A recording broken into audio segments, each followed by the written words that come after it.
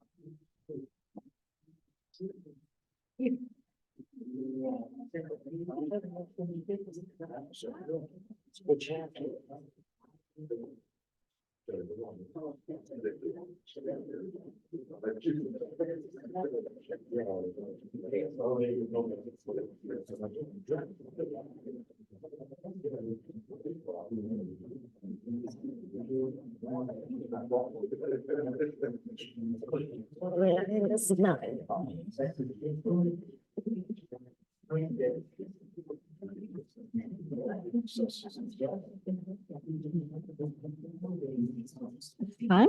Yeah. Nine. Bon, ça fait un an, ça. Ouais.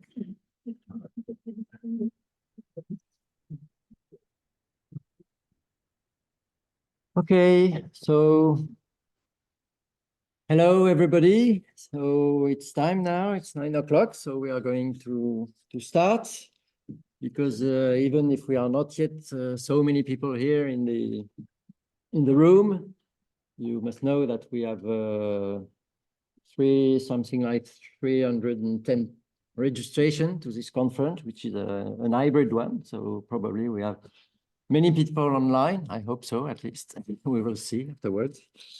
So thank you to be here anyway for this conference organized by the Action Network 2. We will talk a few things about it, which is an action network of the global agenda for sustainable livestock, international multi-stakeholder platform on sustainability of livestock. We organized this conference following a workshop we had this week in Montpellier. And the topic of this conference, as you know, is multifunctionality of livestock grazing system, a lever to envision its possible future. So that's based on mainly on the work we are doing on this network, which is ongoing since a few years. 2016 probably was the beginning. So yeah, we will detail a little bit this conference afterwards, but before going in the hard part, let's some of our hosts to host you because we have this global agenda for sustainable livestock, which is hosted in Rome, the secretariat by FAO, which is of course an important partner. But this conference has been possible also due to the support of Agropolis, where we are today. We had some important financial support to organize this workshop and this conference. And we had also the support of INRAE and CIRAD. So let first our colleagues representing FAO and CIRAD just give a short welcome address. Benoît Dedieu from INRAE, please, Benoît.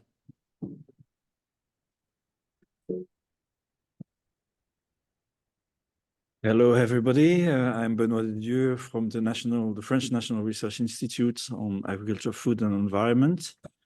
and I am very pleased to welcome all the participants to this meeting today on the multifunctionality of livestock grazing systems. Particularly the Science for Action and Transition division of INRAE has supported the contributions of our institution to the GASL, the Global Agenda for Sustainable Livestock, and particularly the acts developed on the multifunctionality of livestock grazing systems. So I'm very happy to welcome you and hope we have a very interesting meeting today about the future of livestock grazing systems and the interest of the multifunctionality framework to envision the future. Thank you very much. Thank you, Benoit. Good morning. I'm Denis Gauthier from CIRAD, from the Department of Environment and Societies. For myself also, I'm very happy to welcome you here in this place, Agropolis International. 20 years ago, around 20 years ago, I was attending myself to a conference on multifunctionality of the agriculture, organized by Patrick Caron, based on the work of Bernard Hubert, Bertrand Hervieux, and it was very stimulating around the concepts of local organization, collective action, territorialities, territorial development. So I think it's a good place to welcome you to discuss of this topic today. Have a good conference, and again, you are very welcome. Thank you. Thank you very much, Denis. Okay, so maybe before starting, and we will give soon the floor to Shirley Tarawali, who is present chair of the Global Agenda for Sustainable Livestock. So she will introduce this conference with a talk about Global Agenda and its action networks. Before that, a few recommendations for the conference, technical recommendations for the conference. First of all, so people online will be able only to react and to comment or to make proposal by chat. So we have people looking at this chat. So they will give us the important chat that we have, and to allow our participants here and online to react, invited people. For people present here in the room, please, we will pass this form.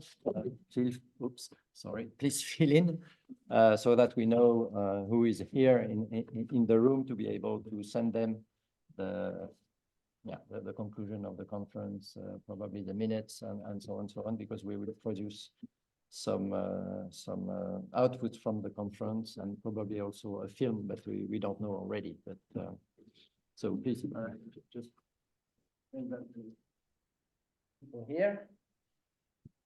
About the organization of the day. So this morning we will have mainly talk from, well, we have a keynote, of course, and after that we will have a presentation from people, from colleagues and members of the Action Network to present their work. And this afternoon will be more to share external experience on, let's say, approach that are quite close to the multifunctionality approach, even if they don't use the same wording, the same concept, but quite close approach. And finally, we'll have two roundtables with people working either on the field, developing some operational project, or working more on institution and that are in charge of developing project and apply project on the ground. So to discuss a little bit about the interest of this concept of multifunctionality to help and support the development of sustainable livestock grazing systems.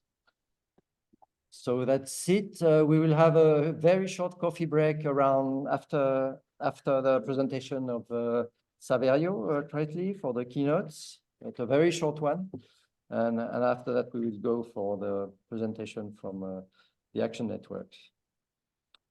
So I don't know, and That's all. Do I have forgot something, Mariana? So I'm Alexandre Kovic from CIRAD, and I'm chair of this action network. I'm co-chair of this action network, and Mariana is my co-chair since a few months, coordinating this action network. So please, can you introduce you? Yeah, I am. Good morning. I am Mariana Quiroga from Argentina.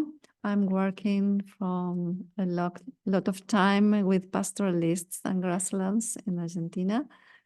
And since many months, I don't know how much, I am co-chair in this action network. I'm very pleased to meet you this night. Okay, thank you. Okay, thank you, Mariana. Maybe for people who don't know me, I'm Alexandre Kovic from CIRAD. I'm a livestock scientist, mainly working on pastoralism during my career in Africa, and I'm part of the CIRAD in the research unit CELMET, livestock system in Mediterranean and tropical countries, which is a joint research unit between CIRAD, INRAE, and Montpellier Supagro, which is the agriculture school here in Montpellier. So I will now give the floor to Shirley. Shirley, are you there online to make this? I'm here. Can you hear me and see me? Yeah, probably. I think so. Excellent. Good. We can't see you yet. Maybe wait for a few seconds. Yes, that's it. You're Okay. Yeah. Good. Thank you. Thank you very much, Alexandre. Good day to everyone. As you heard, my name is Shirley Tarawali. I'm chair of the Global Agenda for Sustainable Livestock, or GASL, as you will often hear us refer to it. And I'm also Assistant Director General at ILRI, the International Livestock Research Institute. I'm based in Kenya, in Nairobi, and that's where I'm speaking to you from today, although I would, of course, love to be with you there in France. Thank you all for taking time to join today's webinar, Multifunctionality of Livestock Grazing Systems as a Lever to Envision its Possible Future. Thanks to all those who Alexandre has mentioned, who are co-hosting and who have supported the work. I'm going to take just a few moments now to provide a little background on the Global Agenda for Sustainable Livestock, and in particular, the technical or action network Restoring Value to Grasslands that has led to the organization of today's webinar. So the Global Agenda for Sustainable Livestock began over 10 years ago now, really as something of an experiment to bring together livestock sector actors who were seeking to foster a more sustainable future for livestock and its contributions to food systems transformation and to development. And from, perhaps we could call them somewhat ad hoc beginnings, today GASL is a functioning and quite unique multi-stakeholder partnership with over 130 members representing many thousands of constituents. This covers every dimension of the livestock sector, from the smallest backyard, one cow operation, to pastoral and range-based systems, much of which, of course, will feature today, through emerging new businesses to large-scale commercial enterprises. It spans producers, processors, covering every region of the world, and including every type of stakeholder, government, private sector, NGOs, research, investors, civil society, and multilateral organizations, many, if not all of whom, are represented in today's event. And we as GASL, as the Global Agenda, don't really attempt to replicate what any of these organizations or stakeholders does, but we aim to provide opportunities to add together these often very different perspectives so that we can embrace the changes going on and harness the diversity across the livestock sector to support greater livestock sustainability in all its varied shapes and forms for sustainable food systems in the future. That ambition is realized through 3 objectives: assembling and communicating evidence, developing actions to foster practice and policy change, and supporting dialogue within and beyond the livestock sector. And I think you can see elements of all of those featuring in today's event. Of course, addressing sustainable development has many dimensions, and there's lots of interactions and trade-offs that must be taken into account, as well as the fact that sustainable livestock contributions and solutions to the SDGs will look very, very different all across the world. So one of the primary ways that the global agenda works is through a series of technical networks, or action networks, as we call them, that are focused on topical, sometimes controversial issues, and the solutions to those often challenging issues. We seek to use a multi-stakeholder approach to tackle those complex and controversial issues that perhaps look very different in different parts of the world, or they look different for different livestock commodities or production systems. Topics that could in no way be addressed by a single stakeholder group alone, the research sector, for example. One of these networks is restoring value to grasslands. And as you've heard, it's being co-chaired by Alexandra and Mariana. Alexandra's actually co-chaired since the inception of the network, some probably 8 years ago now. And Mariana took over more recently from Liz Wedderburn of AgResearch New Zealand. As one of the first action networks, I think even the title of this action network typifies very much what the global agenda is about and how it works. Because talking about restoring value to grasslands, I think, is something that every stakeholder who is in one way or another connected to grasslands can relate to. What you might need to do to restore that value, to address the multifunctionality as we're talking today, may look very different, but we are all trying to get to a very similar place. And that's where some of the added value comes in.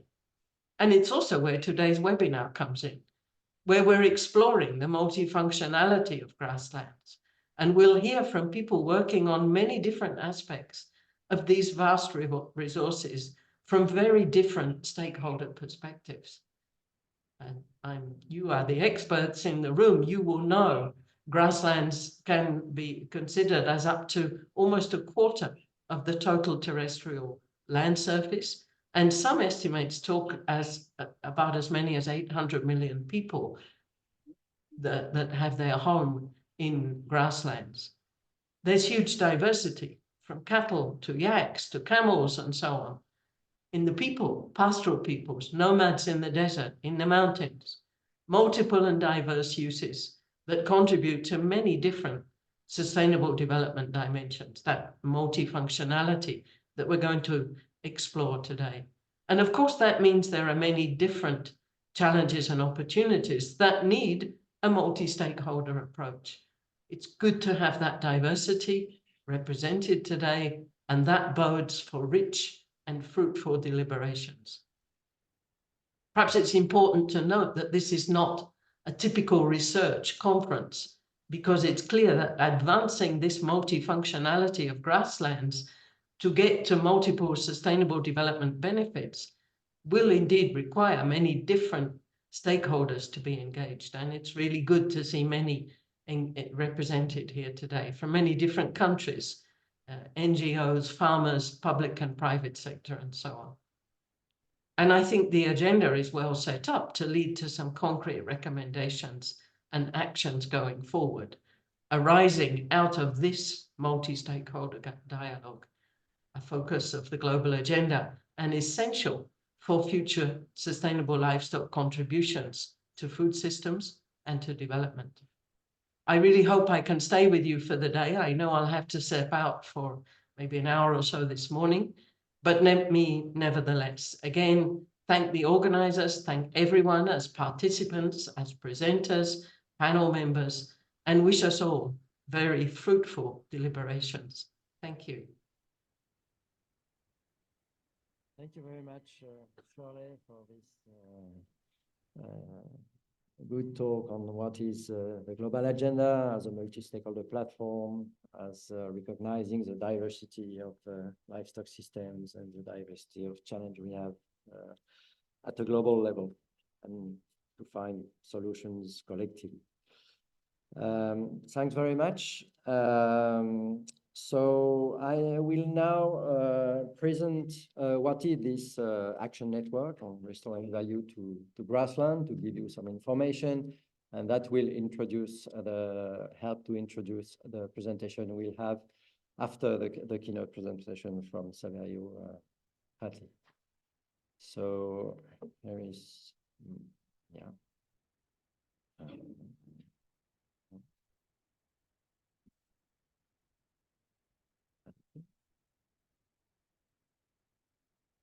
You see? Yeah. Okay. So yes.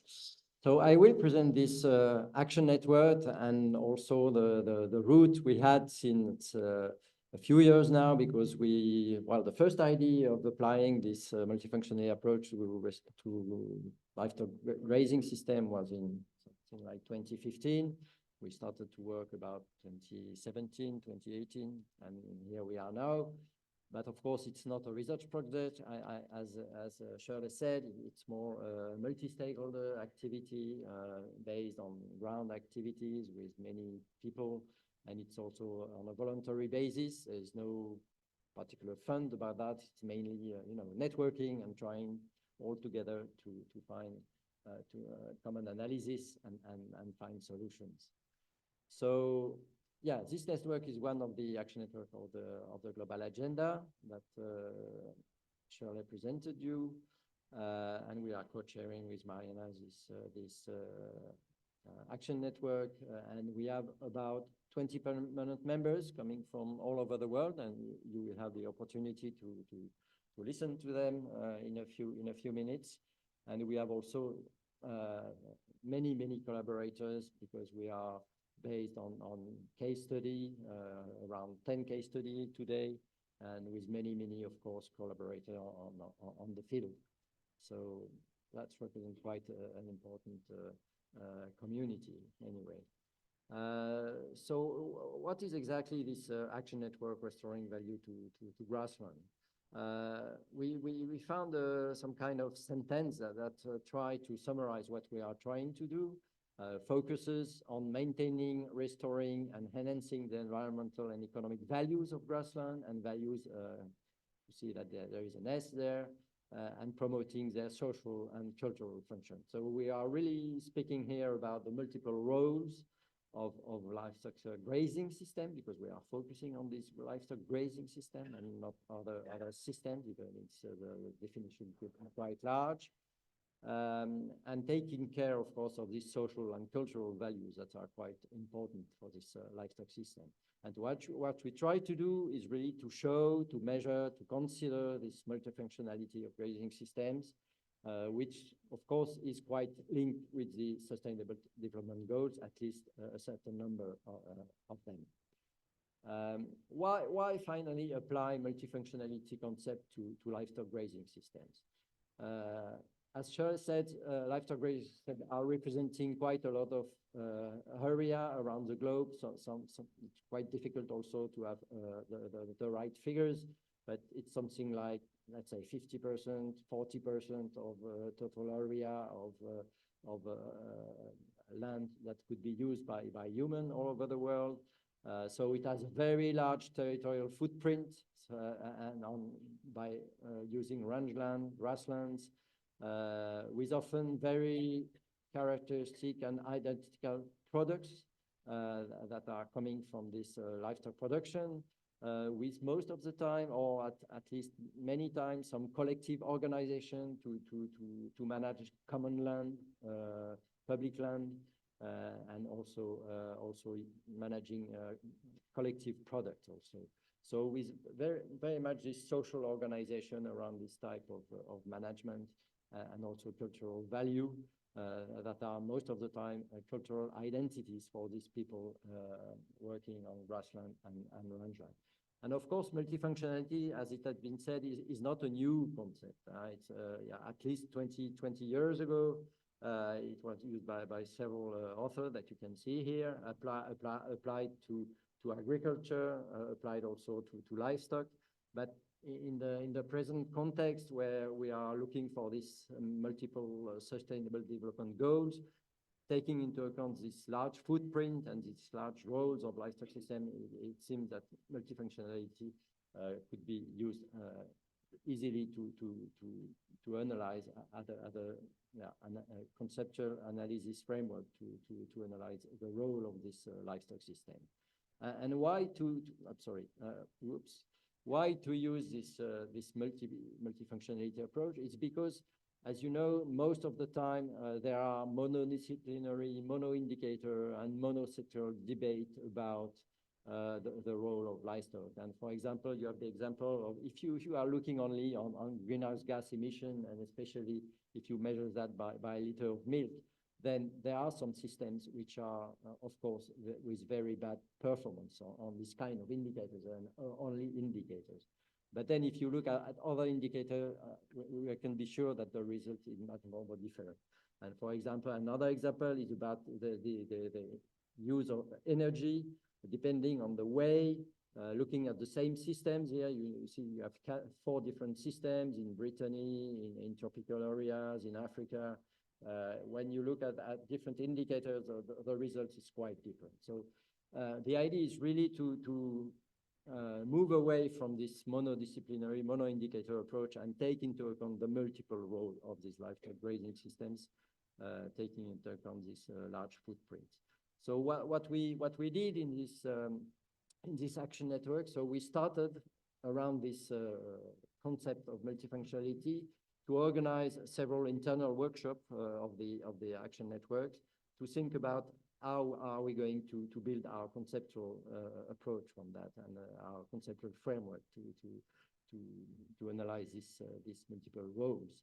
And so we, through at least 2 or 3 different workshops we had in the first years of this existing action network, we finally identified 4 main dimensions for this analysis of multiple role multifunctionality of livestock grazing systems.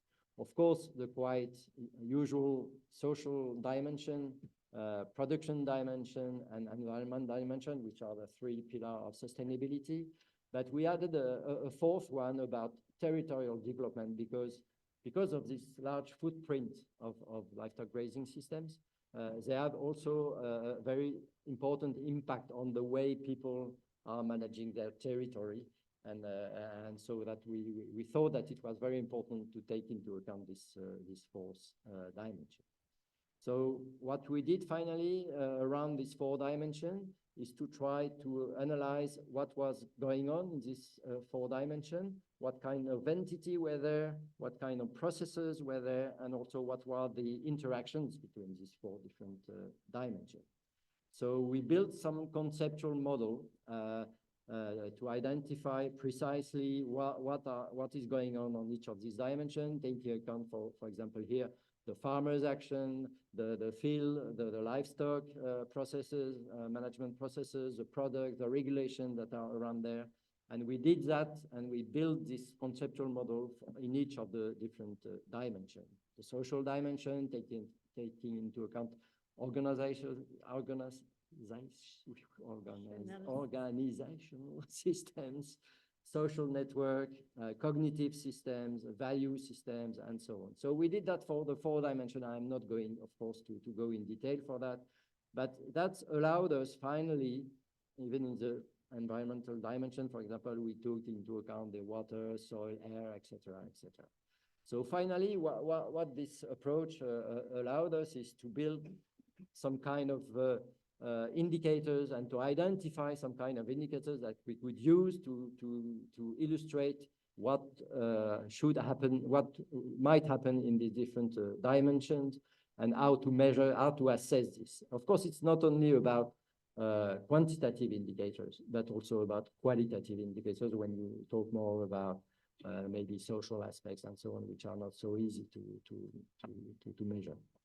And we did that, of course, through literature review, bibliography, and so on, but also with participative co-construction of workshop, not only between researchers, but also on the ground, based on these field studies. We were able to discuss with other type of stakeholders to identify these specific indicators, and which were also quite specific for each of the case studies. So what are these case studies? Initially, we started with 6 main case studies, and we will hear about them after the keynotes. One is in Brazil, looking at silvopastoral systems development. Another one is in Argentina, where Mariana is working on the mountainous part of Punya with important indigenous pastoral people that are facing quite challenges. In Vietnam, also in the mountainous area, where there is some challenge between integrating crop and livestock systems to get more sustainable production systems. In Mongolia, where they take care about pastoralism and also conservation of biodiversity. In the Senegal's case, where there is a process of intensification of dairy system based on pastoral systems. And finally, a French case study where in pastoral mountainous area, pastoralists and farmers taking care of livestock are faced with multiple activities in this area and with challenge to organize the interaction between these different activities. And you see from the photo that these systems are quite contrasted in terms of context, agroecological context, of course, but also social, cultural, and economic context, which is maybe the interest of this network. So people develop on the ground many different type of methods to assess this multifunctionality, to share this concept of multifunctionality with other stakeholders. And you will see there some of these methods, and each of the case study used appropriate methods related to the project that are developed on the ground, because we are not managing this project. We use this project as support to organize this multifunctionality network. And finally, from this conceptual model, we used also modeling as a tool to organize a dialogue between the stakeholders. Because the main challenge was really to organize this dialogue between the multiple stakeholders on the ground to understand what is there an interest with this multifunctionality concept, and does it enable them to find a collective future for livestock grazing systems. So we developed some kind of model, first a toy model, which really the aim is to illustrate multifunctionality.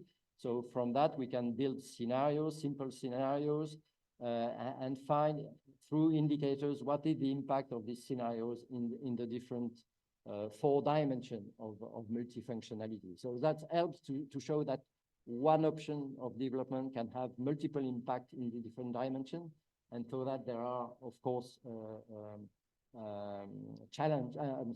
trade-offs to manage, because when one indicator can goes up and be positive, the other one can be negative, and then on the ground you have to find some trade-off to deal with this option for development. So of course there is this toy model, which is more to illustrate and to use as a tool for training people about the concept of multifunctionality, students, but also stakeholders on the ground. But we also adapted some of this approach of simulation model as companion model. That means that we use this model, this simulation model, not to have from the scenarios the real results, but more to help to facilitate the dialogue between stakeholders from one option to work on one option and see that from one option, depending on what you are trying to do, then you could have multiple impact. And even if the result of the simulation is not exactly the reality, then it helps very much stakeholders to discuss about the different options for the development of grazing system. And here in Senegal, that was used for, and you will hear about it. It was used in a context of developing a dairy value chain from pastoralists in the northern part of Senegal.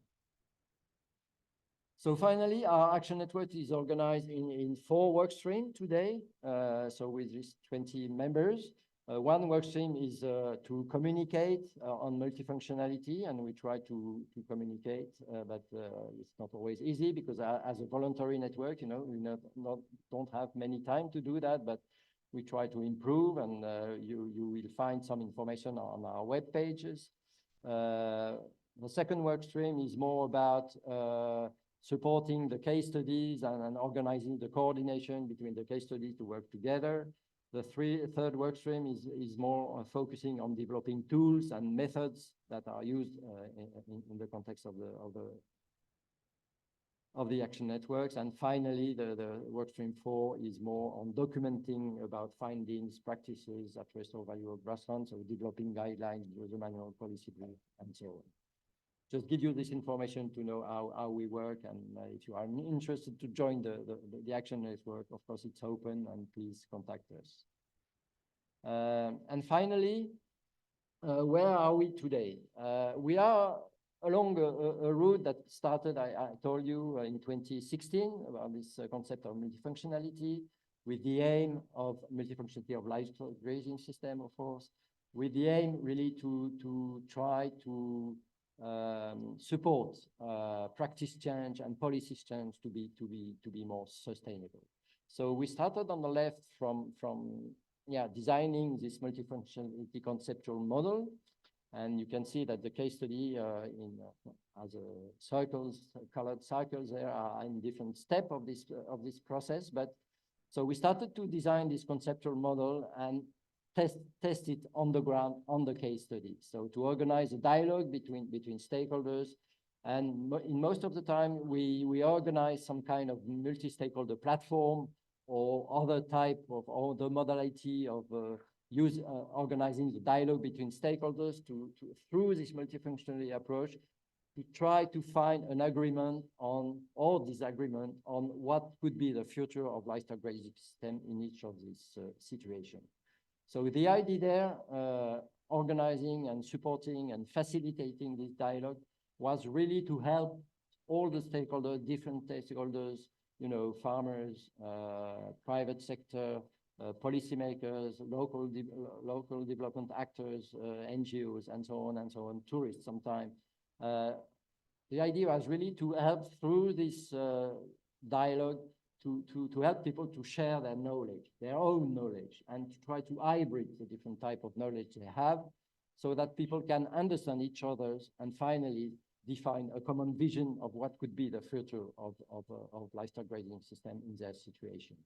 And finally, if they manage to find this common vision, what kind of change do they expect, and who is going to do that, with which level, and finally to get some change, some sustainable change in the way of developing livestock grazing system in each of this situation.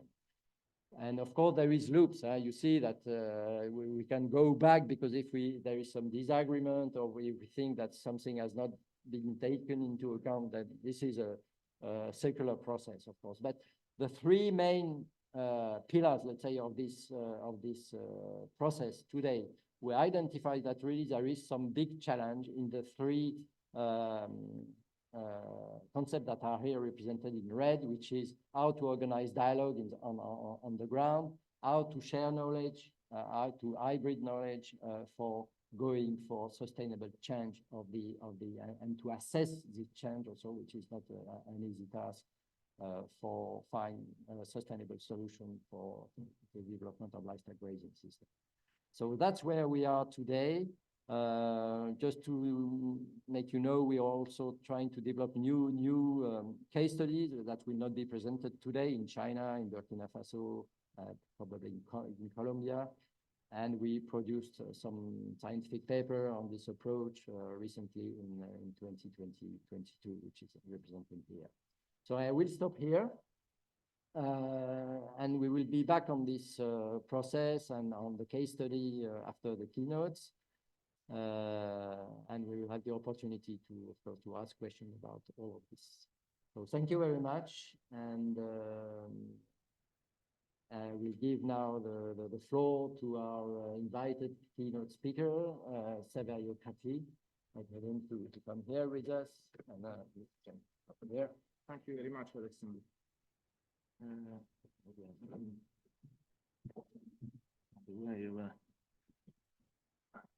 need a little bit on the side, otherwise. Okay. You need to.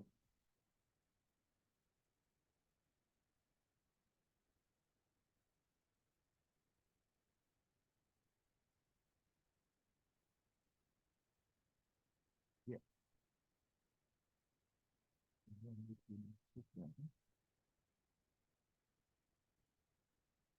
Okay. Thank you very much. Saverio Catri, as you probably know, is one of the international experts on pastoralism, very well known, associated researcher, fellow of DITSL in Germany with Tufts University, also Boston in the US, and associated with many other research institutions and organizations. And he is also editor-in-chief of the Nomadic Peoples Journal, for people who are working on pastoral systems know very well. So thank you, Alexander. Thank you very much. Saverio, the floor is yours. Thank you very much to all who are participating here or remotely. In 2011, I had the privilege of being invited to the Science Forum in Beijing. And that year, the forum was on the agricultural environment nexus. It was no longer after the publication of the global strategy to improve agricultural and rural statistics. And there was considerable excitement about the big data collection across the world. On the last day, a panel of experts was in charge of wrapping up the event. And then we had the closing session with questions and answers. And the very last question sounded more or less like this. A global approach to data collection in agriculture is bound to engage with profoundly different systems, which will inevitably reflect in profound qualitative differences in the data. How to address this issue in order to reach a reasonable degree of commensurability or even just comparability across the global data set. And then something quite strange happened. So the reference to qualitative differences, that is differences in kind, no? As between apples and oranges, no? Or sometimes even between apples and bicycles. No? So the qualitative was understood as difference in degrees. And the reply addressed the challenge of better or worse quality in the data. So that misunderstanding had sent the reply completely off track, of course, but somehow, if implicitly, providing an answer in a way. Now, the issue remains there. And not only for global agricultural statistics, of course, but of clear concern also for the discussion of multifunctionality, as we can see from this excerpt from a recent seminar paper. And I want to draw your attention to the point where it says industrial countries can no longer represent a model for the rest of the world. So my talk is about the system of reference. The system of reference that informs the global discussion of livestock farming. In particular, about the ways a reflection on some of the underlying assumptions in such system might support the understanding and the use of the multifunctionality approach, especially its effort to acknowledge the profound qualitative differences encountered by any global approach to food systems and to make sense of them on their own terms. So when it comes to reflect on the encounter with fundamental differences of a qualitative nature, the study of pastoral systems offers a particularly good vantage point. So I will often refer to pastoralism in my presentation. Now, understanding profound qualitative differences is not just about learning. It's not an additive process. We just get more and more. It is, in fact, very much, and above all, about unlearning, loosening up or even dismantling aspects of the system that we depend upon when it comes to understanding. So our cognitive framework. This starts from increasing our awareness of what goes without saying. So the underlying assumptions that work in the background, so familiar to have become totally invisible. But the cognitive system that informs the discussion of livestock farming, and particularly livestock grazing systems, is loaded with historical choices of both a theoretical and methodological nature. Today, many of those historical choices need reconsidering. In many cases, also decolonizing. And they are, as they are locking thinking and closing down options, cognitively and practically, at the time in history when growing uncertainty means that options really need to be opened up. Two of such historical terms are particularly relevant to the global discussion on livestock farming, also because of the long chain of implications. The first one is the establishment of what almost a century ago, Hungarian scholar Karl Polanyi called the market society, a new socioeconomic phenomenon that started in Great Britain and had been developing since the 19th century. Polanyi distinguished this new market society from the societies with market that had existed for thousands of years, and therefore well before the invention of money. The difference between the two entities, Polanyi thought, was of a qualitative nature. In the societies with markets operate in function of the society. On the other hand, in the market society, also referred to as the market economy, society is reconfigured in function of the market. Ideally, through this reconfiguration, all social processes become market-driven monetary transactions. I'm sure you are quite familiar with the process.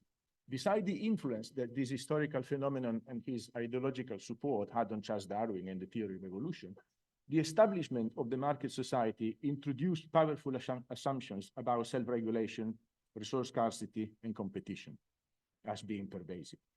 It also paved the way to a deep-seated affinity between quantitative understanding and economic power, both centered on the question how much, and understanding the world through differences in degree. So once established, the market economy never stopped growing. It did so by extending its geographical presence, first through imperialism, then colonialism, then globalization and international development. But it also expanded within each new society it engulfed by converting more and more of its social processes into market transactions. And that's why the representation in this diagram that you can see behind my shoulders is both expanding over time, but also full of holes. For example, still today, England has a land-based commons, England, and a legislation, the Commons Act, to regulate not only the existence, but even the procedure for the creation of new commons, including on private land. Now, it is not that I think that you need to be told about the existence of the market economy. The reason I think it is relevant to mention it here is because the analytical categories mobilized today to discuss global livestock farming were developed from within the market economy. And from that perspective, the market society itself is perceived as a natural condition, an all-pervasive force, a little bit like the gravity force. But it isn't. It was and still is a process of expansion. So important aspects of society have not been converted, including in the countries where the process of expansion started first. And many people everywhere, as we speak, perhaps some of you, are involved in resisting the conversion, although inevitably picking their battles, and even picking and choosing which social processes to convert and which not. It is essential, I think, that in my analysis of, in any analysis of multifunctionality, and indeed any global discussion of livestock farming, it is essential that this discussion is capable of seeing this particular dynamic for what it is, and not exclusively from the point of view of the market economy. So pastoralist societies have been amongst the last societies with markets to be reached by the expansion of the market economy. So we can see the front of expansion there very, very clearly. Remember, this is not about having a market built nearby, and it's not even about entering the monetary economy. That happened a long time ago, and it's not relevant. As in most cases, this process is a process of conversion of their society into the market society, and is an ongoing process affecting in many ways the multifunctionality of these systems. And therefore, it is essential to acknowledge it in any analysis aimed at understanding multifunctionality. Policies of commercialization and market promotion and the pastoral development programs are normally coordinated on a large geographical scale and designed to implement mechanism of conversion to the market economy. The same can also be said for colonial and post-colonial land tenure reforms, which are being used to convert or supersede customary land tenure systems, especially in rural areas. While the customary systems have been developed to organize and regulate the use of the space for livelihood, the new formal land tenure systems unfailingly focus on defining what land is, rather than how to use it. Leasehold land, private land, public, even communal land.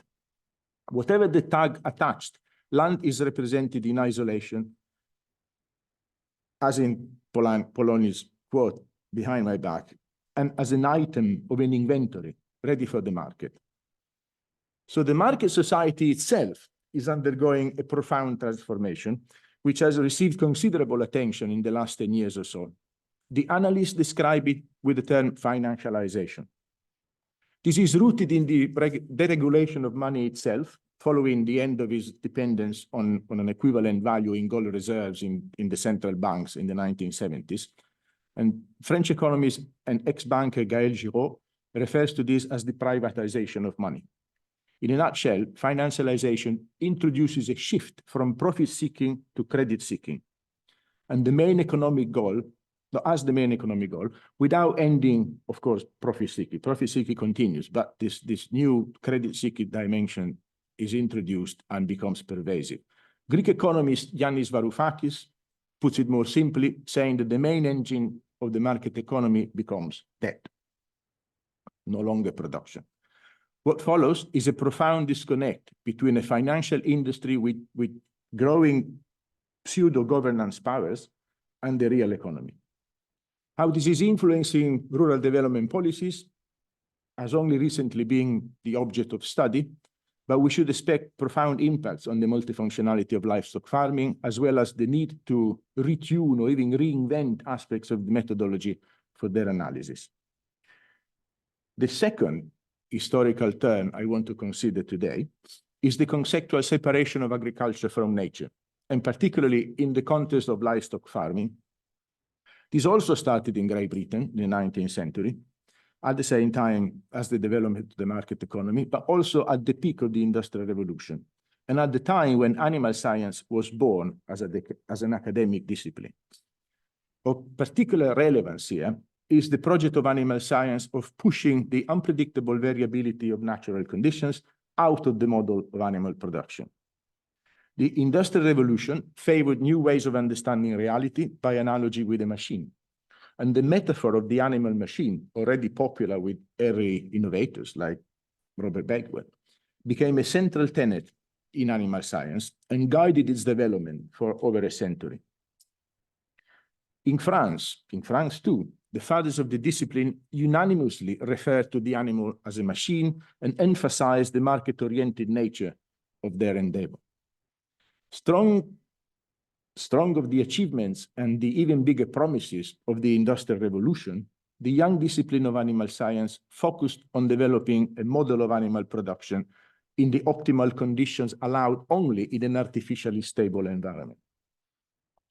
So in this animal-machine metaphor, the animal was objectified. Its capacities to learn, to like and dislike, and to actively engage with the environment, including other animals and humans, were put aside. The animals was understood in isolation, like land, in fact, very much reduced to its metabolism. In this way, a powerful assumption was mobilized conceptualizing the unpredictable variability of natural conditions as a limitation, an obstacle to production and development. This assumption guided the understanding of pastoral systems as well as pastoral development programs for the best part of their history.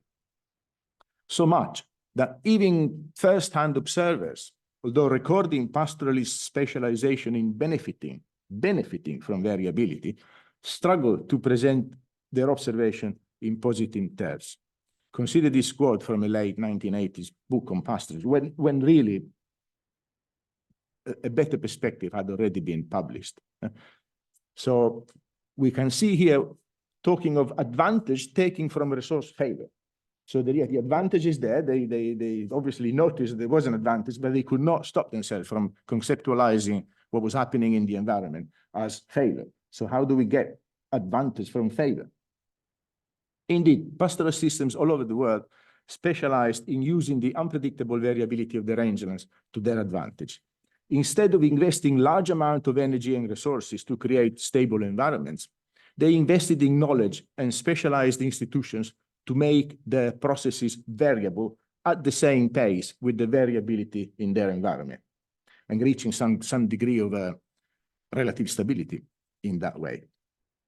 This local knowledge in pastoral systems has been recently analyzed in a paper led authored by Iranian scholar Abolfazl Sharifian, and there is a growing literature documenting the modalities through which pastoralists embed functional variability in their management practices, as well as their socioeconomic organization. So clearly approaching multifunctionality in livestock farming from the point of view of the separation from nature and the understanding of variability as a problem can be expected to get in the way of understanding in many and profound ways when looking at livestock farming in general and pastoral systems in particular. Not to mention that separation from nature is effectively just another process of externalization, as no system on the planet can be truly separated from nature, only pretend, as the researchers who suggested to use the analytical category of social ecological systems very much had in mind. So the issue of pastoral mobility is emblematic of how even a long history of positive observation has not been sufficient to overcome the obstacle of negative assumptions. Indeed, arguments in favor of pastoral mobility are often faced with the objection that it is an unrealistic position, as most governments don't like it, while rangeland privatization and fragmentation are getting in the way. Yet, the argument in favor is solid, consistent through the years, and clearly ticking many of the most common boxes in pastoral development: ecological sustainability, resilience to climate variability and drought, productivity even. In some cases, this includes also agricultural field regeneration by itinerant herds, seasonal access to inexpensive meat and meat by remote rural communities, social cohesion, and you go on. So here's a list of statements in favor of mobility by natural scientists and geographers going back to the 1960s, and some I found some that actually reach even the 40s. There is no time to read them all, but I suggest you pick one and just have a look. So objectively, mobility would really need to be promoted, or at the very least, constantly highlighted for its value. But the realistic position, I lost my place. The realistic position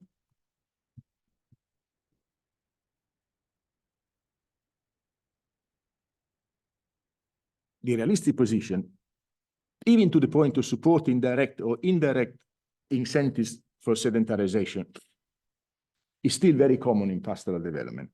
For example, by providing settlement-only based services. In this case, then, in which realism actually diverges from objectivity? Do we have a situation in which either we have objectivity or we have realism? Is that even possible? That's a question for you. To conclude, I have two questions about the multifunctionality model, which are probably nothing new to you, but only reveal the degree of my ignorance of the model itself. And first one is, how does the multifunctionality model account for the practice of embedding variability in the process of production? Can it, and how? And the second is, how does the model deal with trade-offs between different functions when the outcomes or some of the outcomes of these functions are non-fungible, so are non-translatable into, non-replaceable by money, not translatable into a money value, or simply incommensurable. So I have borrowed from the study of pastoral systems for exploring the challenge presented by profound qualitative differences between food systems at the global scale. And in particular, the way two historical choices in the systems of reference that informs the discussion of livestock farming might today get in the way once the discussion is globalized. The good news, already visible in places within the multifunctionality approach, is that the inherited systems of reference that still inform the discussion of livestock farming can be loosened up or even dismantled in critical places without precipitating the operators into a state of paralysis. On the contrary, such work is necessary in order to increase our objectivity and our capacity to engage with uncertainty. And we are seeing this uncertainty growing with global warming and the political economy processes that are already cascading in the face of this threat. A more detailed discussion of underlying assumption in pastoral development and the way they can guide us in the wrong direction or get in the way of understanding can be found in the first MOOC, so massive open online course on pastoralism in development on the IIED website. And I all invite you all to pay the visit. It's free and is full of animations. Thank you very much. Bye-bye.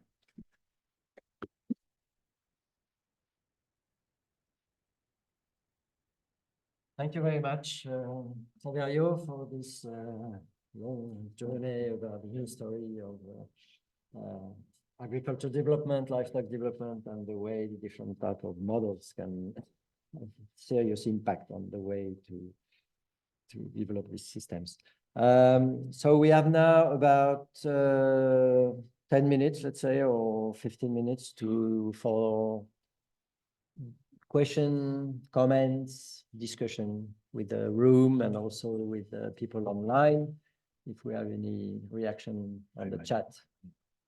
Yeah. So please, the floor is to the participants.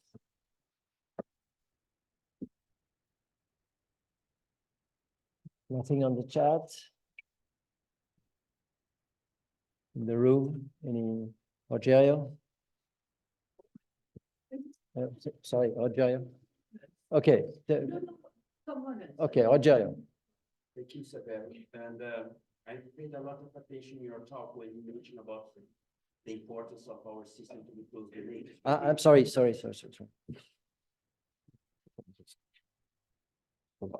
Ça marche. Thank you, Severo. During your talk, you mentioned for me a very important point, that the system should be close to the nature, or at least to be more, to improve the interface with the nature. But what you are seeing now in this capitalism world is in another direction. We are intensify the systems, etc., etc.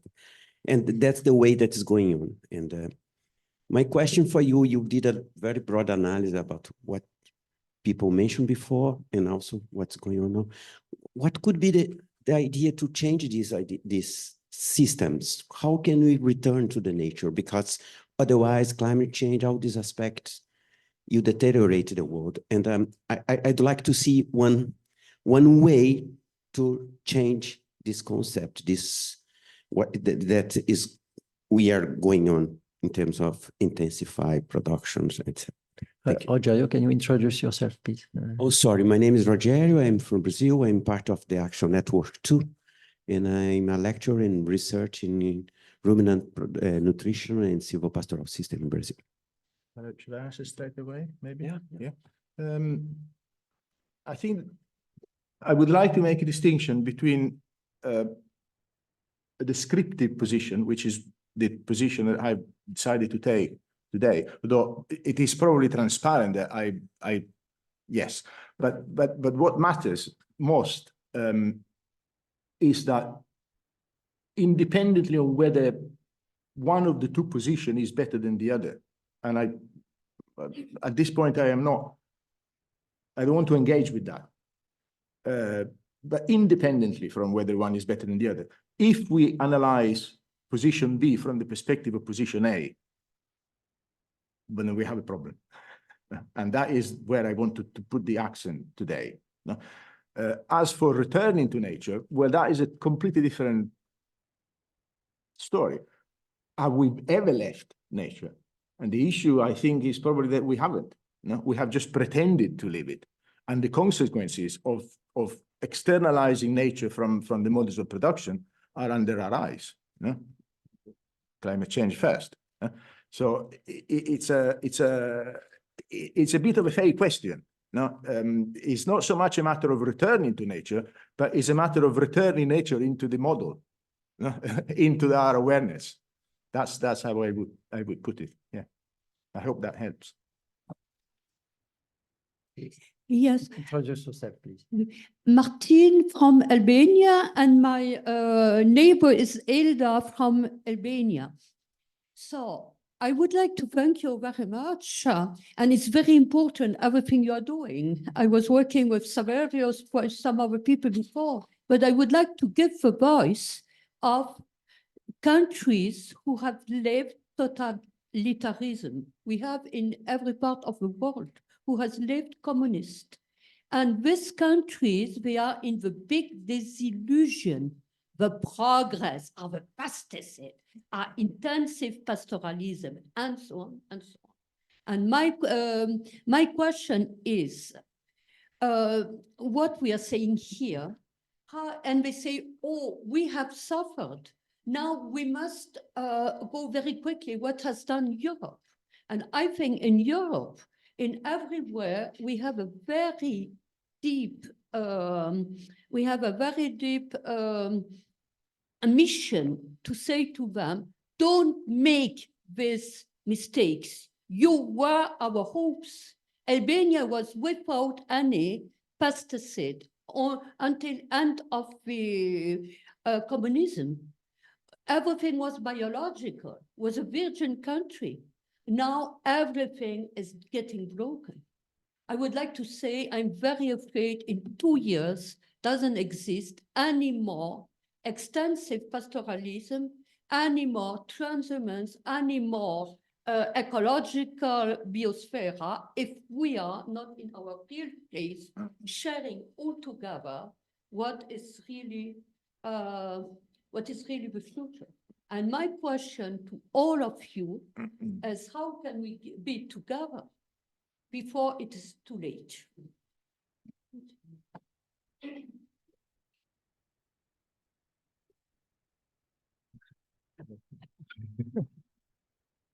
Also, in this case, my preference would be to remain anchored to the cognitive dimension and refrain from suggesting prescriptive solutions. But also in this case, yes, as researchers, we may not be capable to do anything to change the world, and that's fair enough.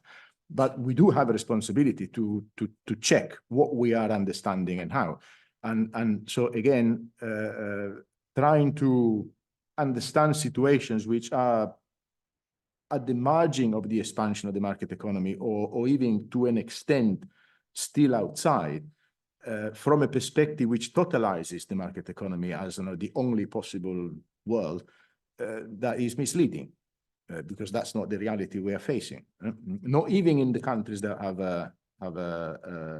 initiated the process 200 years ago. So imagine at these geographical borders. So that we can do, I think, and we should do. No, we should not. Someone says that the trick of the devil is to persuade you that it doesn't exist. But the trick of the market economy is to persuade you that there is nothing else.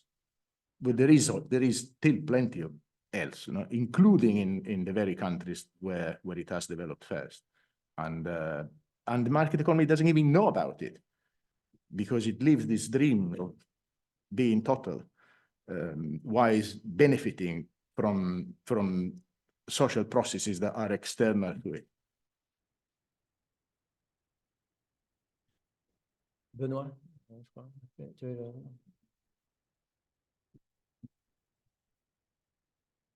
Benoit de Dieu, INRAE. Thank you very much for your presentation.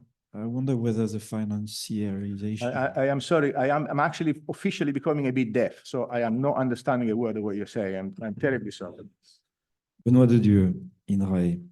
I was wondering whether the financiarization of the economy is a new step that will change the direction driven by market economy or market systems, market society you presented. That is to say, is it a new step which is coming, or the trends is the same on its impact on the relation with nature, livestock, and food system security? I haven't understood. Have you understood? Yeah, is financiarization a new step? This is different from the market economy, this impact on agriculture. Okay. It is different, but it's not a new process.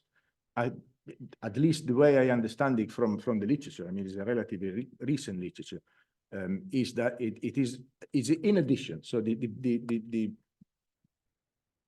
credit seeking now dominant position has not replaced the profit seeking position. That is still happening and it's still there, but the credit seeking is dominant now, and that means, for example, that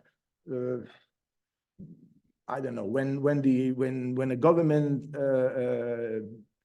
publicly declares that a certain number of thousands of hectares or millions of hectares of its land, usually common land, pastoral land, land considered up for grab, are being opened up for investors.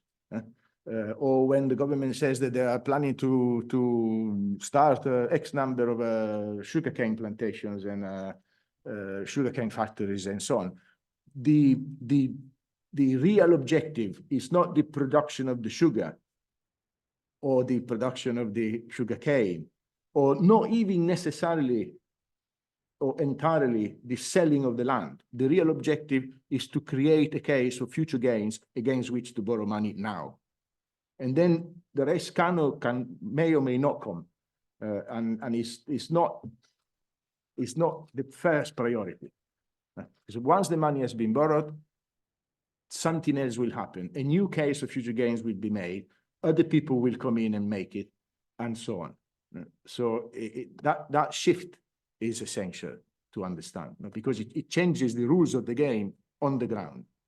Also, it changes where it hurts. So if you want to fight it, you have to understand that the weight has been put on something else. So if you want to talk to the policymaker, you have to understand that that is what they're after. It's not to do what they say they're doing, but it's to use what they say they're doing to do something else, which is increasing the credit rate. Thank you. Thank you for the presentation. I'm Pedro Herrera. I'm from FAO Drylands team.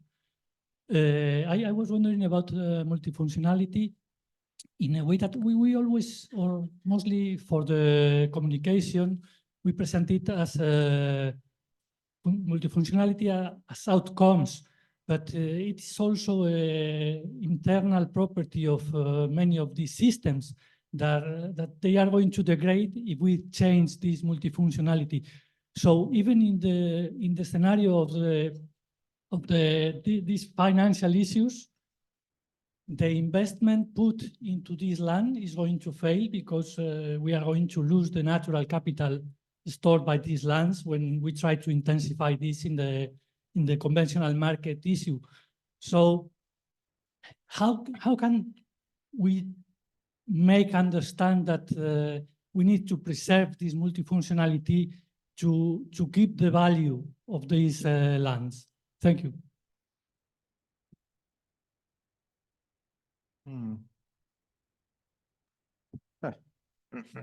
Well, I think that the arguments as it has been made to date is pretty good, and it seems to be working, and hopefully will continue to work and improve even more.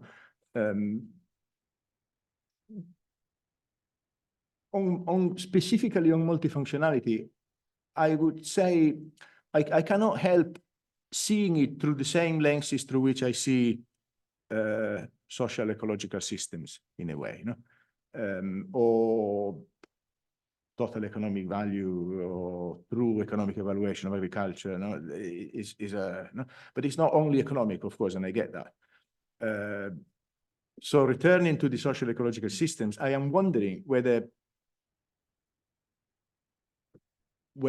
effectively multifunctionality is present everywhere, just like being in nature is present everywhere. Only in some cases it's not taken into consideration, and probably as a consequence is largely negative and problematic.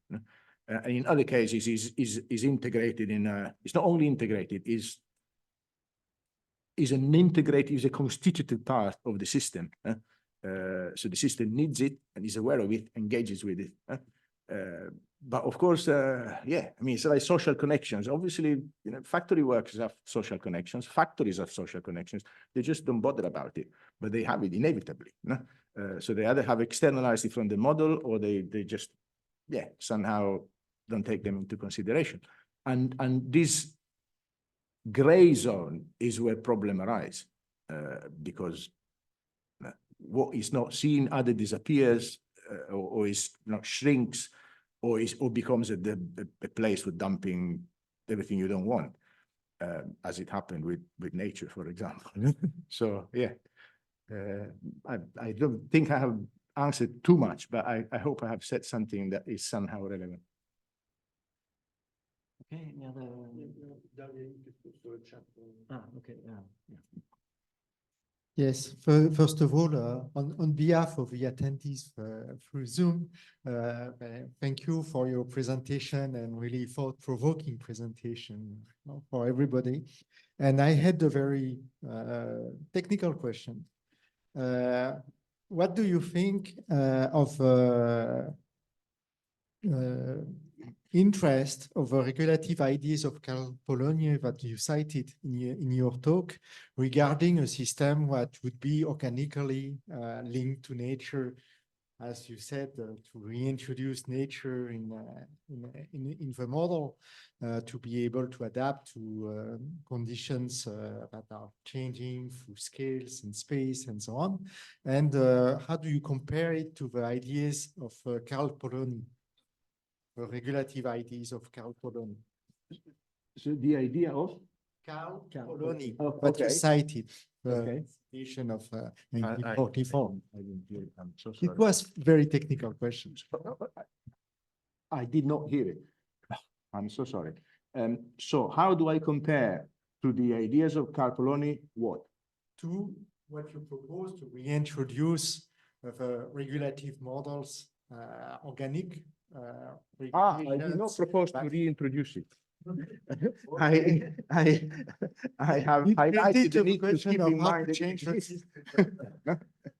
So to reintroduce it into the analysis, to make the analysis aware of its existence, to make the analysis aware of the fact that there is not just one word, and the word is either protected. We live in a sheltered environment that protects us, and it protects us against the hostility of nature. And then some people are out there and are not yet protected, and they need our help. No, that is a fiction. Pastoralists are not suffering from living in a hostile environment. They developed in that environment, so it must have been favorable to them. Point. Adaptation is to be understood as becoming, as learning to make the environmental condition favorable. It's not about coping with the fact that there is a problem. That's not adaptation as I intended. No? So if they are, as I believe, they are using the environmental variability as an asset, as a resource, and engage with it. Clearly, if you move in with the perspective that that is something that is a problem that has to be eliminated, you're eliminating their main resource. And as it becomes very visible with regard to mobility, we now say the pastoralists are becoming, we are saying the droughts are becoming increasingly frequent. no? But what is becoming increasingly frequent is the experience of drought. And the experience of drought from a pastoralist perspective is the experience of lack of access to pasture. And guess what? That is exactly what happens if you reduce mobility.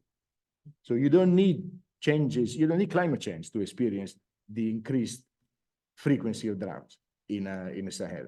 And all you need to do is to reduce from 500 kilometers to 50. You can be sure that you'll have droughts every year instead of every 5 years, or every 6 months instead of every, because it's like having a car with a small tank. Then scarcity of fuel really becomes a daily experience. Of course, you've got a small tank. And that's all I'm saying. I'm not saying that everybody should become a pastoralist. I'm not saying that that is the only possible way. Absolutely not. But I'm saying it exists, and because it still exists, it represents an outside for our totalizing vision, and therefore is a place where we can learn. And is also very pertinent to a situation, a world situation in which the creation of stable environments has led to global warming. And there is a lesson there on making use of unpredictable variability without creating stable environments. So something interesting there, surely to be learned. But that's all. Okay, so Thank maybe you. the last question, One more. and after that we'll have a short coffee break. Well, I'm not sure I will be able to be understood if it is in French. Please, shout. Okay, not sure to be understood. I will try in my English. As an implementer, I am working for an NGO. My main constraint to share this kind of discussion with the teams I am working with, it's still like, because donors and also because NGO, I think so, and others actors who are in this paradigm of development. No, it's like we have to move forward.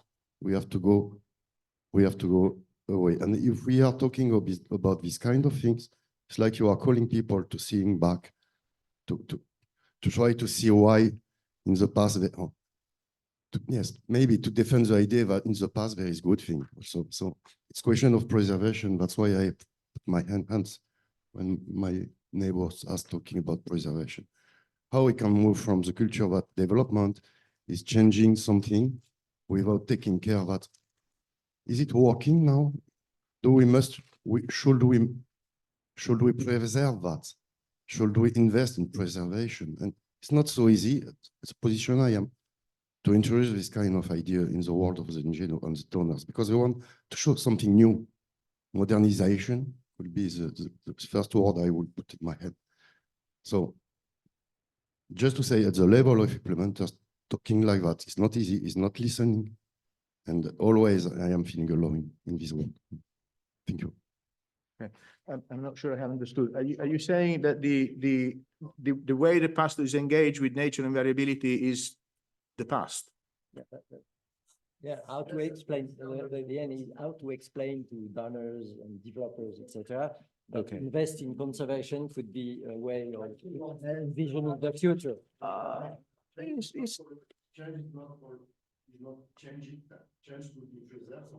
Okay. I would like to say two things in this regard. The first one is that, had you asked this question 30 years ago, when global warming was not so much of a was just an issue as today, but not as present in our consciousness as it is today. Okay, today we hit a wall by going forward. Not only, but we are hitting a wall so much that it could actually fall on our heads. So it might be a case in which to go forward, one has to move a little bit backwards first, and then find another way. And so that's one thing. And the other thing is that it's not about conserving. There is nothing to conserve or to be conserved. Pastoralism is, as I intended, the lesson from pastoralism is interesting. Not everything else, not what they look like, or what they wear, whether they dance or they don't dance. That's all fine for them, but I'm not concerned with that. No, just as I'm not concerned with what Americans look like or whether they dance or they don't dance. So my interest is on the idea that it is possible to take advantage of unpredictable variability in the environment. Even if one pastoral group in the world ever did it in the history of humanity, that would still be a very interesting case. But many more did it. Most of them did it. Of course, after 100 years of changes and development, things have been modified. So you have to chase the strategy now to see it, or you have to be lucky and end up on a group that somehow it's still doing it enough that it's visible and easily recordable. But that is a practical problem. But the idea is that it is possible. So if it is possible, how do they do it? Okay. Is there a lesson there? Can that be done in other ways? No, it's not an anti-modernization claim, the one I made. In fact, the contrary. No, it's a claim that would ideally aim at unlock the vision of modernization from the 19th century industrial revolution perspective. No? Is there something else that can be done with the science, the advancement of science and technology, rather than reproducing the experience of from the same position? No? Is it really the only thing that we can do, separating from nature and close ourselves into protected environments? Or maybe there is something else that can be done. No? I think there is something else. And it is perfectly possible, I guess, to modernize without doing it from a industrial revolution point of view. I'll try to be short. It's just a short story. It's coming back to introduce yourself. Okay, Bernard Hubert from INRAE and part of the N2 group. So just very briefly, come back to the visit we had yesterday afternoon with the people of the group, of the network. We visited a farm about 60 kilometers from here in the Piedmont of the Seven. And it's, thank you, it's a very good illustration of what you told. In this locking system, you have cracks and you have interstices. And on both sides, the financiarization, we visited somebody, we created a flock 15 years ago, a sheep flock for meat. Because of the financiarization of the land, you cannot buy land. And land is a support of the resources. You cannot buy land because in the area, land is too expensive for wine or secondary lodging, things like that. But on the other side of the financiarization, people is ready to pay for the conservation of biodiversity. Also, nature is financed, and there's a price for biodiversity in several areas. And here, according to a huge European network with the Natura 2000, and then he has no shed, no farm like this, only places where the flock is grazing all along the year. This is where he's using grass when there is grass, according with the owners of the land. He doesn't pay. And he's paid to go on the Natura 2000 places because there is financiarization of nature. He's moving, he's recreating what did exist a century ago in the area, but it is quite new. It's a product of the cracks, which is his locking system. And himself and the flock are working 300 kilometers per year from the plain to the top of the Seven without owning, he doesn't know any land. He's paid for the nature because nature is financed, and that's it. So I think it's an illustration of the framework you are setting. And hopefully in all this kind of framework, you have cracks and interstices that are the place maybe for jumping for the new, for something new and creating new, inspired from what happens before, but it's quite different. So I think there's always cracks in such frameworks. But we saw a pure pastoralist, no shed, no infrastructure, only a flock and good shoes like yours. Okay. Okay, thank you very much, Thank you. Saverio. We will have 10 minutes coffee break and we will be back at 10:40.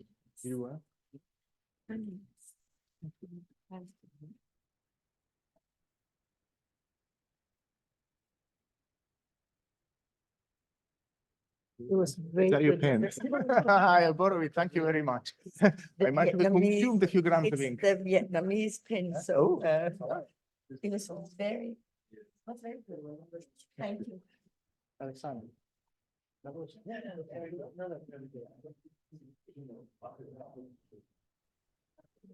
Alexandra, bonjour. Lugovic.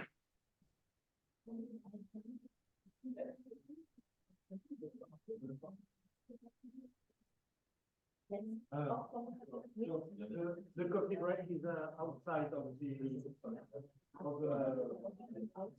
building? Yes.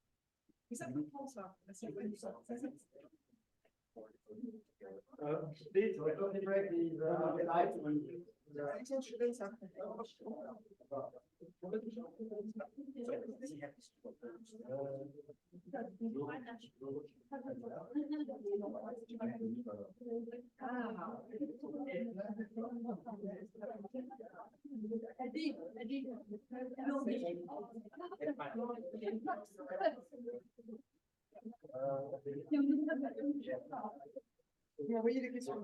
Voilà, c'est ça. Oui, c'est ça. Ah oui, la table ronde. Ouais, il doit faire quoi en fait? C'est juste animer la table ronde. Ok. C'est la résultat principal.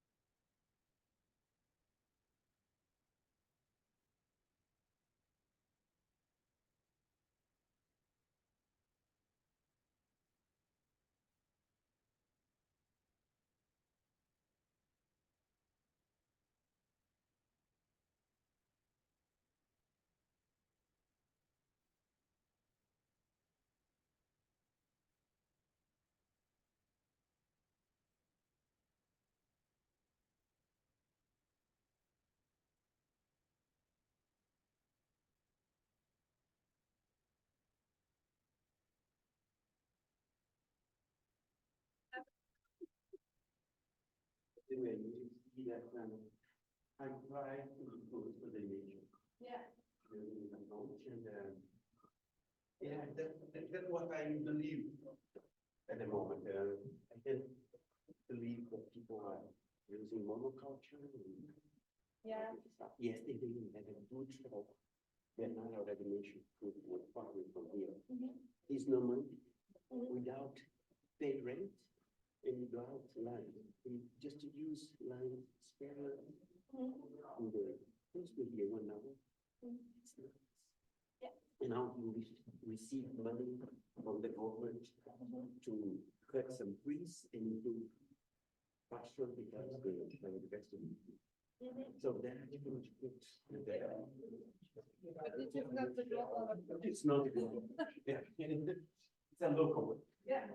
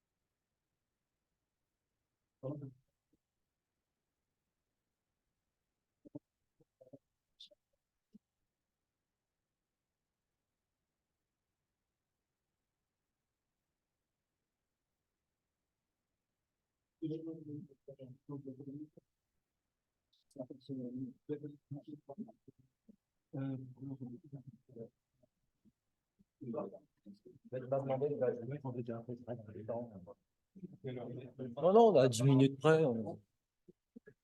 Ça va, hein. Non, non.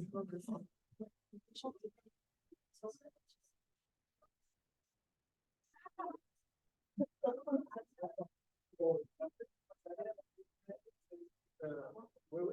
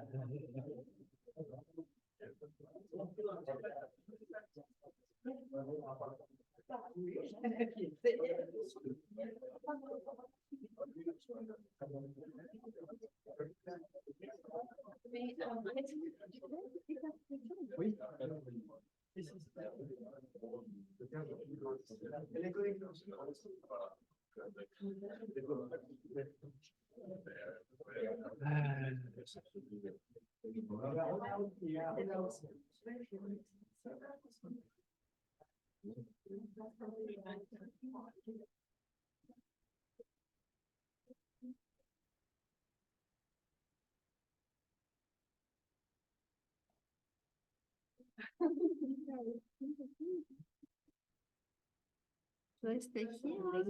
Albany is missing still. Comment? Lady is still coming in. Serena est connectée. Donc, Ouais, là, très bien. c'est bon, on a une 60aine de connectés en ligne. J'ai fait une saisie d'écran de la liste des gens. Ouais. Comme ça, il y a une idée de qui est là. D'accord, on m'a dit qu'il y avait 60 personnes. Ouais.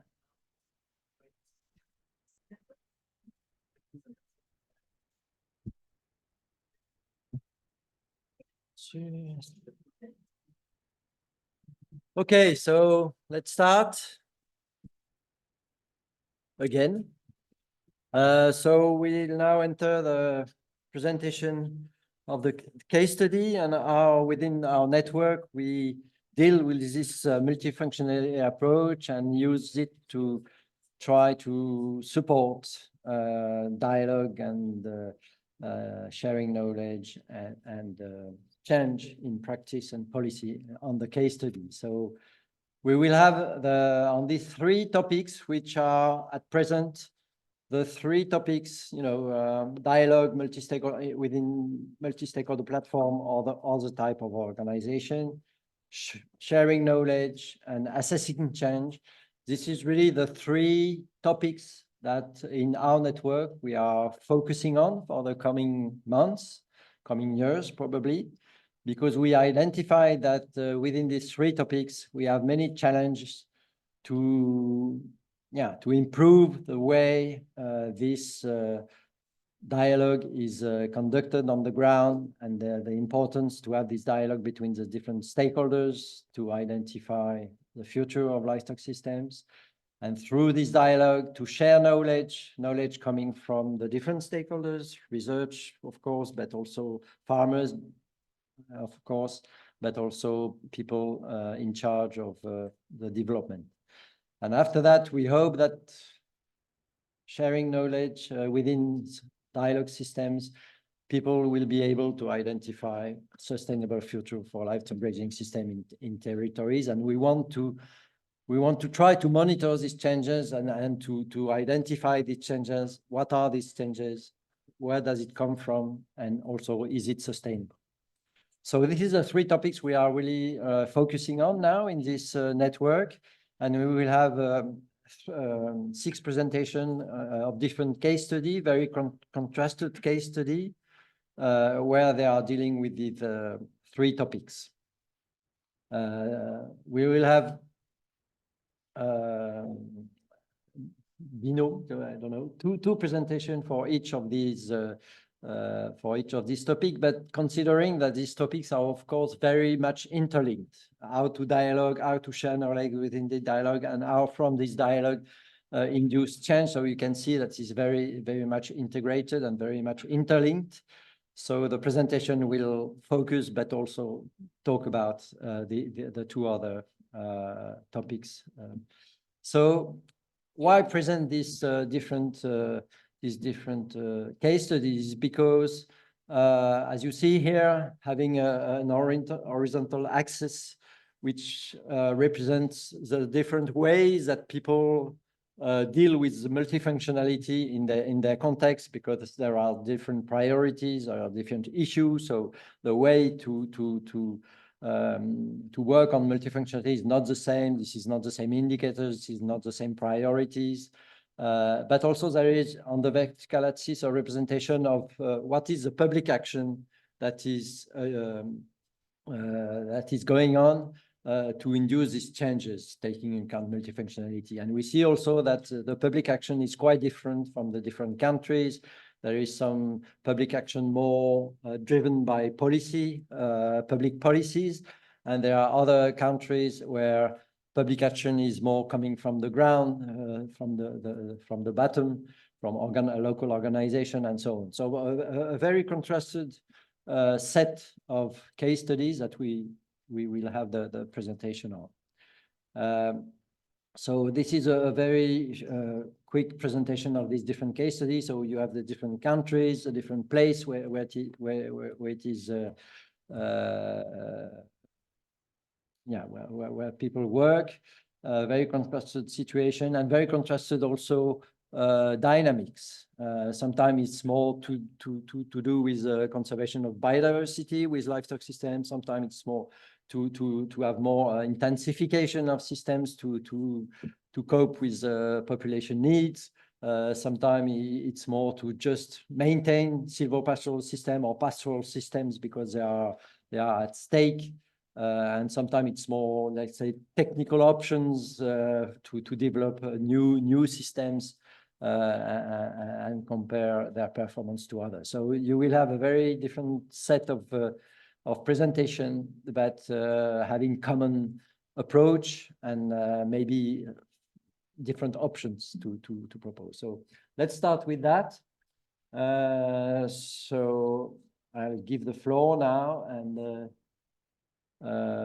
Catherine, if you want to, maybe let's see. Perfect. So I think we will have the first presentation on the Senegal case. This is the one. Yeah. Okay. Catherine. Well, I resume it in a simple sentence. A break is a multi-stakeholder platform to share knowledge and to so Micro, oh. You can sit. Okay, just in a simple sentence, the break is a multi-stakeholder platform where you share knowledge and where you can assess change. We can do that afterwards again, but now we will listen to the 3 topics, and I will give the voice to Serena directly in Senegal, and she will present her case. Serena, can you start, please? Yes, can you hear me? Yes, we can hear you. Okay, great. So I will say next if I want to switch my slides. Okay. Welcome back to the introduction, please. Just to show that here we are in Senegal, we are in West Africa, and we are in drylands. We are talking about pastoralist areas, dry environments, and we talk about the local dairy sector. You can see here milk, people selling milk. And also we talk about sustainable intensification and inclusiveness of this dairy sector. I'm sure many people there will get angry while hearing the word intensification, but actually here, sorry, but the Zoom asks if I want to confirm. Okay, sorry, technical issue. Here we talk about another kind of intensification that's not separated from nature. And it's based on local resources and local breeds. There is a person in the chat saying that they cannot see the slides. Could you check there, please? They cannot what? They cannot see the slides in the chat. Slides, but I think it's a local problem because I see the slides actually, and I'm also connected remotely. Okay, go ahead, please. Next slide. So nobody can see the slide apparently. I see the slides, and I'm like the Serena, maybe you, I don't know whether, because I show the slide for the moment, but do you want to see your, to share your screen, or do you want me to do it? No, if you don't mind, I can share my screen. The slides are being shared. Now it's okay. It's okay. They just need to select the image that they want to see. No, now they won't be able to see. Just leave it. There was no problem. The person has a problem with their computer. Vous pouvez me parler en français. C'est pas notre problème. Les zooms marchent, les images marchent, tout marche. La personne a un problème avec son mobile. Okay, maintenant c'est bon, c'est résolu. Okay. Can you see it? Yes. Yes. Okay, perfect. Okay. Okay, let's go ahead. The area of our case study. We are in the north of Senegal. It's always drylands, but actually it's quite a humid area within drylands, because here we have, you can see it on the map, we have 2 water resources. We have the Senegal River going horizontally, and then perpendicularly we have the Lake of Guerre. So it's a well-irrigated area. Traditionally, it was based on pastoralism and on rainfall-based cultures, on traditional crops, let's say. But since the 60s, the public policies actually targeted intensive agriculture, especially rice, to provide rice to urban markets. There are also other agribusiness, sorry, go back, please, Alex. It's not me, huh? It's yours. Why it's moving? Sorry.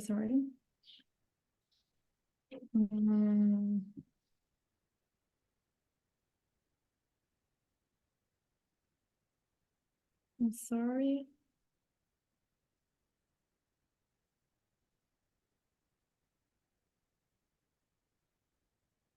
You still see my screen or not? No, we can't see your screen for the moment.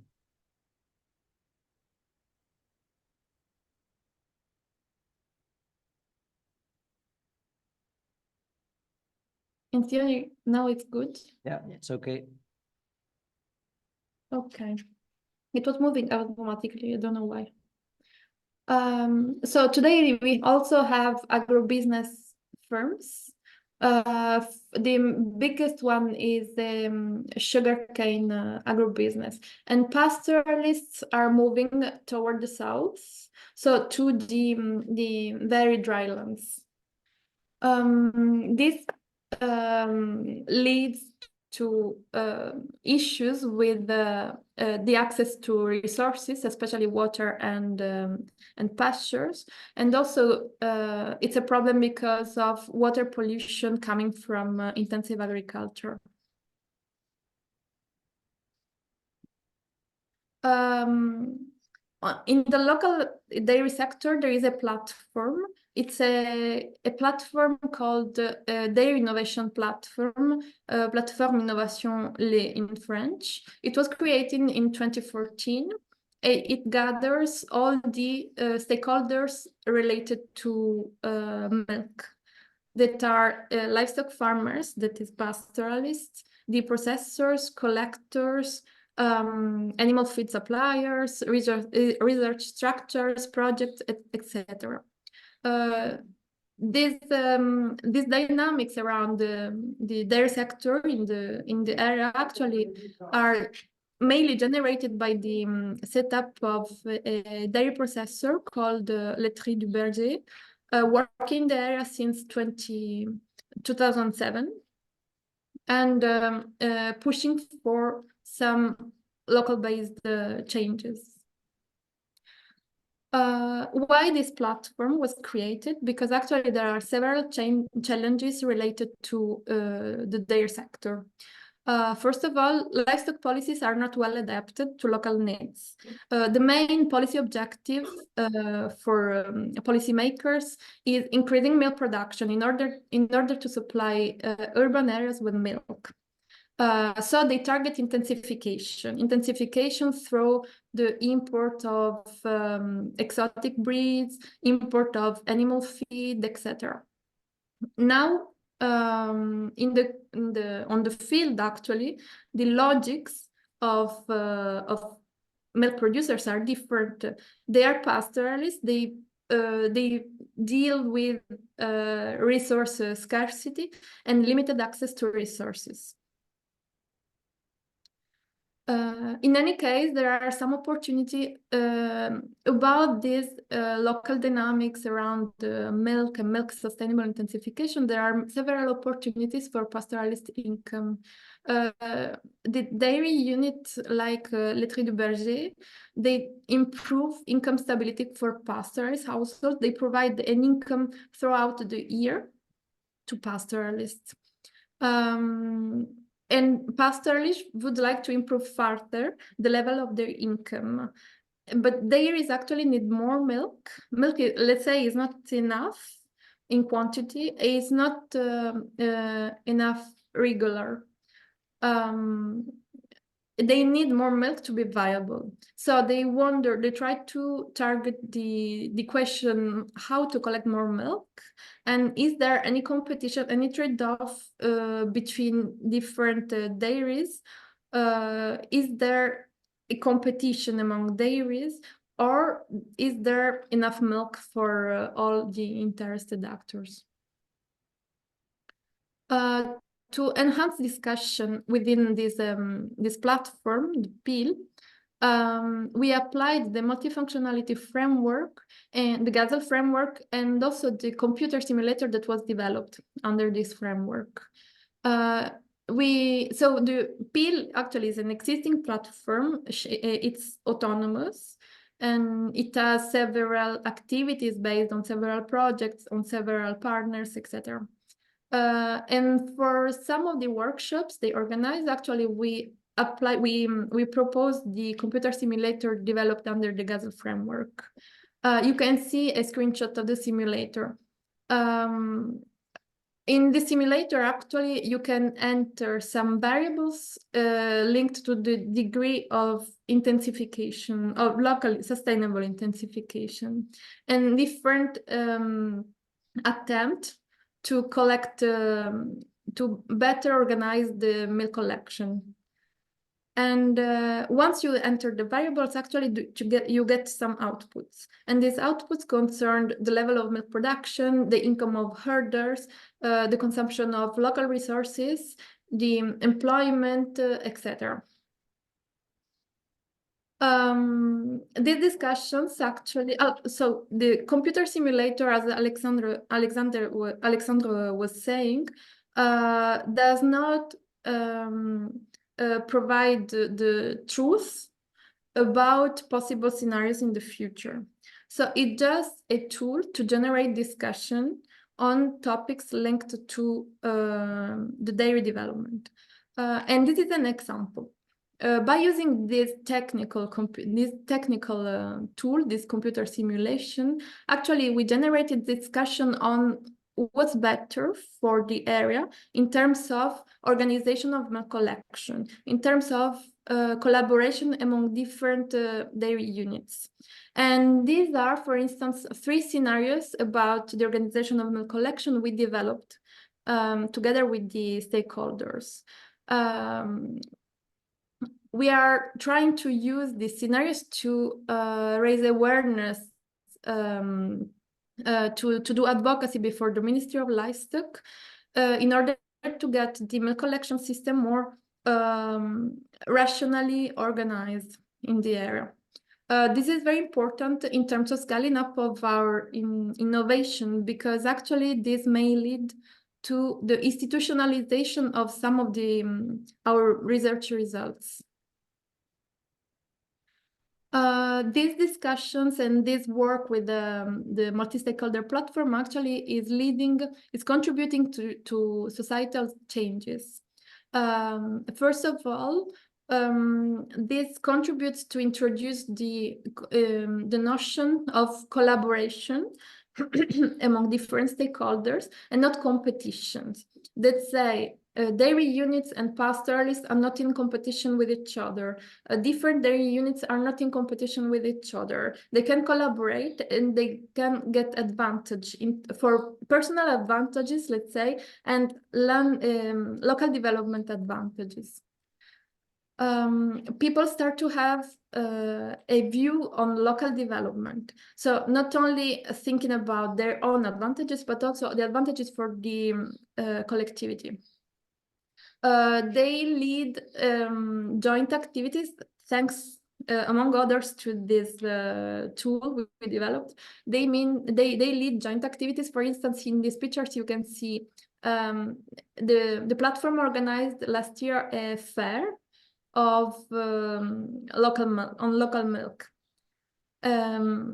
It was a success story, and you can see also other pictures coming from other workshops, other opportunities to meet. And also at the national level, actually, another important societal change is that the local milk is promoted against other kinds of milk, mainly imported powdered milk. Serena, I'm sorry, but you should slowly come to the end. I'm to the end. Thank you. Just to show that we can generalize this work with multi-stakeholder platform in other regions of Senegal. Here you can see the dairy basins. Our case study is in the Dagana department and in the north, but throughout the national territory, actually, there are several dairy basins, for instance, in the south, or even in the region close to Dakar, etc. So there is a potential to use this computer simulator, this multifunctional framework, multifunctionality framework in other regions of the country, and hopefully in other countries. Thank you for your attention.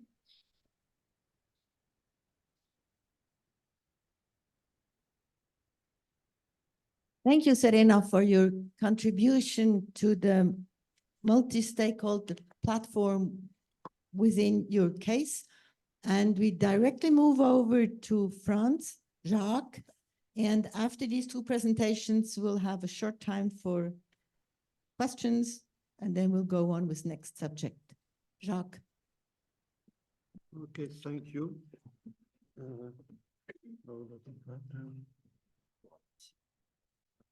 We'll see. I will present you an ongoing research on pastoral farming in a local community of southern France. This is an exploratory research held in a relationship with a local political body by a pluridisciplinary research team, INRAE, CIRAD. People are named here. Yes, it works. So for the geographical context, we are at the limit between, we are the red plot situated in France as the location of the study. We are at the limit between the Mediterranean hill and mountain area on a place of 2,000 square kilometers with 10,000 inhabitants permanent. And pastoral activity are very present, as you can see on the map, on the blue parts. Half of the territory is grazed, mainly by sheep from 100 local farms. About 40,000 sheep are present all year long, and another 40,000 are coming just for summer pasture. And the picture illustrates the question of mobility Saverio spoke about. In this situation, some strong change are operating in socio-ecological system at the moment. There are some socio-demographic change. We go from a rural community to a touristic and residential economy. So appears a diversity of actors with point of view very contrasted on what the activities should be. Livestock farmers, once at the core of the local life, are now have to deal with others and are sometimes marginalized in some political body, for instance, and the competition between land use increase. On ecological point of view, there is some change too. There is spontaneous increase of forested area and coming back of wolves that reduce access to forage resources for farmers. Climate change strengthens tension around forage resources too. And at the same time, climate change put fire risk at the agenda and put into question the contribution, potential contribution of livestock to clearing up. Some socio-political change we met in most of the Occidental countries. There is a growing concern about consequences of human activity on biodiversity. There are some consideration changing about tree, forest, carbon, cutting trees and or grazing areas. There is a decreasing support for animal production and a locally growing expectation towards small farm delivering vegetable for local consumption. So there are increasing tensions around pastoral practices, and livestock farming has to redefine itself, accounting the sector's own dynamics, but also, and mainly, to my point of view, considering the ways it should interact with others. So in this context, we can summarize our research question through this sentence, long sentence, sorry. Is it possible to strengthen the capacity of livestock farmers to redesign livestock grazing systems by relying on a local participatory process that builds upon the multifunctional character of the activity? And you have on the picture three main components of the local system: a flock, a batch of tourists, and on the back plan, ski resort. And the question is how we can make local development consistent with this component. So when we are speaking multifunctionality, some main functions are designed by people. One is to produce food, one other is to maintain iconic habitat and species relatively to biodiversity. One is to limit natural hazards such as wildfire. One is to maintain landscape aesthetics. Another one is to contribute to local cultural heritage, and there are some others. And so there is special expectation from local grazing systems. For instance, a local grazing system should limit fire risk by grazing under cover, but they shouldn't threaten forest regeneration. How we can do that? Flocks shouldn't impede hiking, but the tourist should be able to meet with the shepherd during the hike. Grazing time and intensity should accommodate the need of iconic species, whatever the consequence on the organization of the grazing calendar. So, the question is how to share and negotiate what livestock grazing system should be in this condition in a perspective of sustainability and continuing of the activity at landscape scale. So, to contribute and to introduce what we can do with multifunctionality is that big mess. We can have some try of conceptual organization. 3 dimensions seems as very important relative to multifunctionality: interaction between activities, multiple uses of land, and multifunctionality of the grazing system. Interaction between activities define modalities for combined use of land. It also, on the other hand, define for each one the relevant dimensions of LGS multifunctionality that they experience. And we can hope that this multifunctionality of livestock grazing system facilitate arrangement for multiple use of land. That's the question we deal with.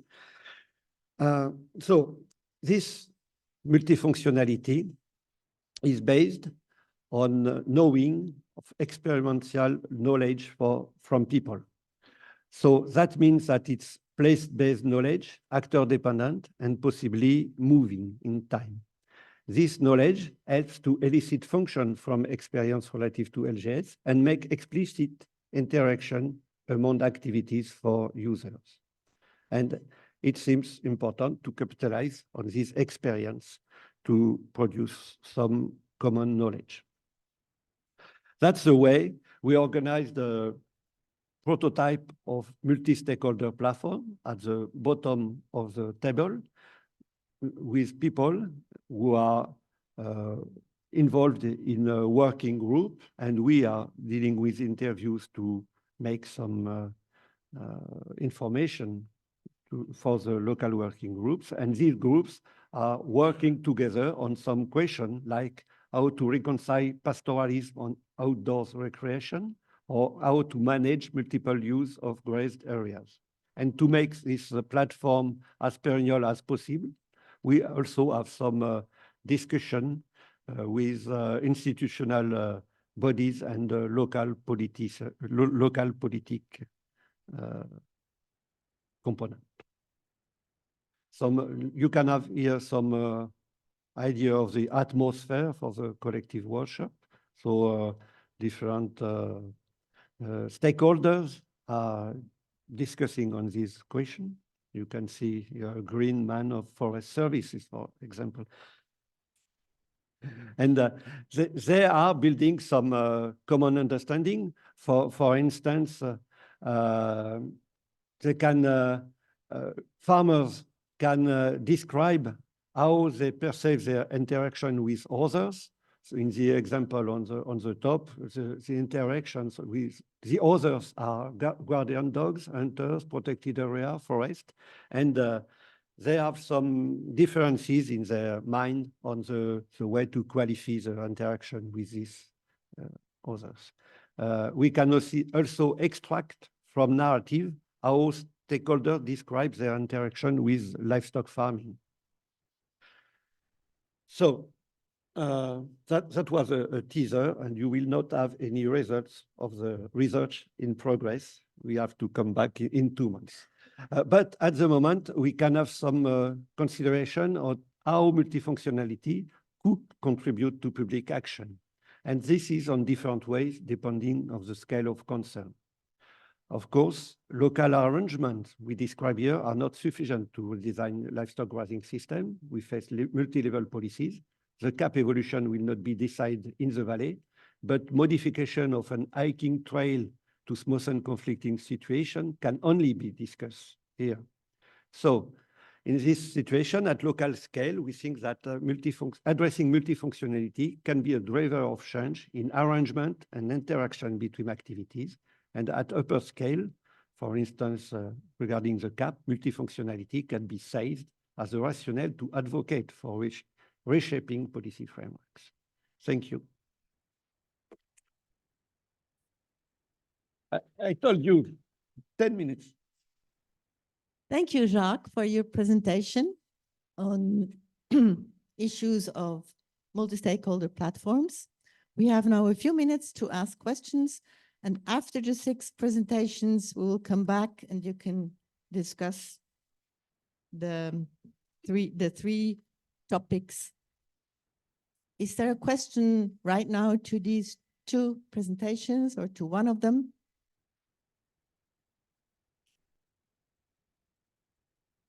Please. I don't want always to talk. Thank you. Thank you very much. I talk in English, but everyone can understand it. Thank you for your presentation too. And it's very important. And I'm French, so I was also in contact with all these things, but we have, and it's very true what Jacques is saying, but in some place of the world is a very big problem. Because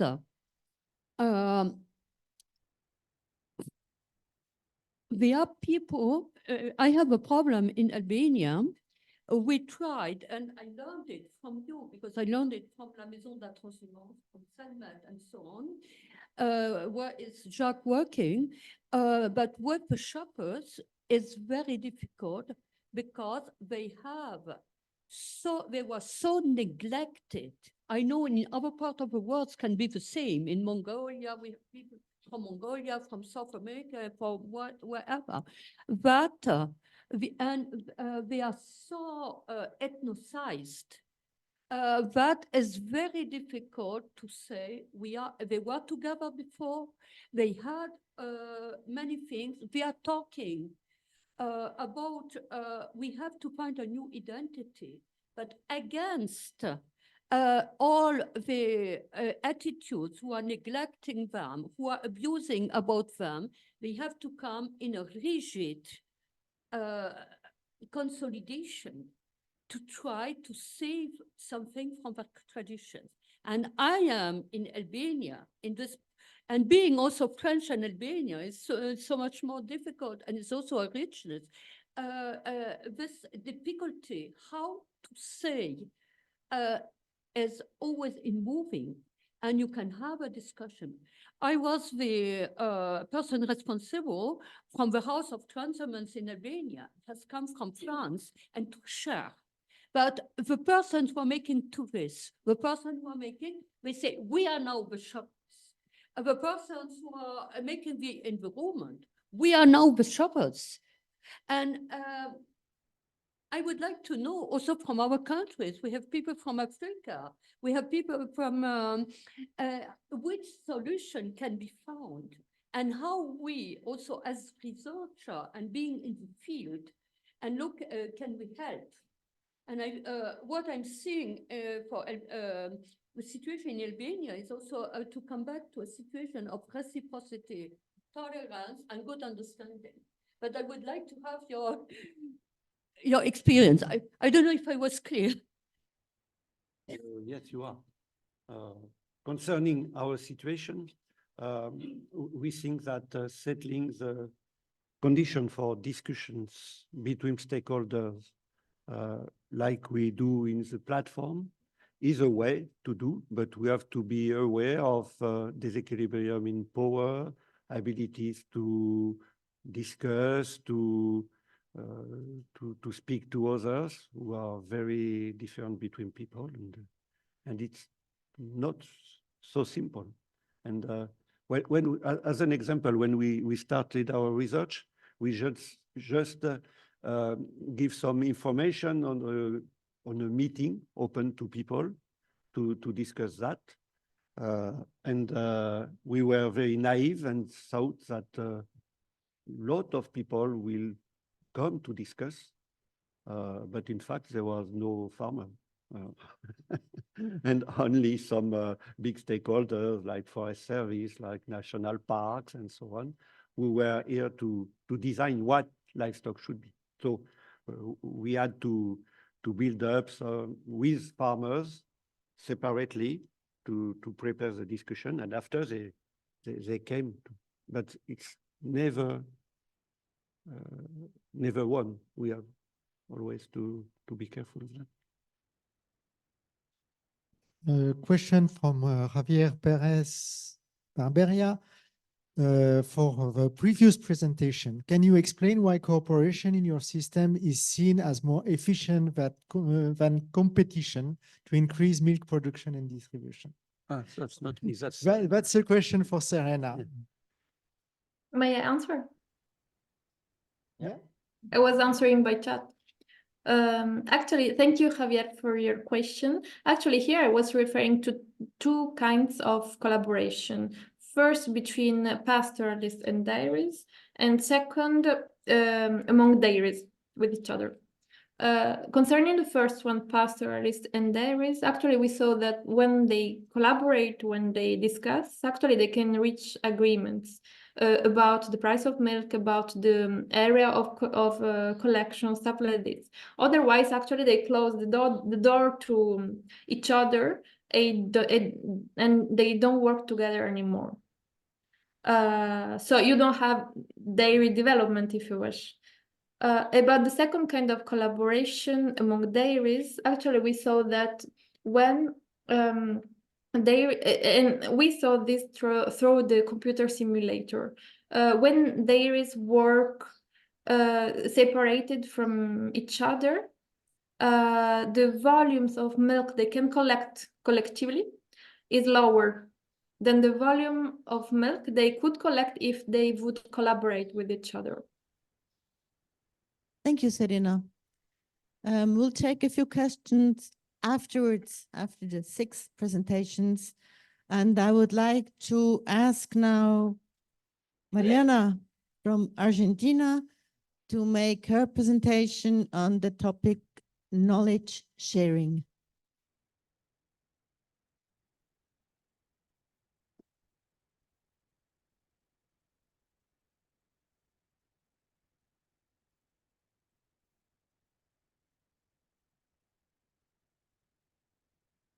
Okay. Okay, good morning. I am Mariana Quiroga, as I said. I am part of a team working in the National Institute of Agricultural Technology in Argentina. And I will share you a topic about sharing knowledge in our case. First, to show you very shortly about the context, then our objectives, and then what about sharing knowledge. Yeah. About the context, the Puna is a highland plateau where many endorheic basins and in shallow lagoons and salines, as you can see in the picture. In this context, pastoralists breed multi-species flocks composed by llamas, sheep, and goats, and sometimes cattle, horses, or donkeys. They produce meat, milk, llama fiber, and sheep wool, mainly.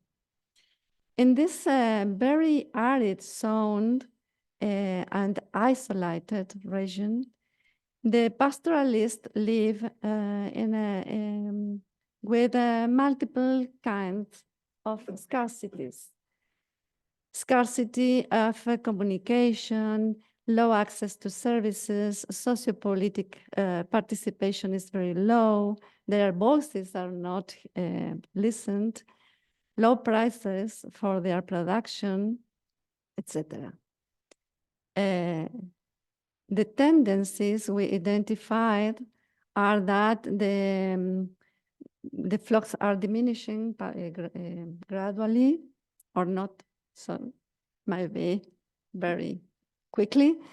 There is a progressively sedentarization of families because they need to stay near the towns or the small cities in the Puna, and they are abandoning many of their grazing territories around the region, and this is driving a lot of transformations in the Puna region.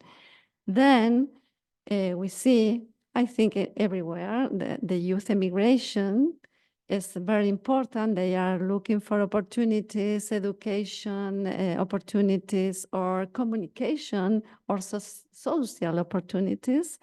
And the other thing we are seeing very strong now is that the number of births in the region are diminishing a lot.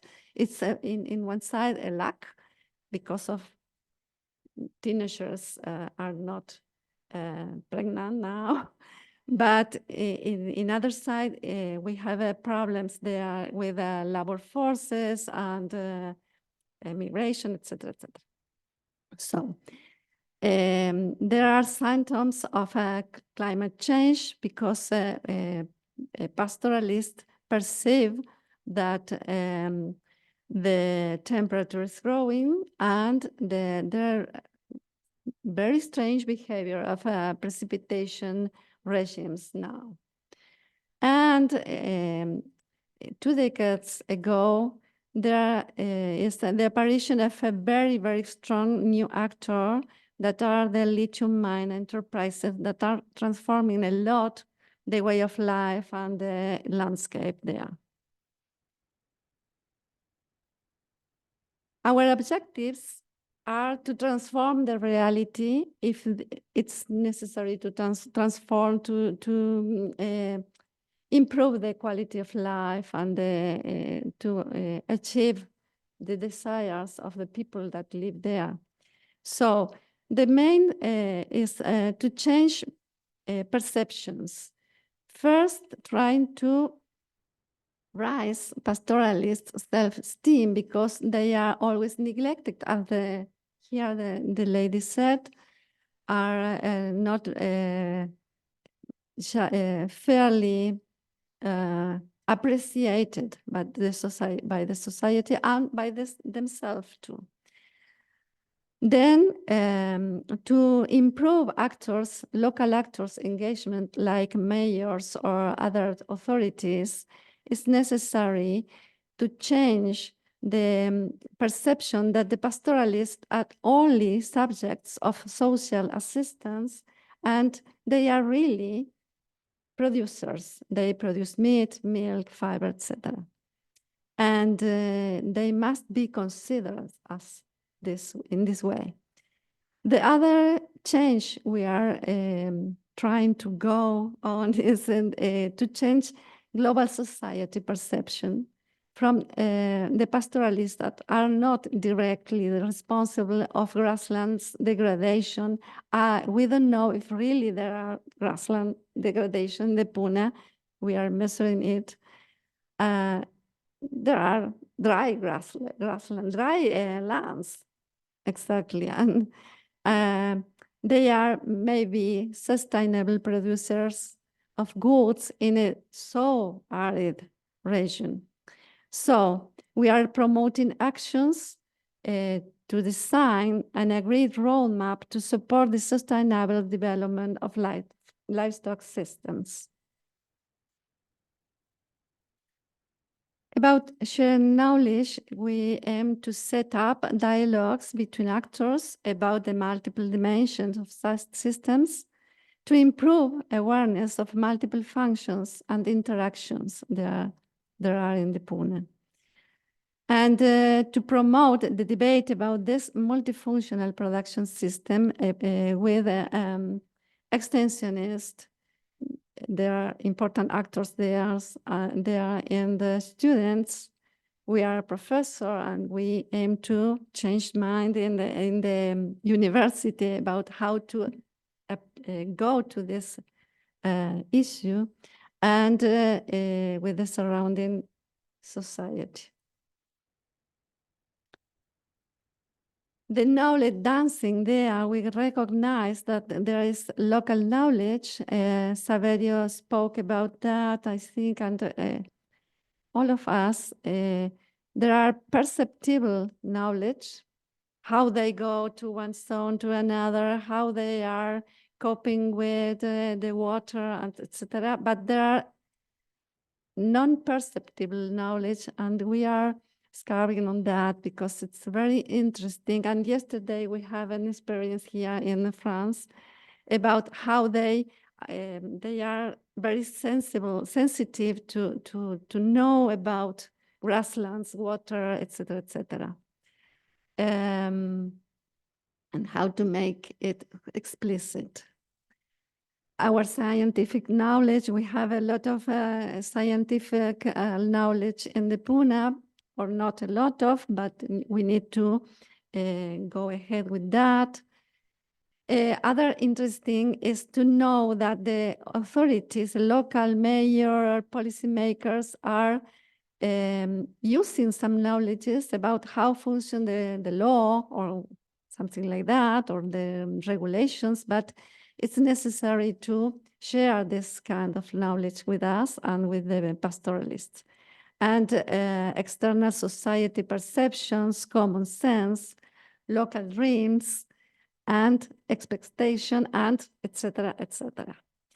We are trying to listen all the different voices, taking into account the agreed ones, the common ones, but the disturbing ones too, because they can say something that we are not paying enough attention. Considering different power amounts, because it's important to improve dialogues.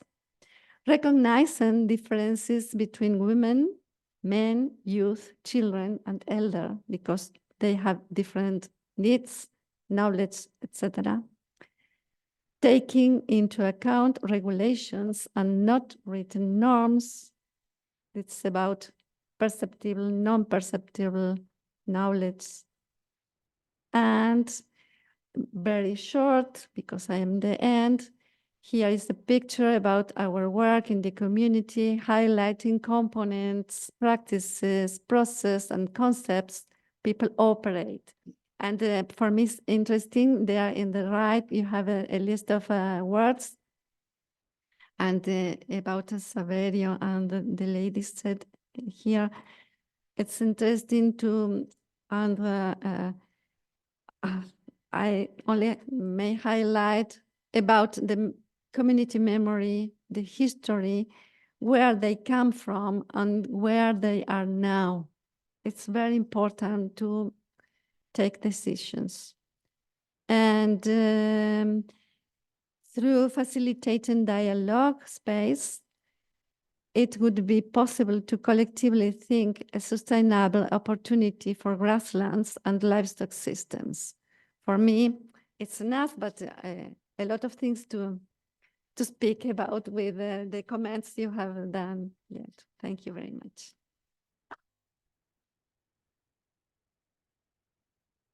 Thank you, Mariana, for your contribution.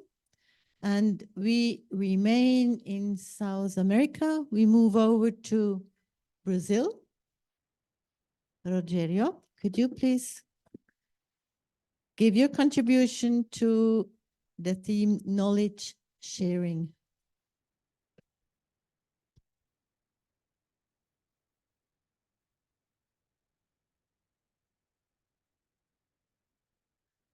So, bom dia, good morning, bonjour.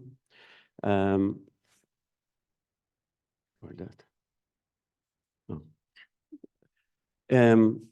My name is Rogerio. I'm working as a research and lecturer in one federal university in Brazil. And also I'm part of the Restoring Value to Grassland as a member from GASL.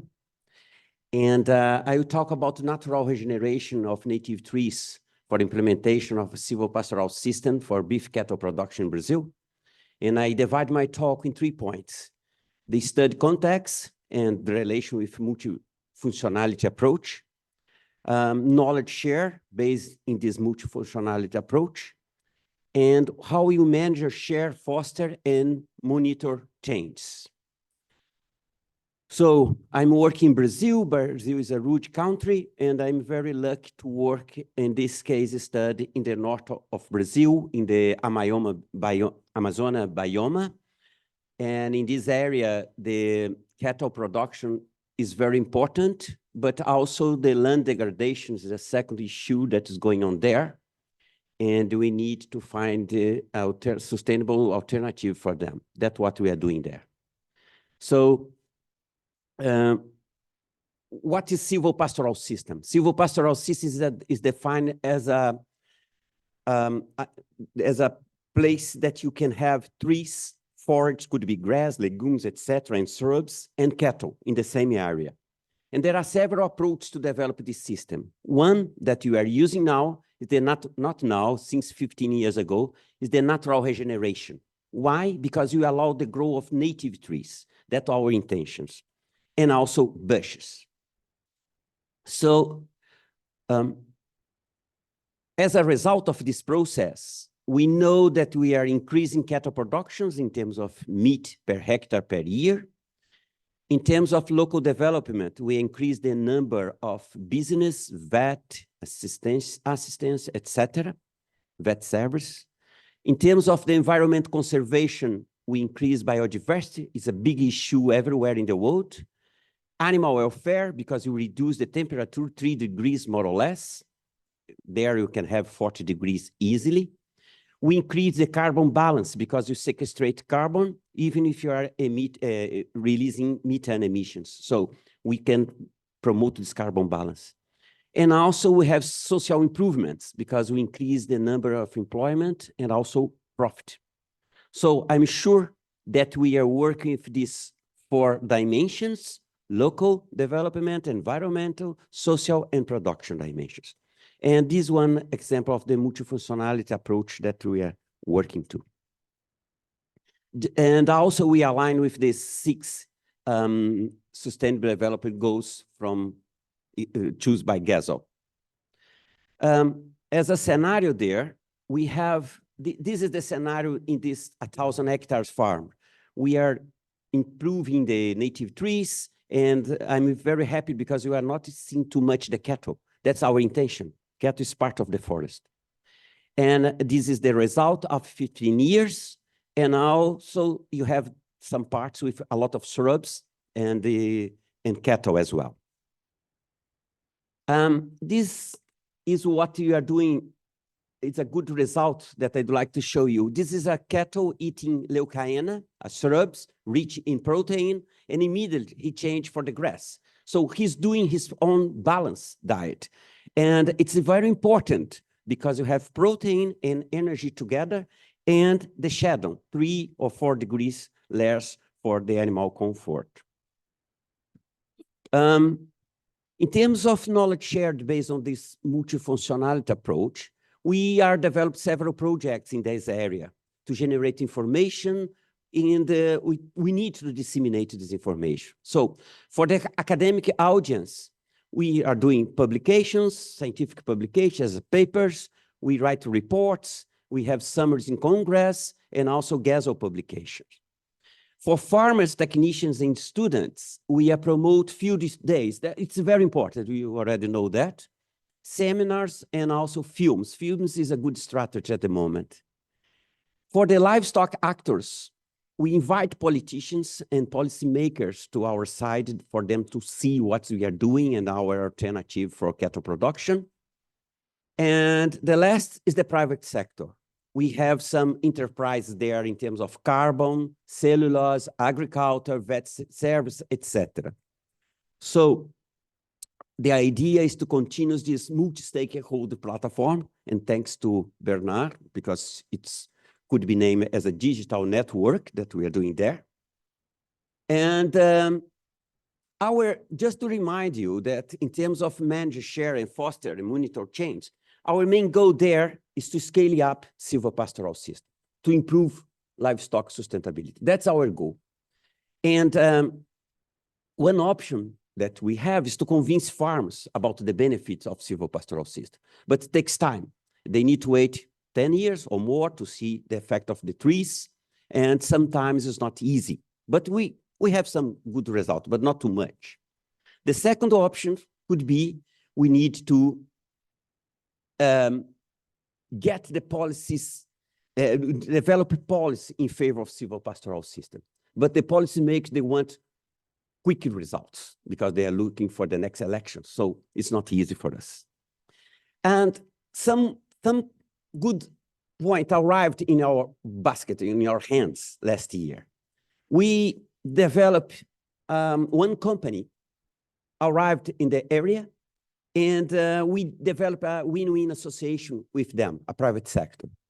This company is named Working Trees. It's based in US, and they are very keen to find carbon market in Brazil. So we develop association between them, Working Trees, and our farm. And you can see they are putting money immediately.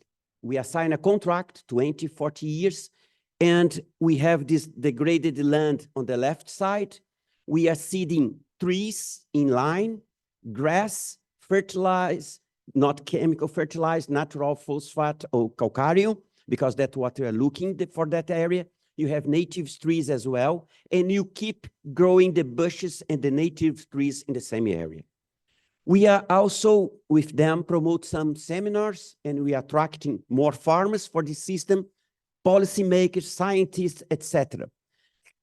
And now we just finished 100 hectares. For us, it was very good because of the speed that we did this work. And the promotion is very good at the moment.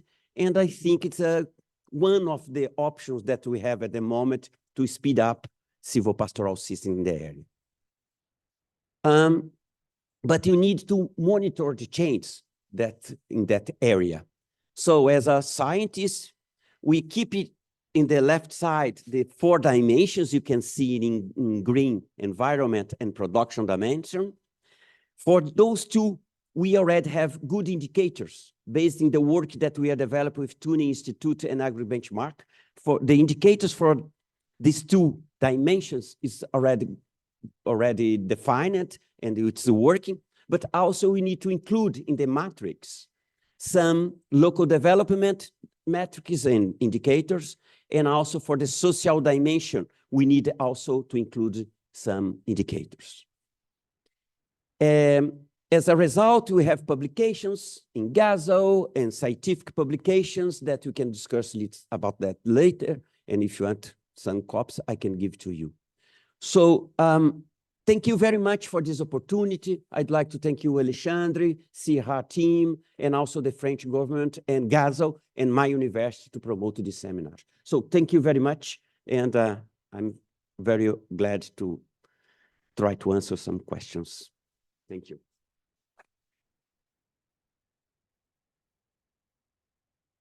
Thank you, Rogério, for presenting in your case from Brazil the part knowledge sharing. And I would like to give the voice to the floor if somebody has a question. Yes, I have a question here from Javier. What is the density of livestock in your system? Depend of the time, but just to let you know, the degraded land, we can put 0.7 animal unit. Now we arrived in 3 animal units with this system, so per hectare. So it's much higher than the normal situation in Brazil. Thank you. I have another question up here. Yes, thank you very much for both presentations. My question goes to Mariana. I was wondering. Oh yes, I'm Ivana Mardasic, working for FAO for the Pastoralist Knowledge Hub, and you were saying that it's important to listen to the different voices, even the disturbing ones. So of course I was intrigued by. Can you let us know an example of this?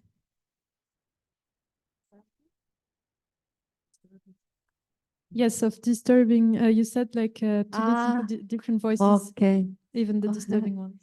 Yeah, for us, we discussed a lot about that. because it's an issue about how the people accept what is normal, what's all the people says is the same situation. And normally in a group, when we are discussing in a workshop, sometimes is one pastoralist or someone that don't agree with all. It's not really, it's not true. I'm not agreeing with that. And normally the groups are trying to go to push this opinion out because disturbs. And we are conscious that this kind of voices can be a problem, but perhaps he or she is showing us something that we are not very clear to understand or to know, and we may pay attention on that. Only that, yeah. Because the diversity should be our responsibility about biodiversity, but opinions and the ways of life and understand things in each situation. Yeah. Thank you, Mariana. And now we move over Far East. Okay, you will have it now, and then at the end we'll come back. Just a short one to everybody, really. It's not clear to me yet where are functions coming from. How are they identified? Who identifies them? Functions to what? To whom? It's not. I still don't quite get it. Now, I've seen local development, number of business. It could be. I can think of a very large number of alternatives that could still qualify. Why that? How did that come up? To whom are you addressing your question? Well, if there was some reply as I have directly, but maybe, Yeah, all of us. Where are functions from? If you work with your farmers, it's not easy to convince them. But if you put together all these people that are involved in the business, I think they get more confiability to what we are proposing. So that's the reason that we try to involve all the stakeholders in the platform or in the network, because what we did last 2 or 3 months with this company was a success for us, because we are waiting for funding, etc., for a long time from the government. And this result was immediately done after few months. Why? Why? Because we are together and you have strictly funding, and we need to assign the contract and we involve people. Now they are looking for this case study as example and a possibility to expand. That's it. Is that an answer for the moment? Can we come back afterwards? Yeah. Okay, thank you very much. So we do move over to Far East. We first go to Mongolia. Tunga, could you please come forward and make your presentation? It's on the assessed changes.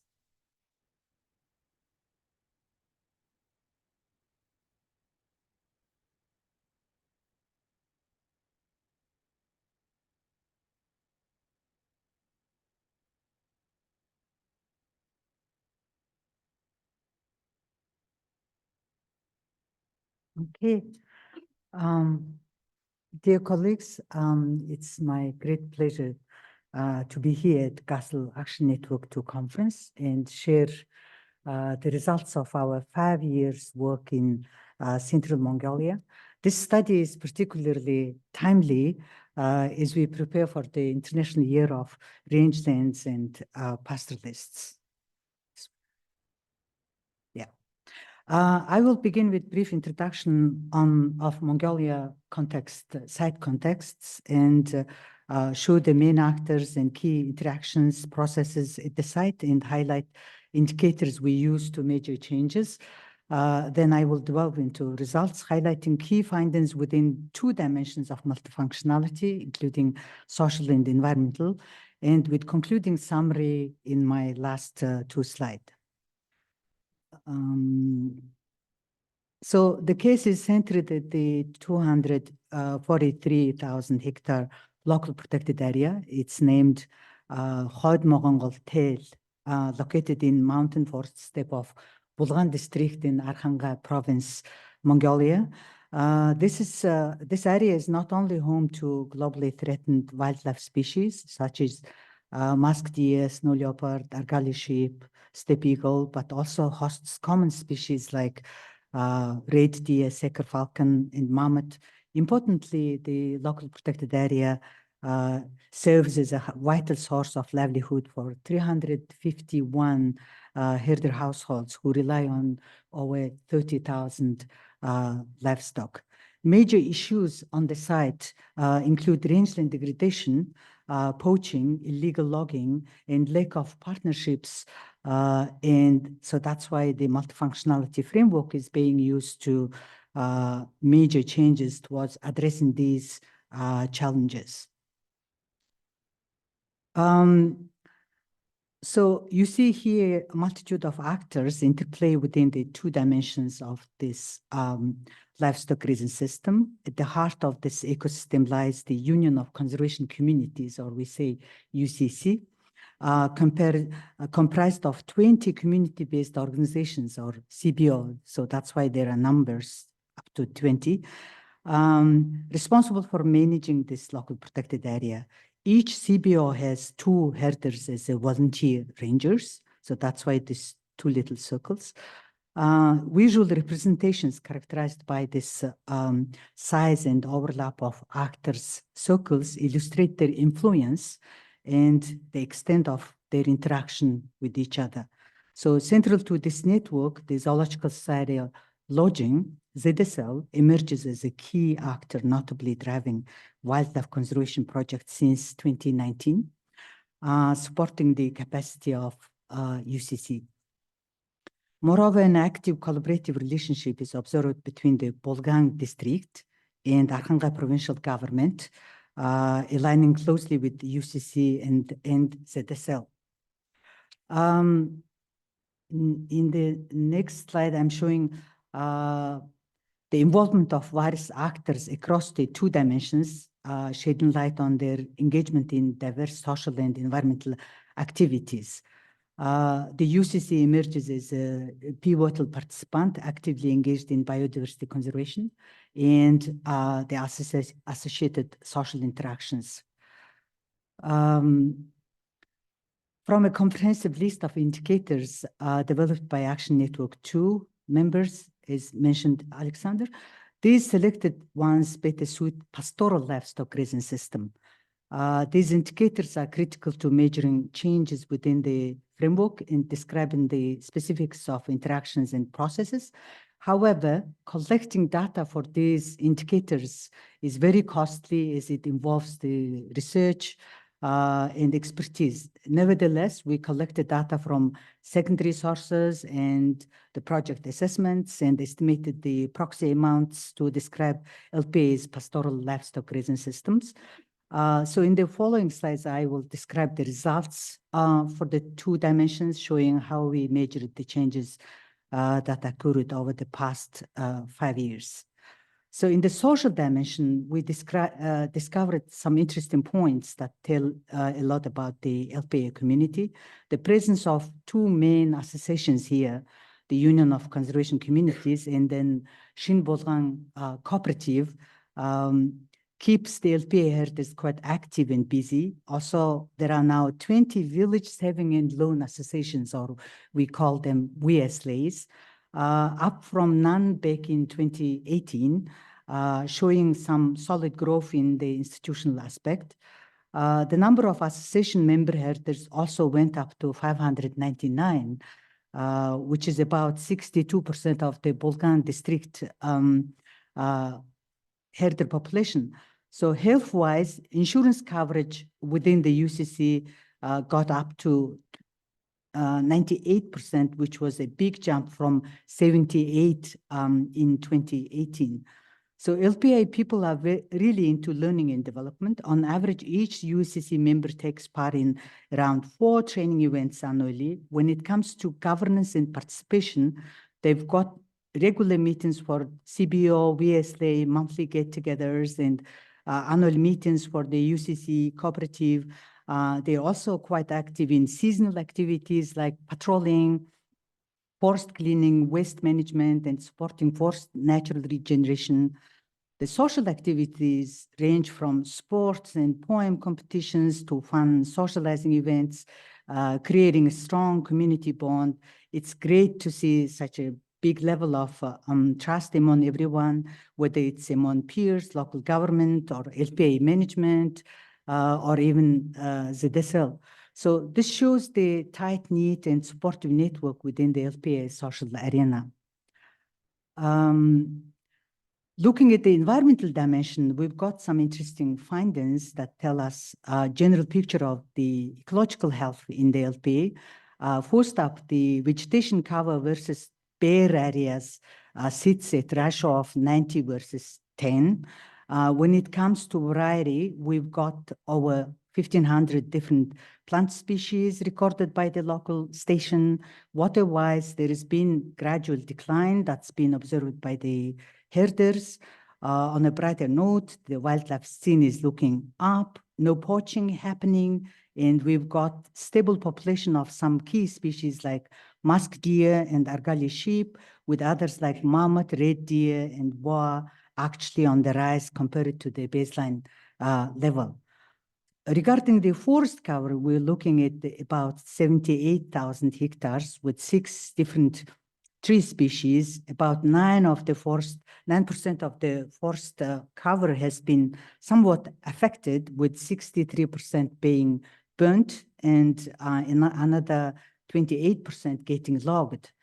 Regarding grazing, there has been quite pressure with the actual number of livestock exceeding the system capacity.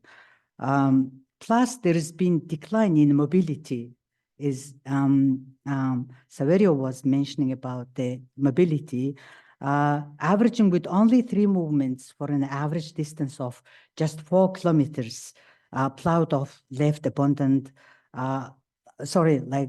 kilometers. And in terms of the land intactedness, there is no mining, which is an important factor for maintaining the rangeland health.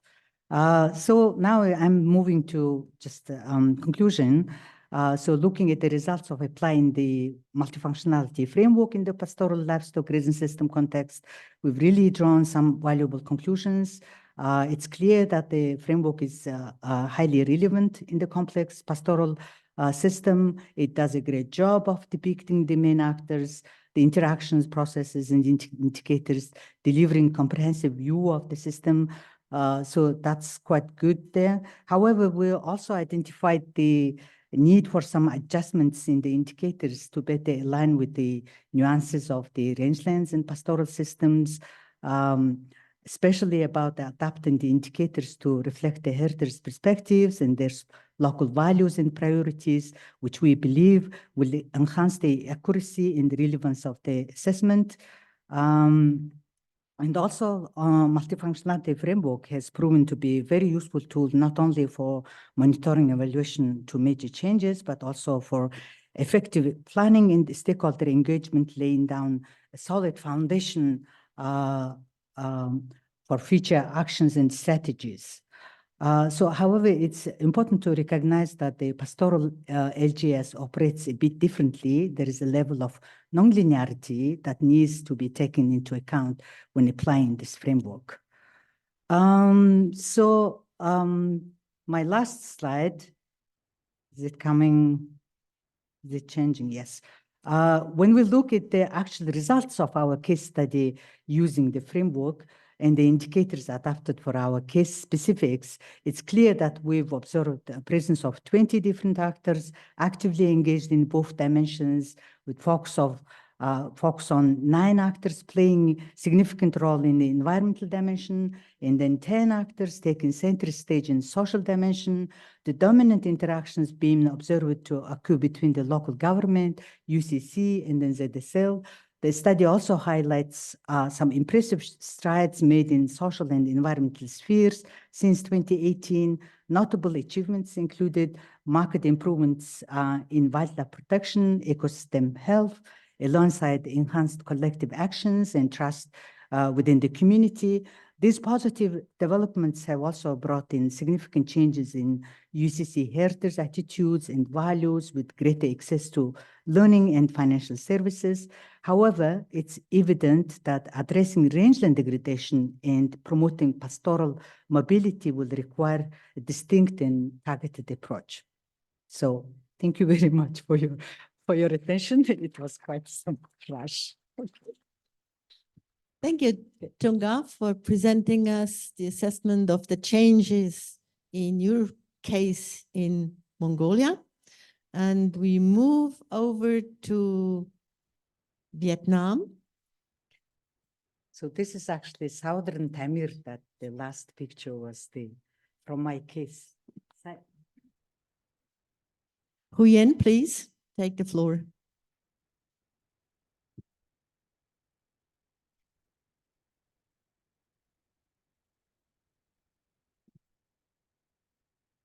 Thanks, Catherine. Hello, everybody. Yeah, I'm here from Vietnam. I'd like to present a topic about for case study in Vietnam about multifunctionality, enhancing the multi-stakeholder platform towards a prospective livestock grassland system. Yes, this study implemented in the northwest of Vietnam, the place with the high maternal area and with a high poverty region, and the government want to encourage the development of beef and buffalo cattle to meet the high demand for meat and milk in the country. Because currently we still depend a lot on the import of the meat from outside, from the foreigners. And the government also, the province also want to develop the local production to reduce the poverty in the regions. Yeah. And this region also cope with the problem of reduction of forest area with the soil erosion and a lot of biodiversity. So here I give an example about one of the province in the northwest region is Điện Biên province. It's also similar to the very big province in Sơn La with a high ambition relating to the forest and for livestock development.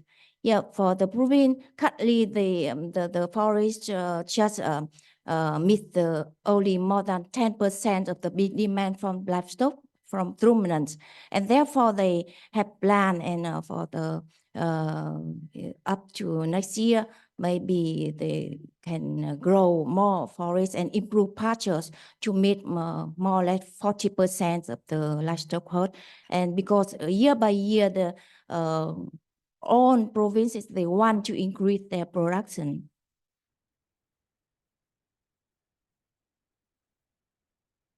Yes, so the number of policies, supportive policies from the national and provincial policies, provincial level to support for the livestock production, particularly for, and parallelly with the livestock production, this is the fruit and fruit tree development to replace in some area to replace in the slopland for the monoculture of maize production.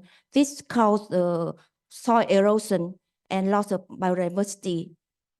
Yeah, and parallelly with also the policy support the forest management with the subsidy for forest production for farmers to protect the national resource and also environment in the region. And here the case study we implement in this region to apply the toy model, and we selected different suitable indicators for 4 main dimensions. Here, as our colleagues in the groups already mentioned, and this case study aimed to raise awareness and knowledge of diversified stakeholders on multifunctionality of grasslands, and with the link with the sustainability and trade-off and synergies of other activities. The trade-off and synergies is the term still quite new at that time in Vietnam, particularly in these regions. And the aim also to identify with the diversified stakeholders on potential changes and the effects on diversified grassland in the region. And we also want to introduce the multifunctionality, multi-stakeholder platform to the local authorities and their involvement, because the local authorities here play an important role to coordinate and to facilitate other stakeholders related to the livestock production in particular and in agriculture in general. And we also find that there is a need of a tool to evaluate the changes in collective action at different levels and periods to see the impact of the MSP, multiple stakeholder platform. And here I would like to show you the connection and interaction between different stakeholders. Here, in the center is I saw here is a group of farmers. We have diversity of the farmer types. So farmer with concern more about the cropping, and a mixed farmer with mixed cropping and livestock integration, and farmers tend to intensify with livestock production, and all of them have the interaction with the other stakeholders, other actors in the value chain of the beef value chain. And also they also are the members to implement the fruit production, because they have a slope land, yeah, and therefore they have the choice, the interaction in this. And also many of them participated and involved in the forest production and protection, and they use the service. Yeah, so that's why they connected with different service providers and under the governance of the local institutions, yeah, from different sectors. Yeah, and the question is why and how we need to manage the local MSP on these systems. Yeah, because we identify that there is a need to integrate knowledge from multiple sources, from multiple dimensions, scales, and actors and sectors, as I mentioned before. And also there is need to formalize the knowledge so that it can be viewed easier to view and discard by player for making maps and infographics, or simplify the indicators that can be transferred in the communities and to different stakeholders. And therefore, this required to involve diversified actors and to identify their problems and profits, both common and opposing interests, and clearly identify their roles of each actors, each sectors for the solution, common solution, and also specific solution for different stakeholders. And this we think that, and we just apply that, facilitated by the local Department of Agriculture and Rural Development. And we find that the synergies and trade-off between interests roles, problem, and profits of different sectors and actors need to be highlighted and discussed among with the players. Here to use the MSP to share the knowledge. We think the knowledge introduced can be used to initiate the dialogue with the different actors to help them understand the situation, synergies, and trade-off between system and function and evaluation of livestock system. And they can jointly find solution and to meet the different expectation. Yeah, and can have more equipment profits distribution in the systems, including smallholder who identify the weakest actors in the whole systems. And we also see some difficulties in this.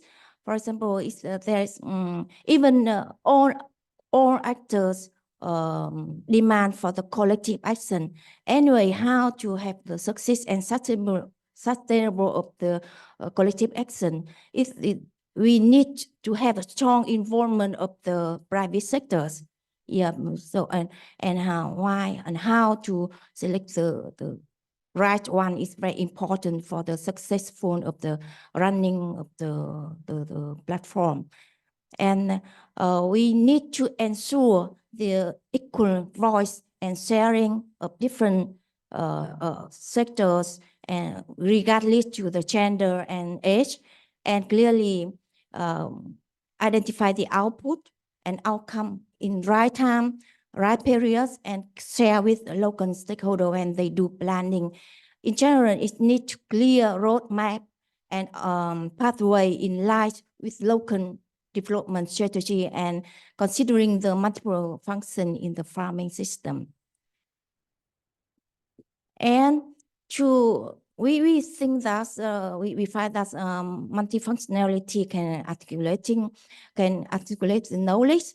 Yeah, from try to define the expectation shared by the actors, we can identify the knowledge gaps and the gaps. So we see that the gap is for supply of organic fertilizer and some enhancing for biodiversity and carbon footprints. And therefore, we identify that the multi-stakeholder dialogue need to be delivered to the local authority and policymakers when they designing and modifying annual and various agricultural planning in the regions, and need to develop a hypothesis on how such work could fit the policy dialogue. And finally, what current trends and expect to the changes and how to access the changes. The current trend is adaptation of forest production and silage feed, manual treatment, and circulation of the economy system. And we think that this is needs the involvement of different actors. So that's why MSPs with the integration of different actors and sector are suitable. And expected change, we found that this is current use indicator did not show or forecast the changes, and therefore it need to develop the relevant indicators when do planning and then also apply for evaluating the action. And finally, how to access this. We need to analyze the grassland evolution in the text via the national and provincial decision and regulation. And clearly describe the expectation of different stakeholders and the changes over time by using the suitable indicators.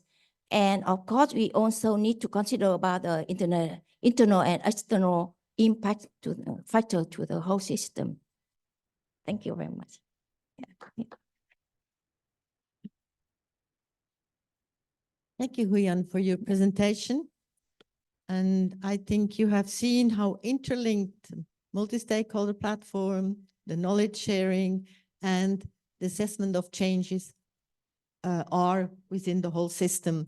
Although everybody has tried to present one particular point. Is there a question? Yes, please.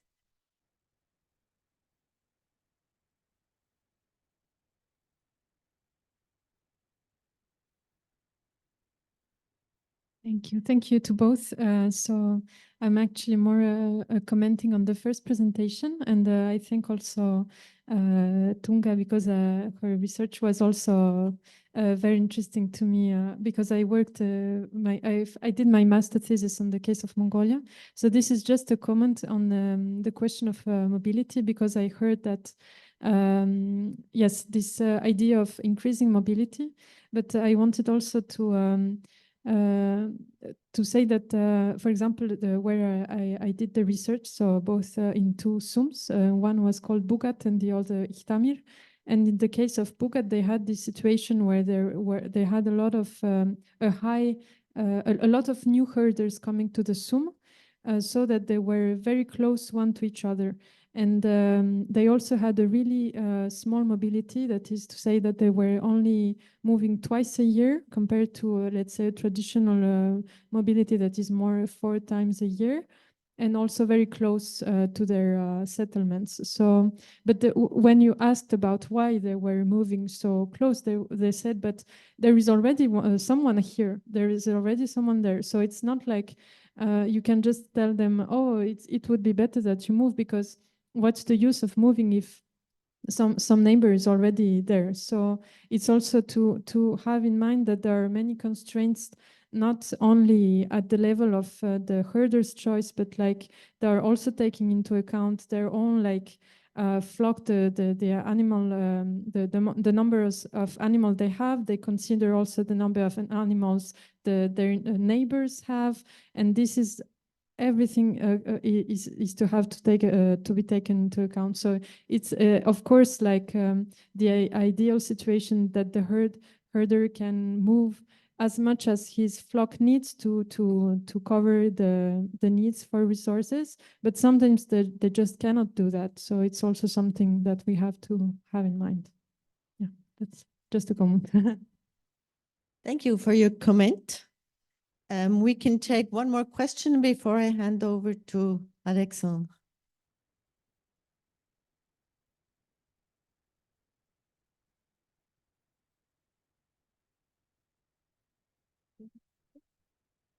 And I hand over to you.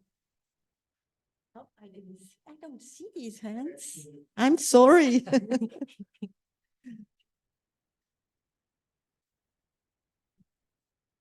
Thank you. Bertrand Dumont, I'm working at INRAE in France. It's a question for the second speaker and also to Mariana, because you both highlighted that it's important to raise the voice of those who are not naturally heard, like women and young people. And I would like to know how you do in practice to be sure that everyone can be heard in your network, and also to introduce the next step of discussion, which should be more transversal. I would like also, starting from this example, because you are working in highly contrasting cultural environments, and I guess that sometimes the voice of women or young people are more naturally heard in some case studies than in others. I would like to know if you already benefit from this network to also have some transversal analysis, because I'm sure that, or I guess that you may learn in Argentina from what they did in Vietnam. And so as you are lucky to have this wide network with people working in different backgrounds, I would like to know if you already developed some transversal analysis to learn from each other. Thank you. Who is going to respond, Huyen or Mariana? Yeah, thanks for the questions. Very interesting question. Yeah, this is also one of the challenges when we implement the MSP and with multiple stakeholder meeting. Yeah, when discussing, the facilitators from RATE, they know the different stakeholders, and they need to encourage the contribution from different people. in the room, in the table. And in the case, we discuss about the contribution, about the problems, and also the role of each actor. So it means that all present in the table need to raise their voice. Yeah, because for example, for producers, they cannot ignore the things related to them. All the question related to all the stakeholder. So it means that they need to raise their voice. And because the action from one related to the other in the whole value chain and the whole system. So if someone like, it means that the information cannot be biased. Yeah. And also for women, with the participation of the women is also very important, but also difficult. But when that invite people, they also need to check the seasonal time. Yeah, because like the work of the women may be for transplanting season, we cannot invite women come. So that's why we need to avoid that. And also we normally we need to implement the meeting within the community, not very far from the villages.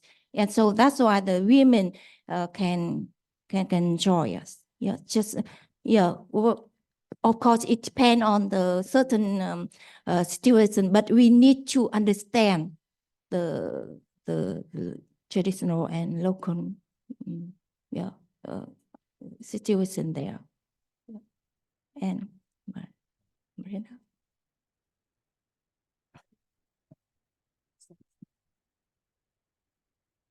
Yeah, you asked too about how we take advantage of our experiences between us. When we look for changes or transformations, I said we can change perceptions, we can change how we think the things, and we know that in each experience, when we are in a group, we are learning a lot, we are changing a lot, and we are co-experiencing our experiences and building new knowledge on that. I don't know, this is we have now a routine or a plan to change or transfer a transformation of our knowledge, but we are transforming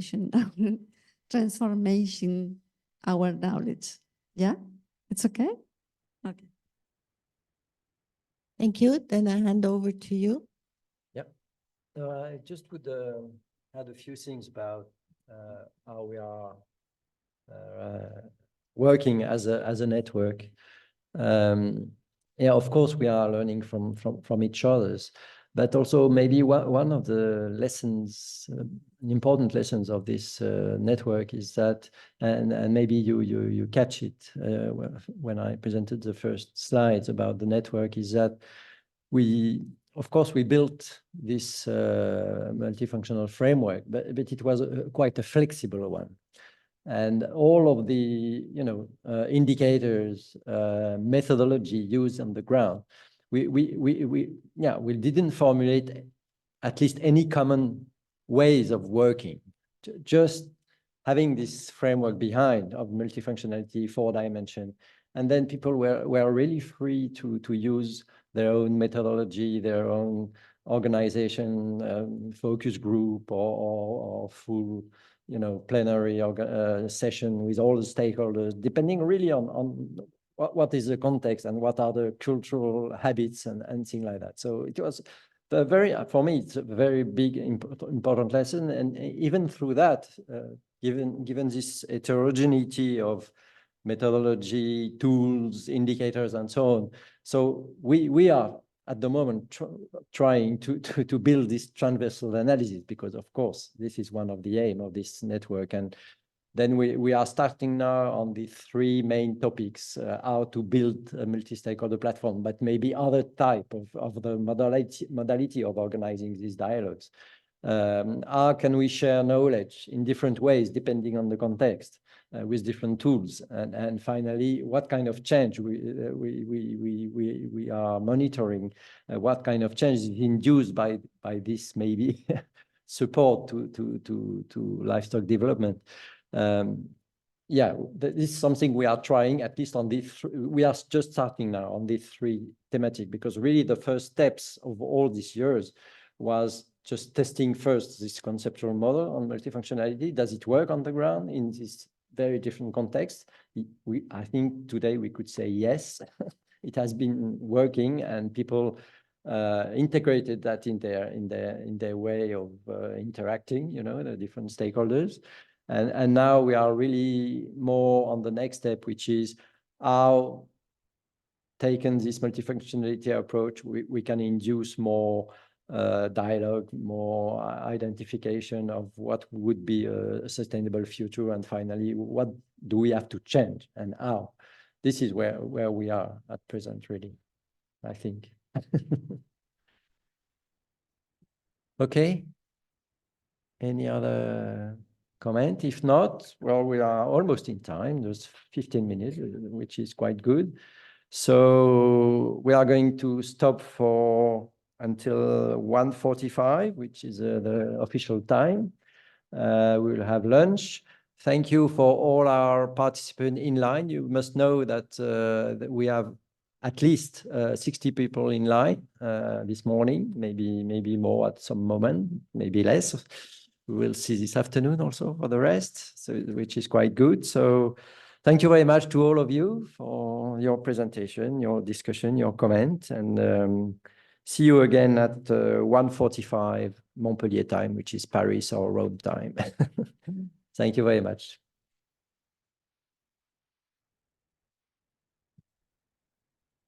Yeah.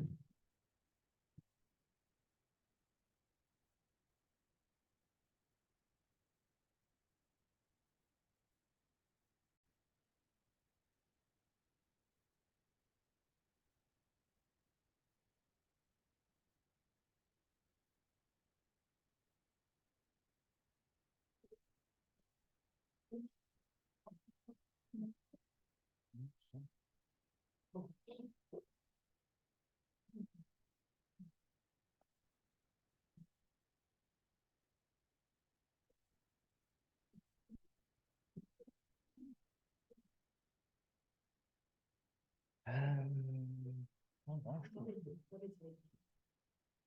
a quand même fait des beaux efforts. Ouais. Puis des belles présentations quand même. Bon, des fois un petit peu de... Au Vietnam, je pensais qu'il y avait plus de change au Vietnam.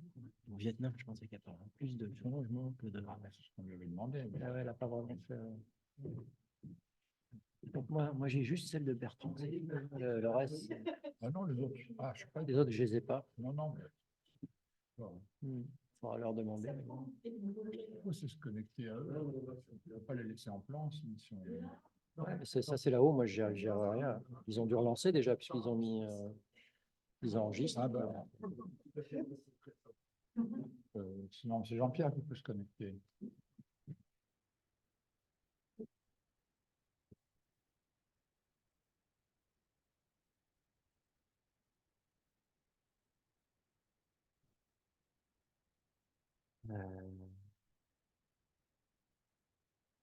Non.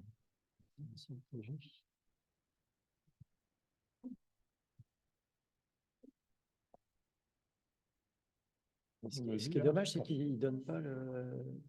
Quand moi, j'affiche plus, ils mettent cet écran pourri, là, au lieu de mettre la salle. Mais ça, il suffit peut-être... Je vais aller lui dire... Il faut mettre la salle, il faut surtout que les autres ne se sentent pas dans le vide, quoi. La technique, donc on voit le diapo là, et on les a sur le... Et tu leur as tout ça, non, ouais, soit sur le machin, là, la télécommande, ça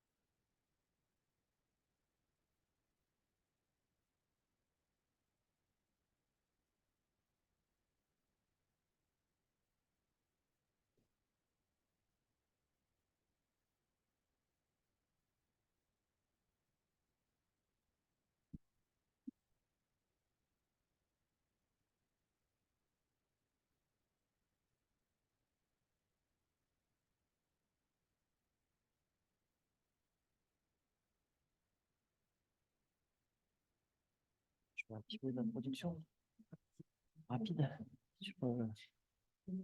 Juste pour dire qu'on passe au truc extérieur. Puis je peux le faire. Tu le fais, et puis sinon tu dis que le troisième, voilà. Ouais. Je te laisse faire. Tu l'auras dit, mais bon. Ouais, là c'est bon. Du coup, on ne l'a pas là.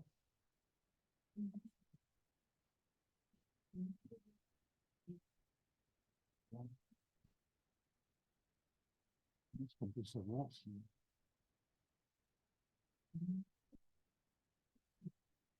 Donc c'est bon, on peut démarrer, hein, normalement. Ça serait bien qu'on ait ça. Hein. Ouais. S'il vous plaît. Est-ce qu'on peut avoir ça ici? On n'a pas le deuxième écran, voilà. OK. Voilà, maintenant, Jean-Pierre, il faut que tu regardes si les intervenants sont là. Barak Lakadé.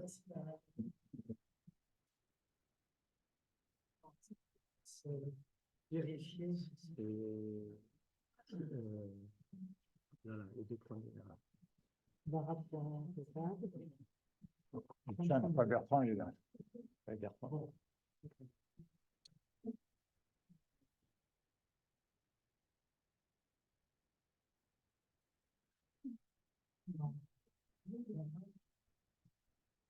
Alors, Barat est là. Eh bien, il faut... Bon, de toute façon, Barat, hein, déjà, tu peux le...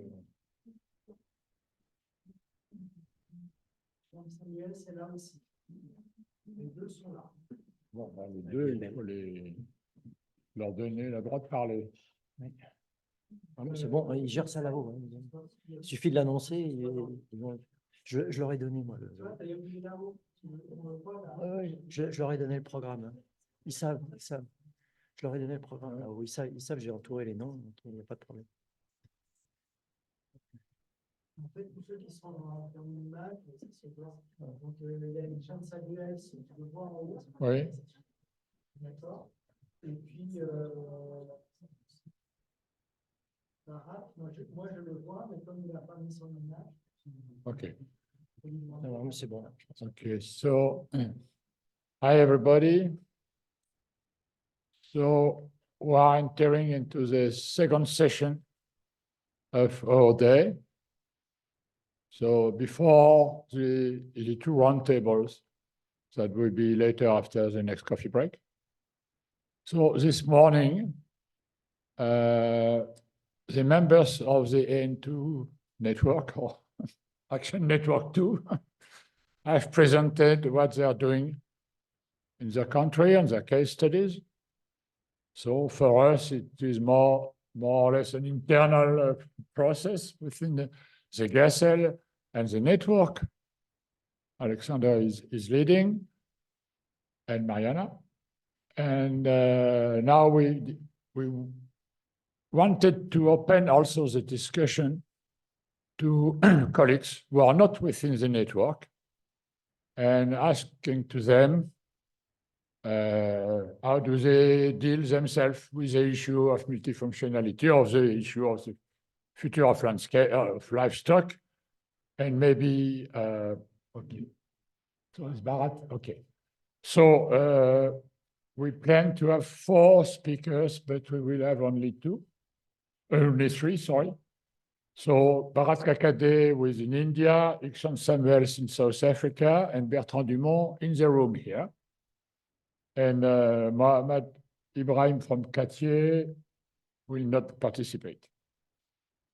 So if you agree with the schedule, so I will give the floor to Barat Kakade, who is the president and managing trustee of the BIFE Development Research Foundation in Pune, in India. Maybe did you vote this morning before this talk? Anyway, you have several weeks to do that in your country. So Barat, I am Bernard Hubert, so we were in touch together. And you have the floor for 20 minutes, and then it will be followed by 10 minutes of discussion with the audience here in the amphitheater in Montpellier, as well as by the chat all over the world. And one of us is seeking on this chat, I will say that. So Bharat, if you agree, you have the floor for 20 minutes.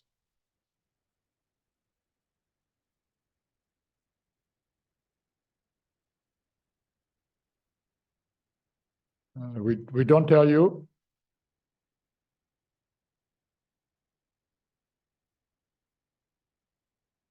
We don't see son micro est...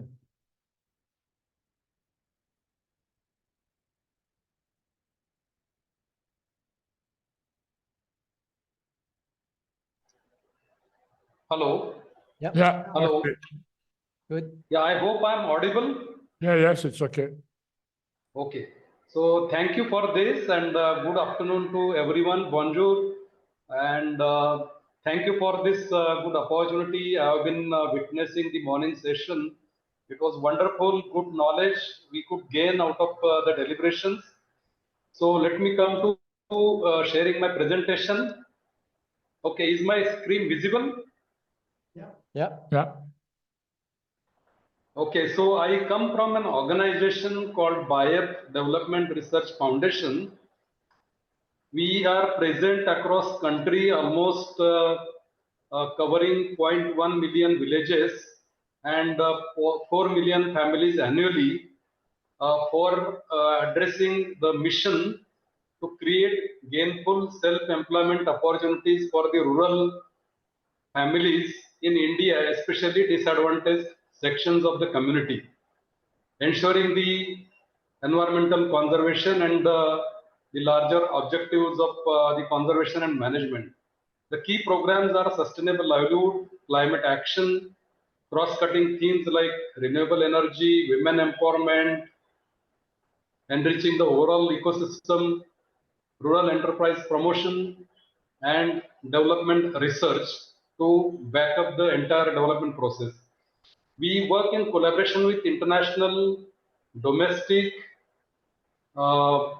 research and development entities, as well as almost 85%, 85 plus corporates from across the country, and also many international agencies.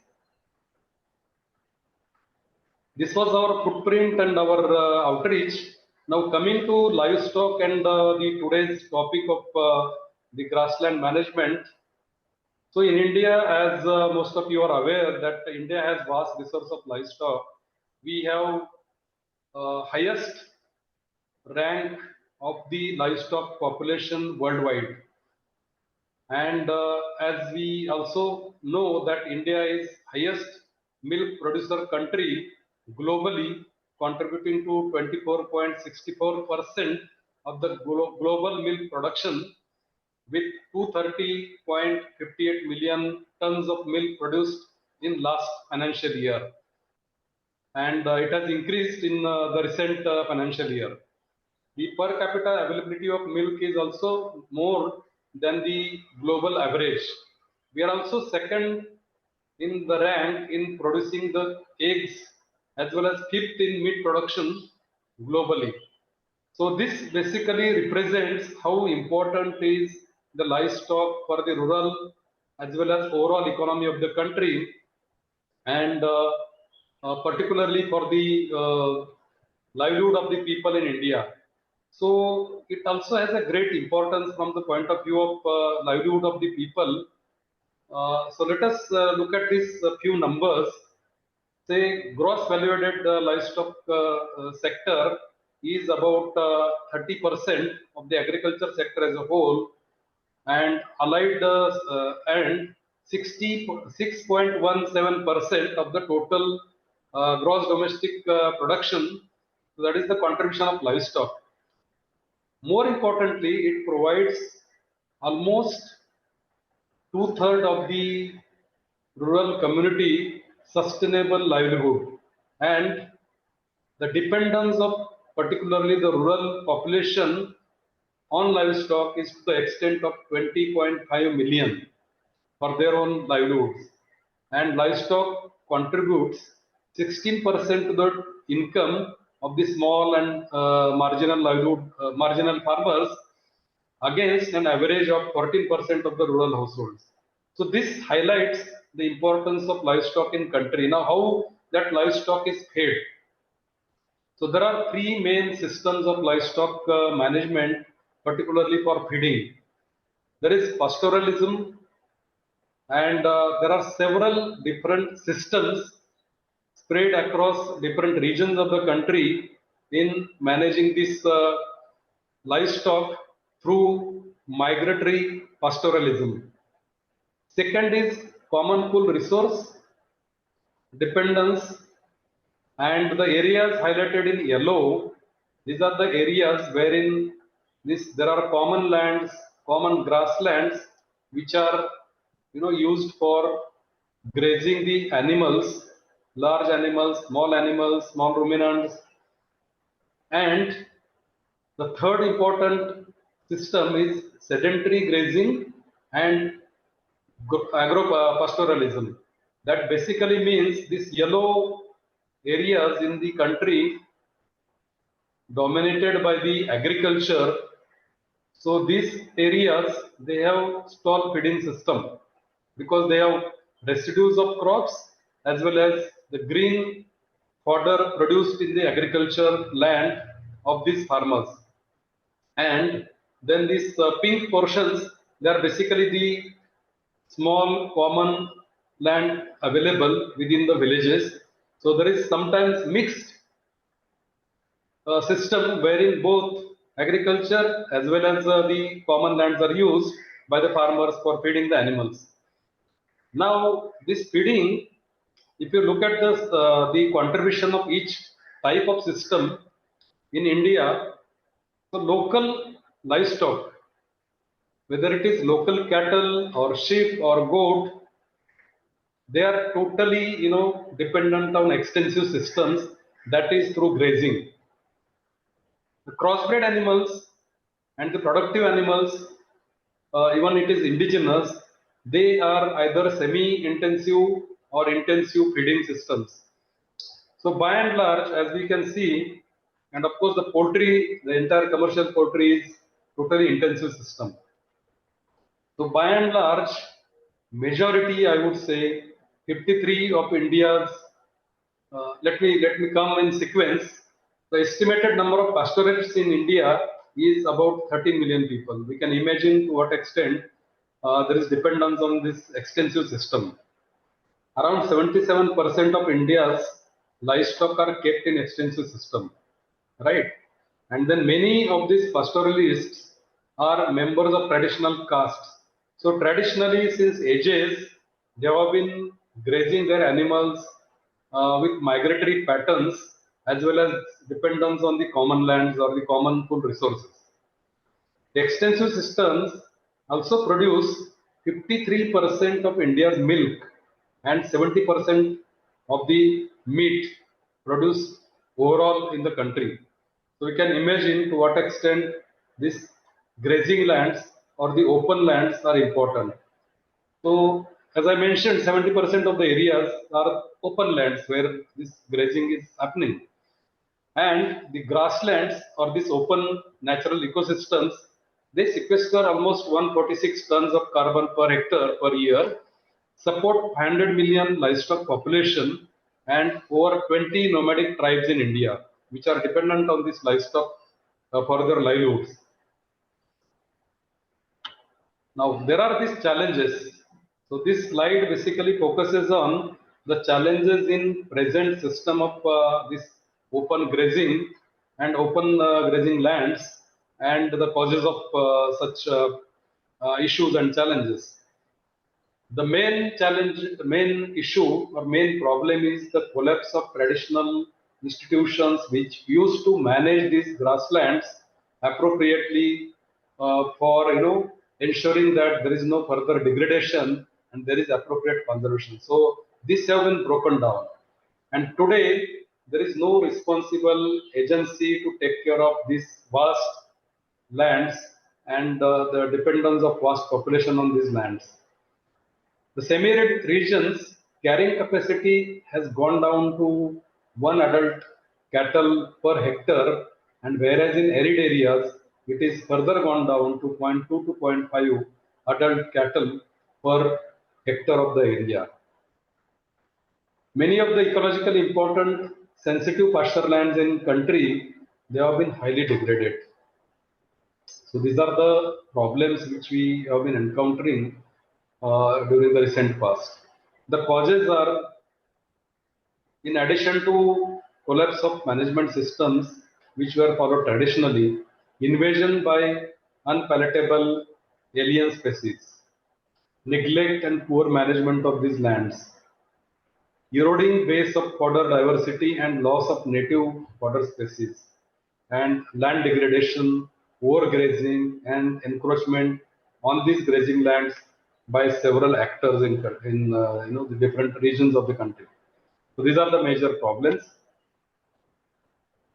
Now the silvopasture system, which we have adopted to address those problems. So the objectives of this management of grassland using silvopasture program, adopted by BIAP and adopted by many other actors working on either livestock management or the grassland management for various purposes.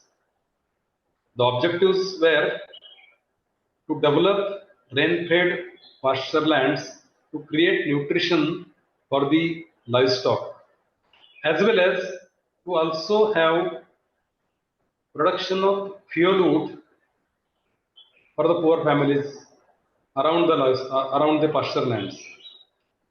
Also fruitfully utilize the degraded lands to improve environment and income and nutrition of the village communities in general. How that we'll see in the next slide, because in addition to the biomass created on these pasture lands, it also helps in recharging groundwater, conserving soil, making water availability on the downstream areas.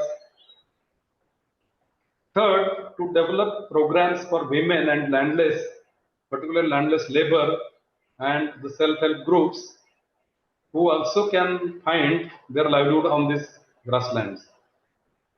To build local institutions in addition to SHGs, village management committees or the Panchayati Raj institutions, which are the part and parcel of whole governance system in India, and to revive traditional culture to protect these lands for the benefit of community and for the benefit of the livestock, both the domesticated livestock as well as the wildlife.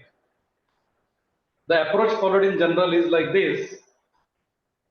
These lands, village community come together with appropriate awareness and education. They come together, they protect this land which is required for their livestock through proper fencing, physical fencing.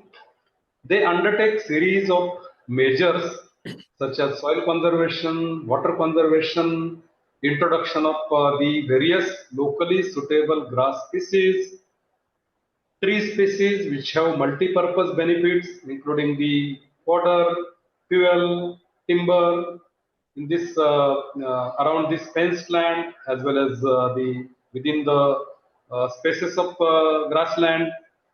The engagement of various community members, including women, the landless people, laborers dependent on the agriculture as well as such grazing lands, and especially the herders. So all of these, they come together and they manage these lands after initial introduction of various appropriate measures for regeneration of these grasslands. And we have seen that once they have appropriately undertaken and the local people take the leadership of these grasslands for management and for conservation as well as its sustainable utilization, there is controlled pressure, biotic pressure, as well as there is sustainable use, productive use of these grasslands for the purpose of livelihood of the people dependent on this grassland, as well as the landholders on the downstream areas, especially the small and marginal farmers, in the downstream areas. So we have seen that there is like this particular case, which is elaborated here, is from Rajasthan, semi-arid and arid areas of Rajasthan, and small portion from the Himalayan terrain. We have managed, say, for example, in this case, 2,660 hectares of land through silvopasture by the local women and by the local community.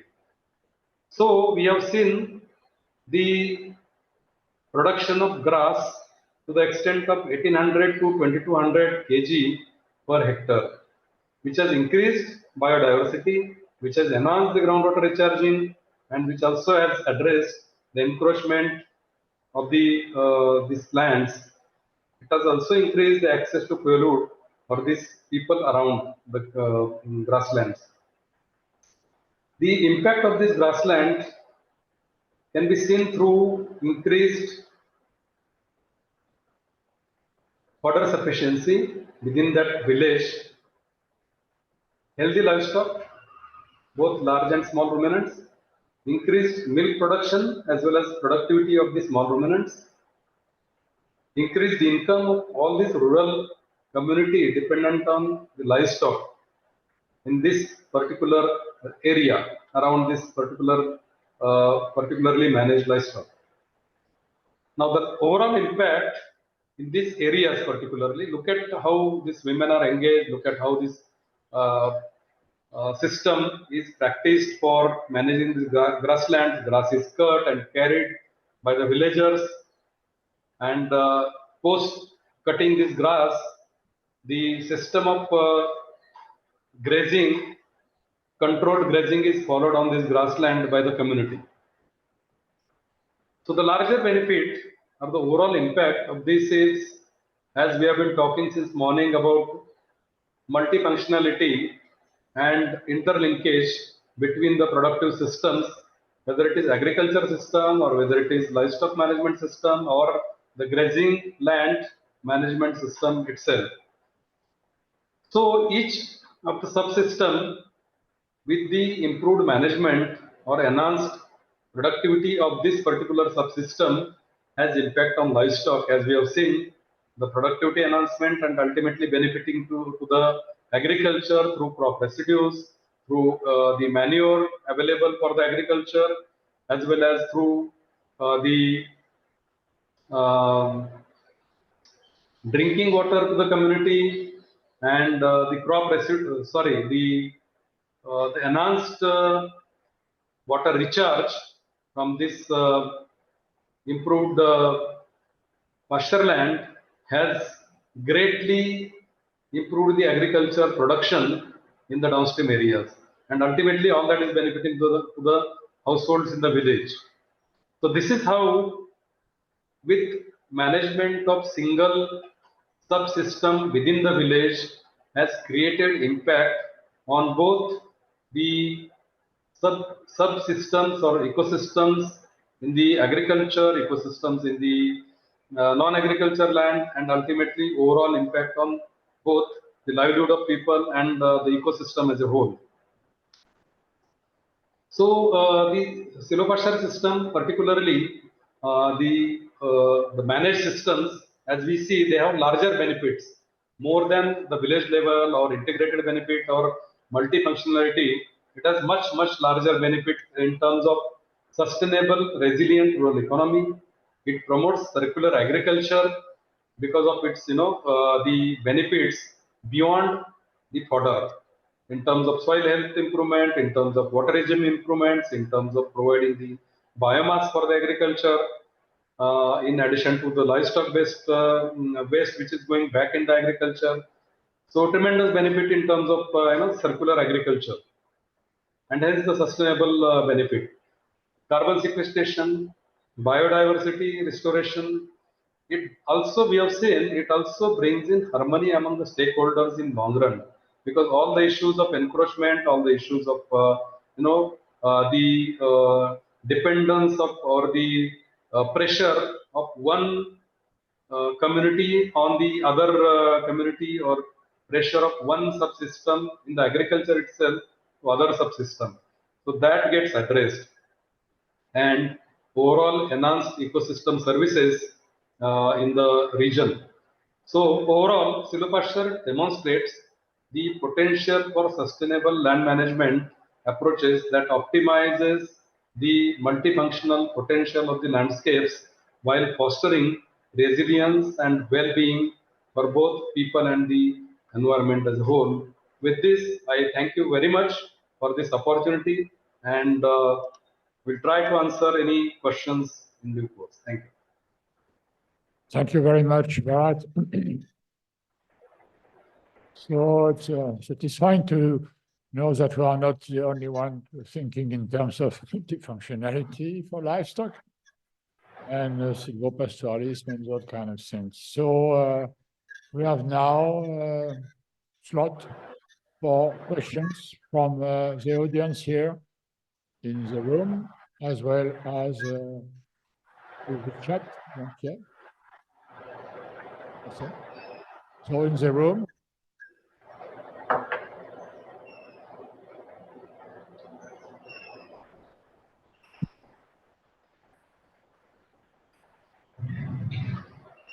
Can you introduce yourself? For the recording as well as for Bharat, because he doesn't know you. Hi, you're from Brazil, and congratulations for your talk. My very short question is related to which species are you using in your silvopastoral system? Because I saw pinus, more or less, and I'm curious if you are using native trees as well, because you told us that improve biodiversity, and that's the question. Thank you. Yeah, thank you.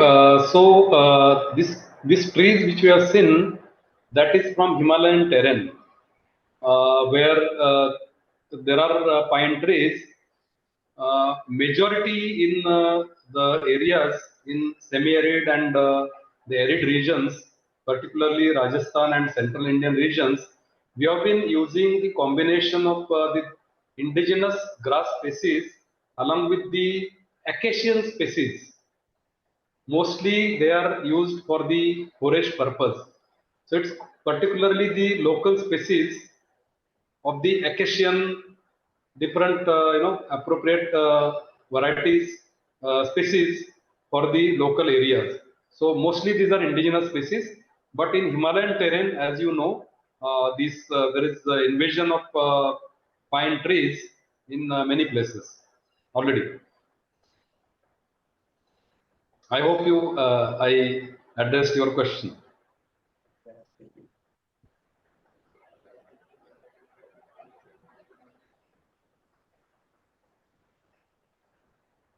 Hello, thank you very much for the presentation. I have several questions because I'm curious about how you did it. So, for example, you were talking about breed improvement. So I was wondering how did you do, and also what did you mean by including herd size management? I was also curious about the timing. So I guess that you introduced some species, that you maybe planted some trees. So how long did it take to be, let's say, operational? Or yes, thank you.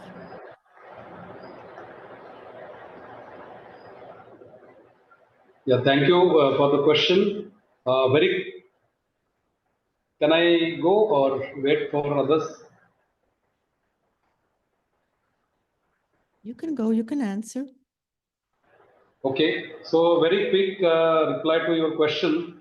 To start, I'll start replying the last question. It takes about 3 to 5 years to regenerate once the area is enclosed and fenced, to mobilize community to form the people's institutions and undertake various measures of conservation and introduction of tree species and grass species in the enclosed area. It takes about 3 to 5 years to regenerate and recreate that ecosystem. And of course, it continues to improve post that initial period of regeneration or revival. And because it is required to be managed by the community for its sustainable use, then we have seen the systems managed very effectively for more than 10 years, 15 years, and they have been taking benefits. So this is number one. Number two, herd size management.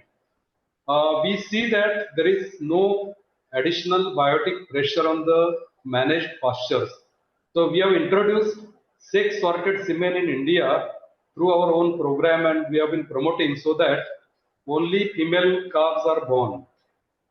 So that the livestock herd, particularly dairy animals, they are limited in number with the farmers, and ultimately the pressure on ecosystem is reduced. So this is one way. And second, promotion of small ruminants.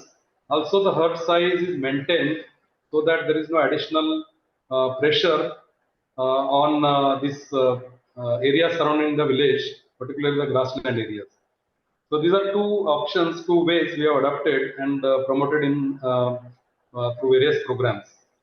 And the improvement is basically in terms of the production of the biomass within these lands, and because the conservation measures are undertaken on this upland areas of pasture lands are usually in the upland areas. And because we undertake various measures for conservation of soil and water, it recharges the water, and the regime of the groundwater improves on the downstream areas from where the groundwater is utilized for agriculture, irrigation to the crops, and hence the overall productivity both of biomass in the uplands as well as the agriculture productivity on the downstreams, that enhances. So this is how it improves the overall ecosystem. Thank you. Okay, then we have a question from abroad, from Sam Osborne. The question is, with Asian elephant populations being so low, are there any plans to restock the forests with herbivores? It is with livestock acting as proxy browsers under the supervision of pastoralists. Very oriented question in a sense. Yeah, the question, it's a very important question, obviously. Let me be frank with you. At BIAP, we haven't worked on managing this particularly either grasslands or the forest areas, taking care of elephants. But let me just share that what we do at BIAP, and that is very important. Now, most of the agriculture lands or the livestock rearers in the fringe forest areas, they suffer because of this wildlife population, and as rightly mentioned, it is putting additional pressure because of degraded reserves. Of course, Government of India has been taking appropriate measures for both conservation and protection. But since the pace at which it is required to be conserved and protected, it is always lagging as required for the population which is there. These fringe areas of the forest or the reserves require to be appropriately managed. And if this fringe area, particularly these small and marginal farmers or the herders, if they have their improved management of the livestock through appropriate conservation measures, either of grasslands or the fringe forest areas or the agriculture patches in these fringe forest areas, the pressure of this particular livestock on forest area gets reduced. And there is substantial indirect benefit of this population domesticated by the rural people. Because of this reduced pressure on forest, we have seen the forest biomass enhances, and the livestock population, particularly the wildlife population, they have some level of relief. And we have also seen, particularly in Rajasthan, that the blue bulls and many other wildlife population which used to put pressure on the agriculture land was drastically reduced because of the managed pasture lands and availability of some fodder and also the water for this wildlife in the managed pasture lands. And hence, it is very harmonious kind of management if we address, this in conjunction with this unutilized or wasted lands through appropriate management using, appropriate species of grasses and trees. Last question. Benoit de Dieu, INRAE. Thank you very much for your presentation. I was surprised to see at the front of BAIF objectives to develop self-employment as the first part of the sentence of the objective. So I wonder whether you could tell us more about pastoralism and employment dynamics, and then decent employment and attractivity of the professions. Are there research developed on that topics? Sure. Well, as I mentioned, the pastoralists in India, the major production of as we have seen, milk, particularly of meat, that comes from the extensive systems. And there are two types of extensive, there are two types. One is purely extensive and there is mixed system, wherein partly the animals are let loose for grazing and partly they are stall fed. And the dependency of the entire population, which are particularly herders and migrators, as well as which are dependent on livestock, to the extent of almost half of the population in rural India, either primary source or secondary source of their livelihood. So it is so vast, and it is important that, this is another, so this is one aspect. Second aspect is that in India, people are drastically underemployed. Partly they get employment within the area, within the village for 1 season, 2 seasons, and rest of it they are unemployed because there is no production system or there is no productive work available within the agriculture. So we have to address this twin problem of creating the local employment opportunities or gainful employment opportunities, self-employment opportunities through livestock and agriculture. So what we have done is, we have created these opportunities through enhancing the genetic potential of livestock through crossbreeding. And this has done across the country. We initiated 5 decades before and now it has been adopted throughout the country, and crossbred population today in India is contributing substantially to the extent of 25% of the production. So this is one contribution. Second, managing this forage. So introduction of good green fodder varieties, introduction of pasture land management in the extensive systems, and also ensuring that there is crop residues through dual varieties of the crops, which will produce grain as well as the residues can be used for the livestock feeding. So this is another approach with which the feed improvement is ensured, as well as agriculture production is ensured. In agriculture specifically, the productivity of the crops is enhanced with local management of soil, enhancing the soil health, and in situ management of water resources, so that people themselves, they develop the water resources through small local efforts, and they utilize it appropriately and sustainably for their own crops within the village. And hence, the crop production through integrated management of land and water resources is substantially improved. So the landscape approach is followed for improving the production of entire landscape, including the pasture lands, the tree cover, biomass overall in the system, as well as the production of the agriculture crops. So people get local employment through continuous and throughout the year engagement in the agriculture itself or crop production itself, and throughout the year engagement in the dairy husbandry within their own village. So with this twin approach, we have ensured that almost 4 million people we reach out every year, ensuring the local self-employment opportunities created with these two approaches which we follow.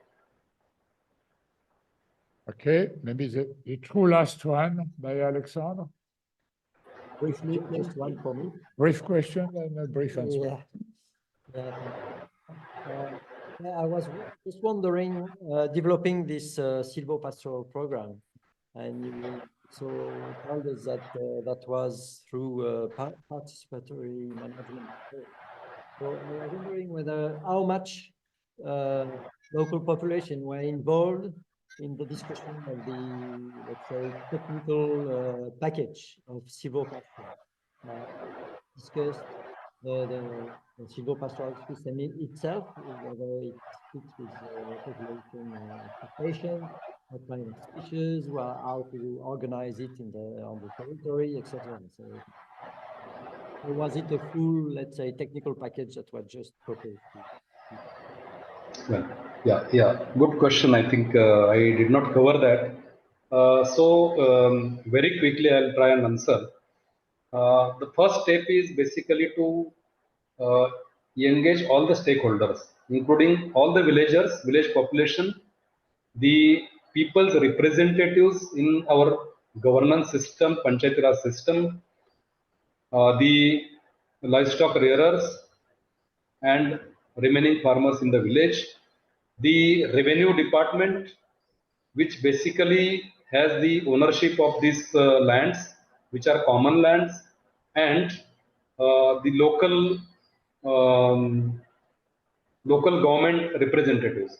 So these stakeholders, they are brought together, they discuss about the issues, and as you all know that there are several issues, particularly of encroachment, particularly of some people taking benefit and some people are deprived of taking benefit of such lands.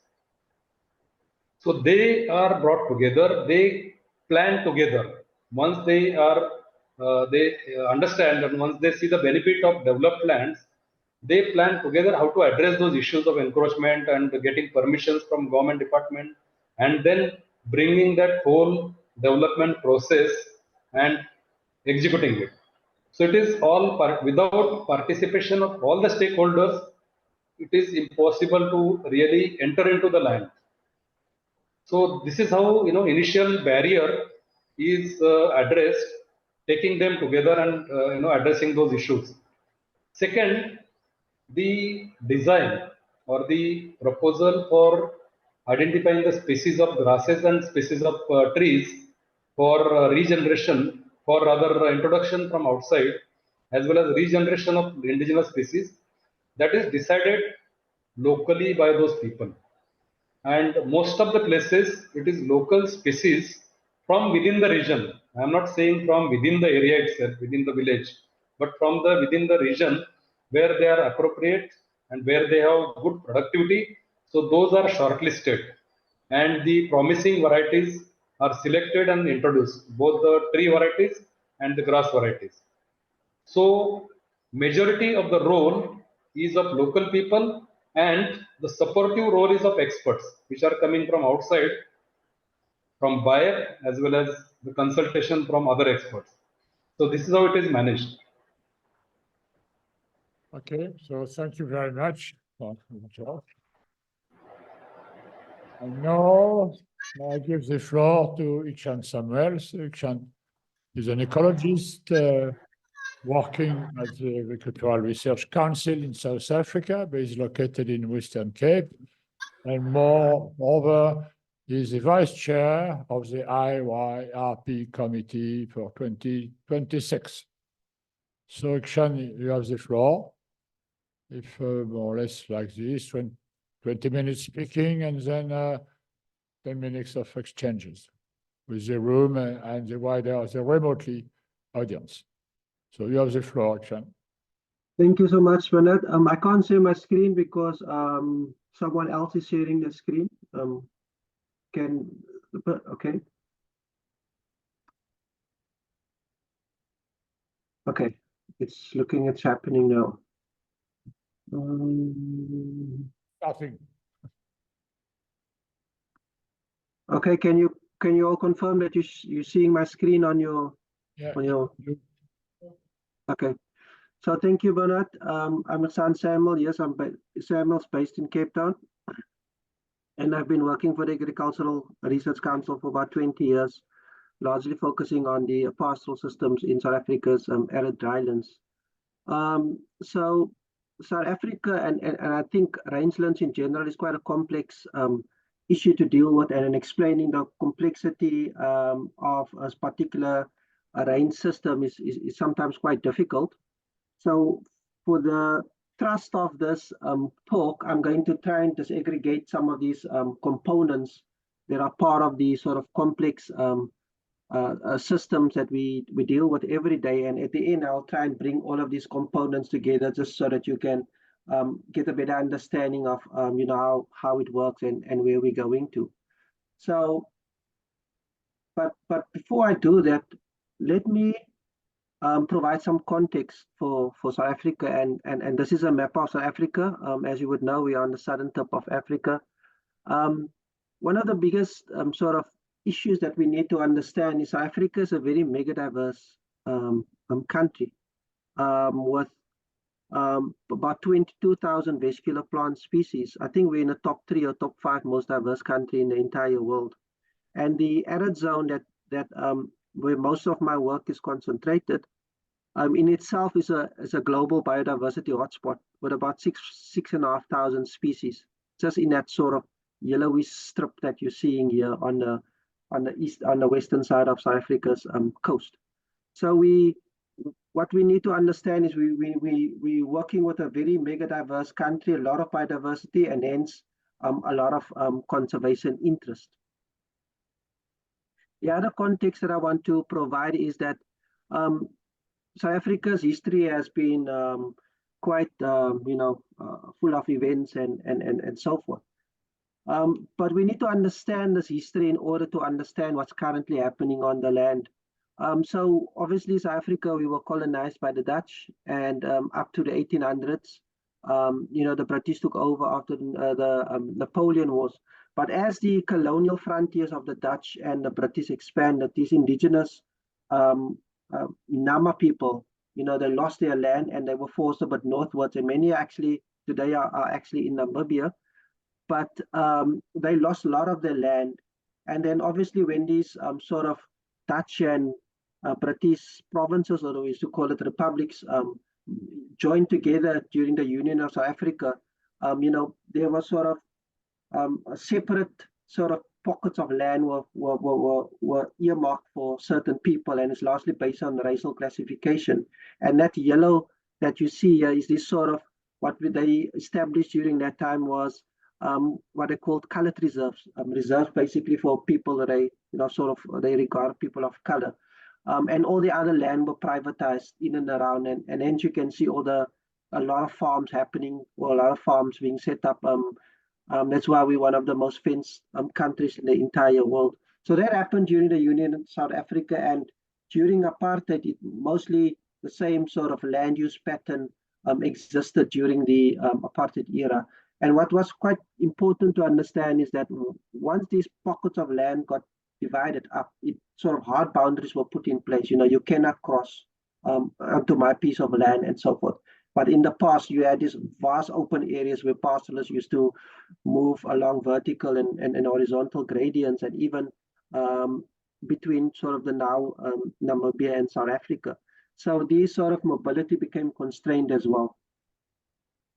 And the sort of fence, a lot of these small polygons you see are farms, are private farms that are actually still further divided into different paddocks.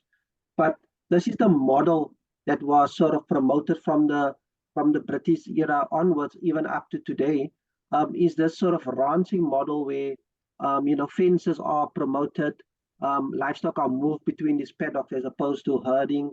They're promoting these monospecies livestock farming systems, and some of these ranching systems are fairly well modernized. I mean, some farmers export genetic material to developed countries.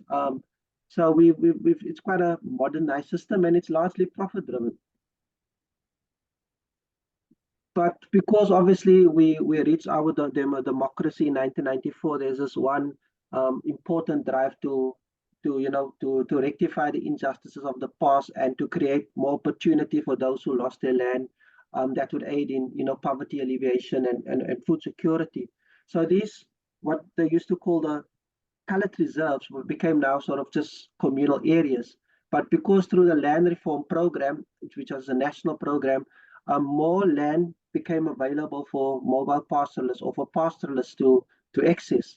And a large part of these lands were actually state land that were exclusively used by ranchers, but the government has given it to those in a communal area. And then there were sort of a bit of land that was actually procured, largely former ranches, or a bit of the mining land that were procured that were given to the to pastoralists to access. So through the land reform program, the size of the land accessible to pastoralists increased from 1.1 million to 1.8 million. It's about 35% increase. But this is just the winter rainfall arid zone of South Africa that I'm talking about.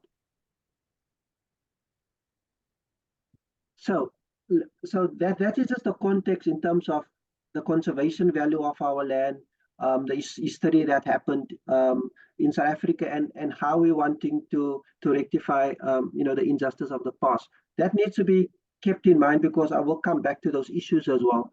But if we look at sort of land use specifically, what mobile pastoralists are doing is obviously being characterized, as to what they have been doing for millennia.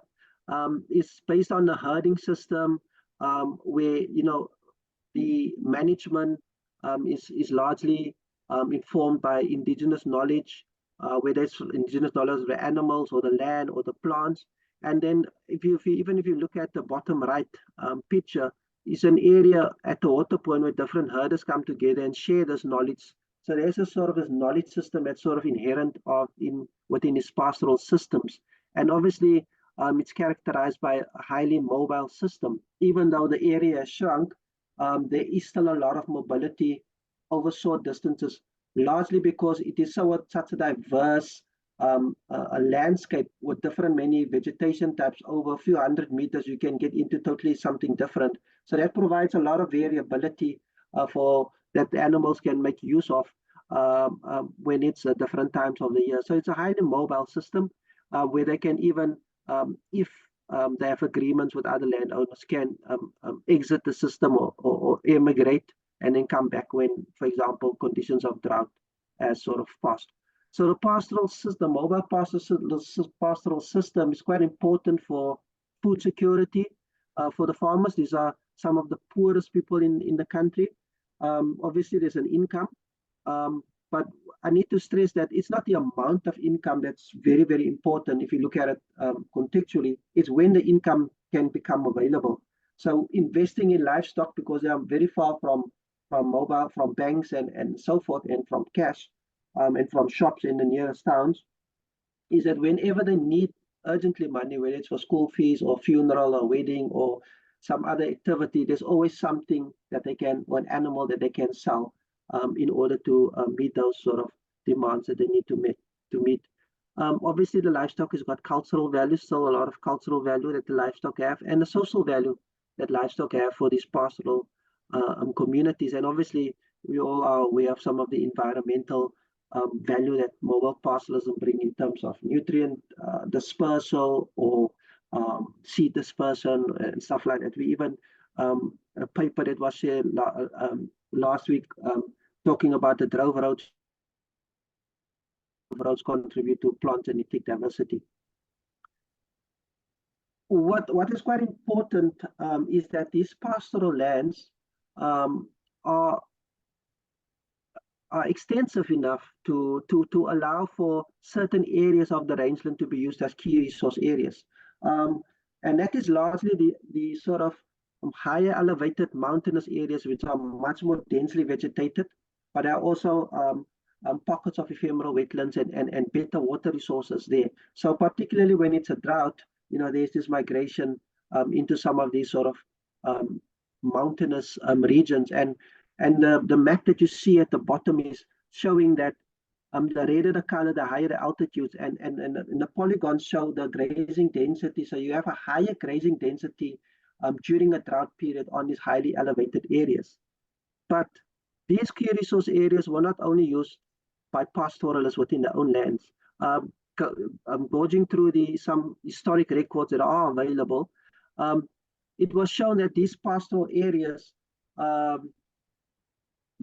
were actually used as key resource areas by other land users, whether it's other pastoral communal areas, but even private ranchers who used to, ask permission, or some obviously did it illegally, to use some of the land when it's maybe a drought. Remember, they are fenced in, so there's not much scope for flexibility and mobility.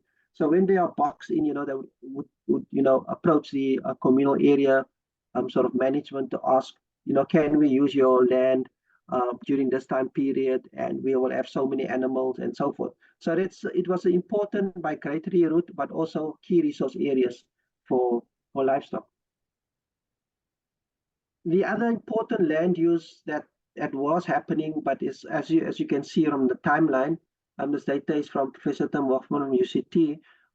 There's a vast decline in dryland cultivation. It's basically starting to die out, if I should put it like that, in the region, particularly in the communal areas.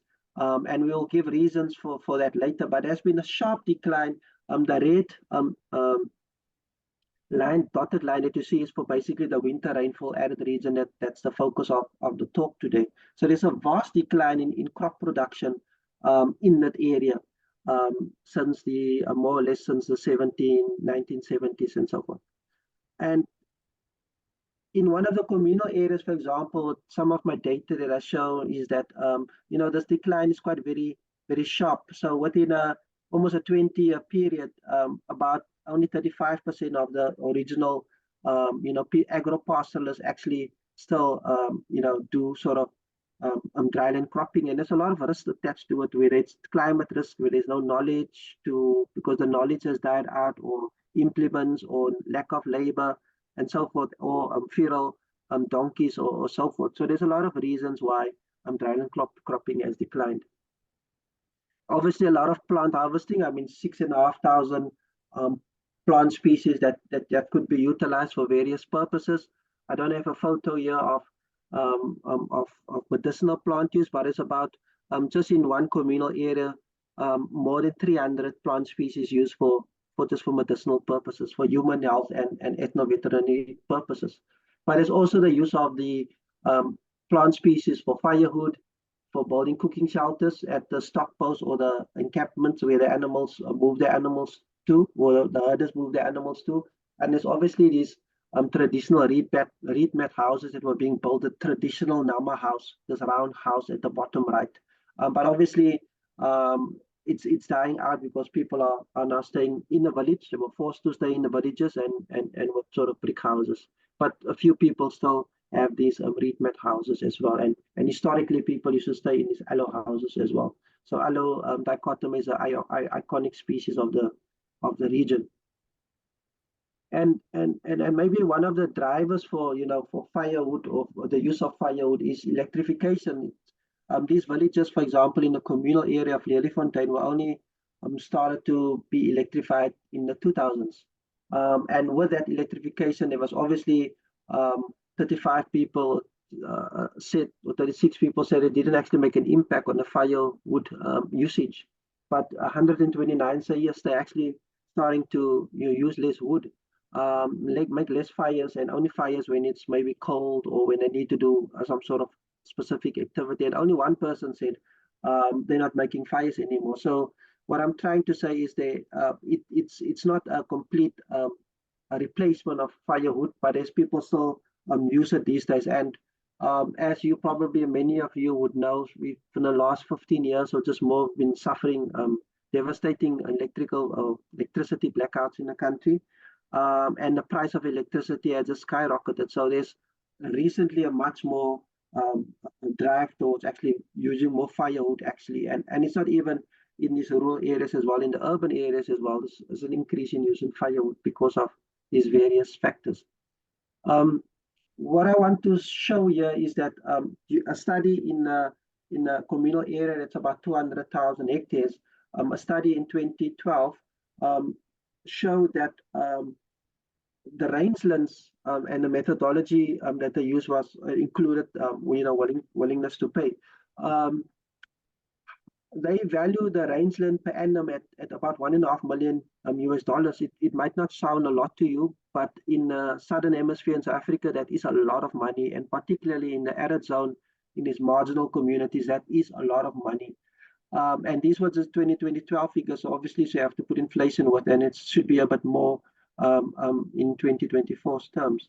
But if you add additional uses, land uses to the grazing land, you can get up to $2.5 million US dollars per annum from all the natural resources. So what I'm trying to show is that a multifunctional landscape has much more value than just you having a sort of unifunctional, mono-functional landscape. A big land use in the region is conservation, and hence I started off just contextualizing the conservation value of South Africa in general, and also the arid zone.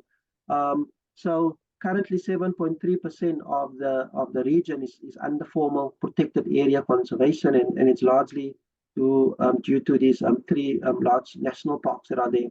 But a big trend is an increase in nature reserves, particularly private nature reserves, where obviously people are wanting to conserve a bit more, but there are other reasons also for people declaring conservation area, and it's got to do with protecting the land from expropriation. So, but in general, there's an increase, as you can see the graph, and that graph is also provided by Professor Tim Hoffman, that since the 1900s, there's a very sharp increase in the conservation estate. And obviously, different conservation models have been piloted as well, but the trend is largely due to some conservation agencies have got deep pockets, and they can easily outcompete land reform, because for land reform, South Africa has got still this willing seller, willing buyer model that they want to replace by expropriation without compensation. But through the willing seller, willing buyer model, conservation has in some instances outcompeted the government's bid for example, a pocket of land. So there's quite a bit of sharp increase in conservation, and we will talk about it now soon.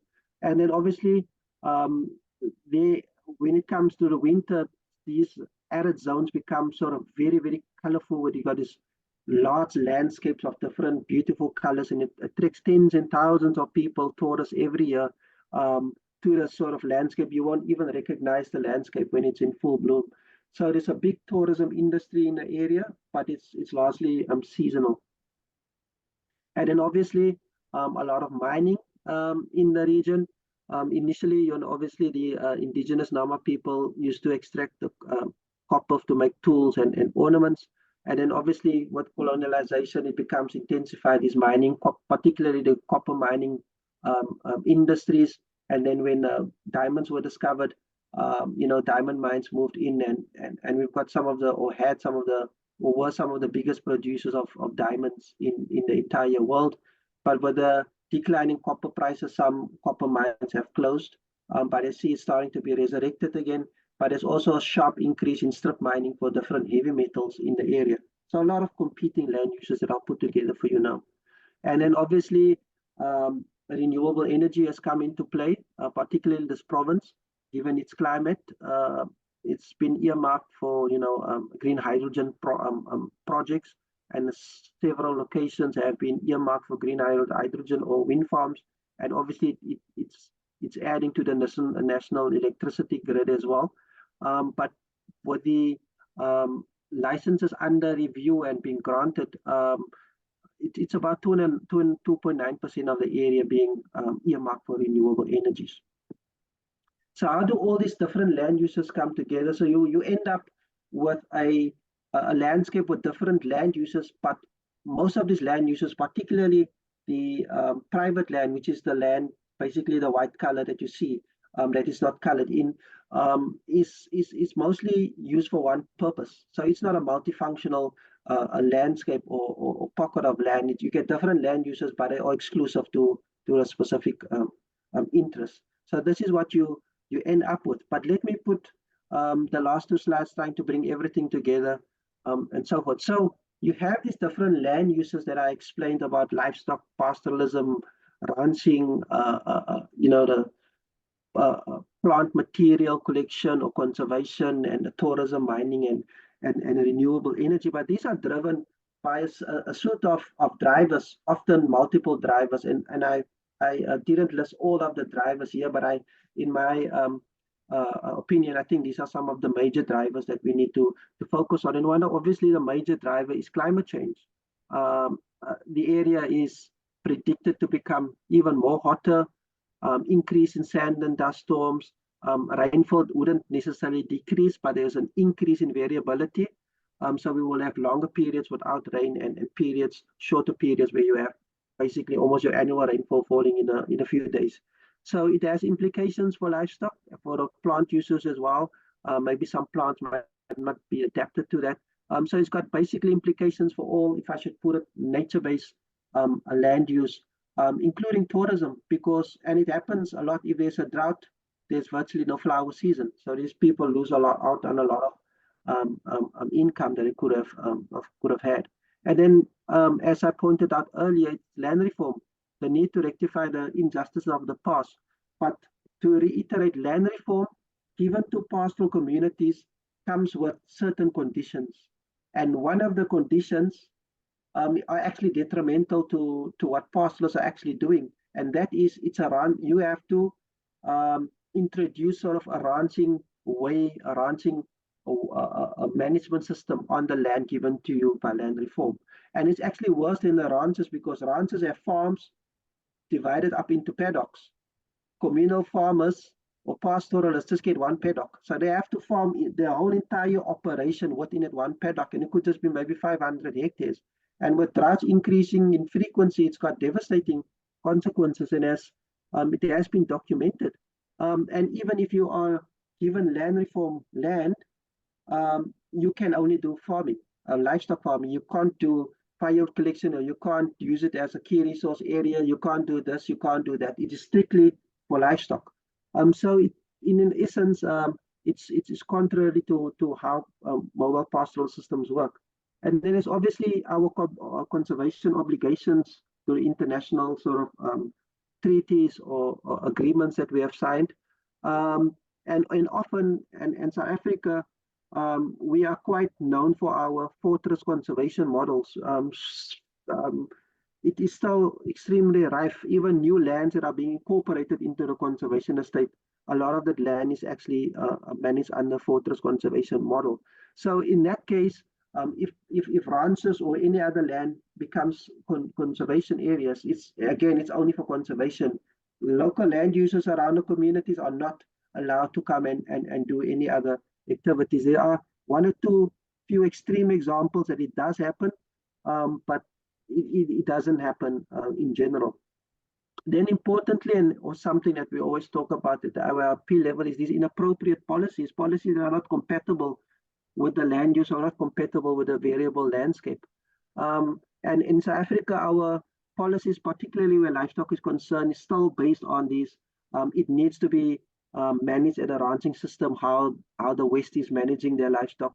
On the ranches, we basically took that blueprint and put it in our current policies. So there's a lot of restrictions that restrict multifunctionality in our policies, and some of these policies still echo the issues of tragedy of the commons, and pastoral systems are inherently degraded and unproductive, and so forth and so forth. All these myths that we're trying to debunk at the IYRP level as well. But a lot of those policies, most of those policies still exist and govern land use in the area.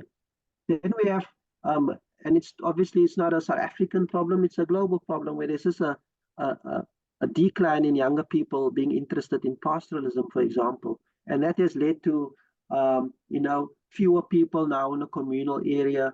There is an aging livestock human population in livestock areas. And obviously, there's no skills to be transferred And so land uses such as dryland cultivation and in some parts livestock would actually die out.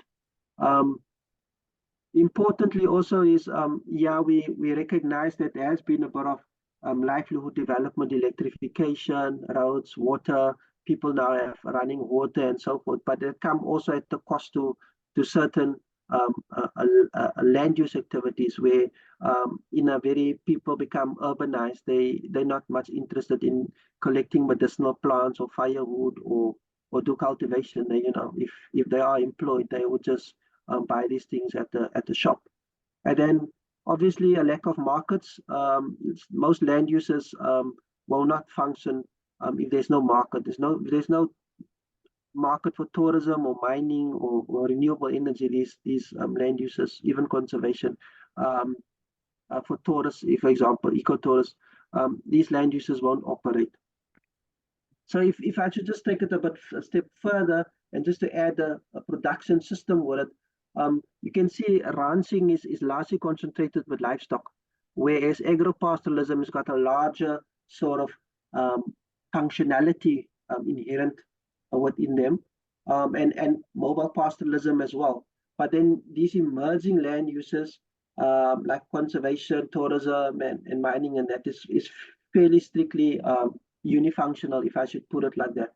So once you still have pastoralism being the most multifunctional, but they only occupy about 30% of the landscape. What I forgot to mention in the beginning is land reform was implemented because settler or colonial, previously farm or descendants from the colonists still owned 87% of the land, and we have undergone a bit of land reform. So that figure is between 65 and 70% of the land is still within sort of non-indigenous people's hands, and even though they are only 9% of the population in South Africa, so there's still a lot of inequality that we have to address. But this would be my take-home message: is that yes, during the pre-colonial era there was mobile pastoralism. Nama people moved extensively, but it has changed. It has changed due to obviously various factors, particularly the politics in our land and the owners of South Africa, if I should put it like that. And some of these pre-colonial lands were converted into mines, which have a much more lower multifunctionality. Just to reiterate, this graph is not according to scale. It's just the relationships that are important. It's not according to any scale. But some of these former or pre-colonial pasture lands got obviously changed into private ranches or into conservation areas. But then obviously these few communal areas where mobile pastoralism and agropastoralism persisted, but that was less than 20% of their former lands. So there was, due to the fact that the land ownership and the production system has changed, there's a much more higher reduction in multifunctionality of the rangelands. But obviously with private ranches having to undergo land reform to address inequality, or being converted to conservation areas to reach our international targets, or converted to renewable energy landscapes in order to reduce our carbon footprint. But these changes that has happened, denoted by the orange arrows, is still not as multifunctional as the land used to be. Hence this sort of bracket that I put in here. There's still a wide gap, and that is basically where we're at now. But we need to seriously look at how we can integrate all of these different land uses, because studies have shown elsewhere, and even elsewhere in South Africa, here, one or two models that we could truly have an integrated landscape where pastoralism and conservation coexist, where they coexist with renewable energy, and then improve or increase the multifunctionality of the land. So there are one or two success models that have been piloted in South Africa. The stewardship model that we got to know in South Africa, or the co-management of, for example, the national park in this region, that there was some form of not compensation, but agreement that both conservation and pastoralism would coexist. So the models are there, the international models are there, but just the willingness to really take that big leap into, promoting that as our main conservation model. We're still stuck there. So this is my take-home message: is that yes, there was a decline in multifunctionality. It's increased a little bit, but we're not there yet in terms of pre-colonial levels. But if we are really smart and think about it, we can even increase our multifunctionality of our landscapes much more. And so thank you all for listening. And I would encourage you to support the International Year of Rangelands and pastoralists and become actively involved. Thank you very much. Thank you very much, Ikshan. So we have some time for several questions. Are they on the chat or in the room? Oh, okay. Yeah.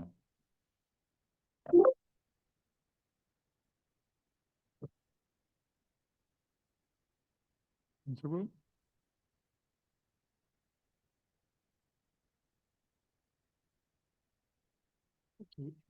I have a question of Anne Waters-Bayer. Are there any examples of renewable energy projects working in synergy with other forms of land use, for example, grazing, or is it purely fortress energy generation? How is this new land use negotiated with former traditional users, or is renewable energy produced only on private land? And there is a question of the existence of renewable energy with other activities and use of land. Okay, thanks, Anne. I think the model that we adopted is the models that you have been writing about. It's exclusively just for renewable energy projects, and it's largely from private land or on private land. So local people are not consulted. There are examples in the other regions further east where some of the community people have been consulted, but when these projects happen, they are basically just excluded. And for example, the electricity go past the town, and as people are still in darkness. So we still promoting the sort of unifunctional landscape where renewable energy is concerned. There are pastoralist areas where through land reform, they've actually, these large parcels of land are actually they are given as a collective, they are giving title deeds of the land. So they're actually becoming now the legal owners of the land. It's not the state land anymore. And there's some conversations that they actually want to approach these renewable energy projects, but it hasn't happened yet. But obviously we have to be wary of them becoming exploited. Thanks for the question, Anne.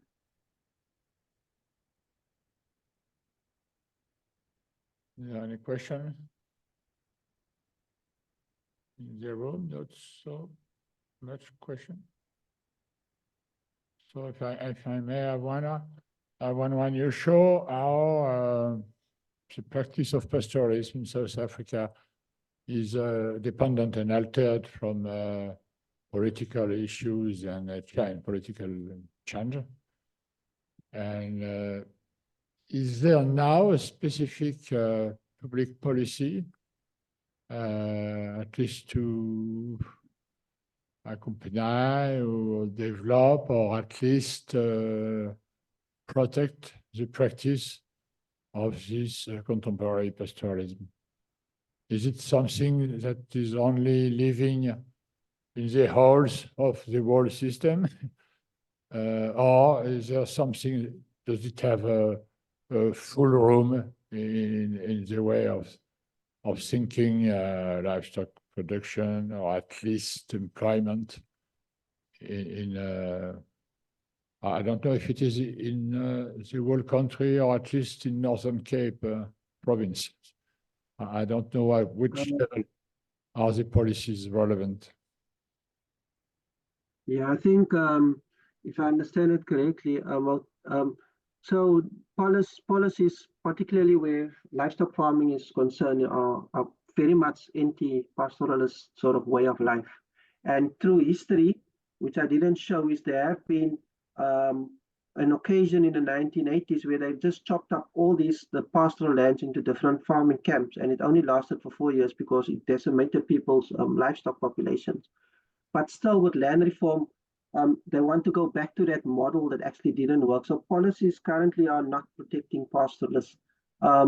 What we have done as the Agricultural Research Council is with the request from the state is that we've developed a rangeland management strategy that is still under discussion, and hopefully it will be implemented as it should be implemented. But that is much more sort of a pro-pastoralist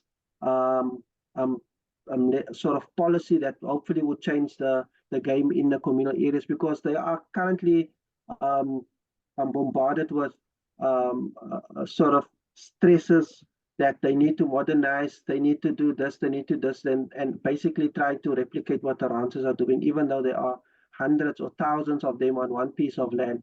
So, and this is not only for the Northern Cape, that's for the entire country. There's always the pressure on those on communal lands or traditional lands to modernize. And even though the knowledge is there, the research is there, but the political willpower is not there. And obviously, those in the ranching industry are very, very powerful lobby group as well. So we have to take those things into consideration. Thanks.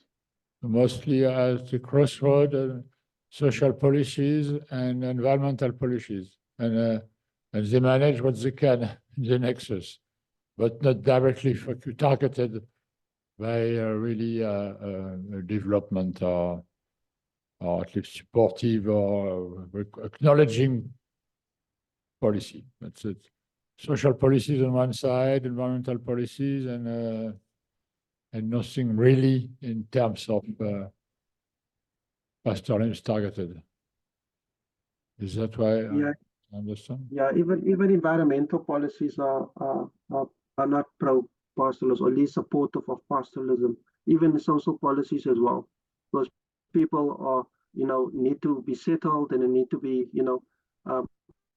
under the pretext that service provision needs to be provided. So people are, and it has happened that people are forced to stay in these sort of village areas that they're not accustomed to, and obviously all these social issues arose through those sort of ill-intended policies.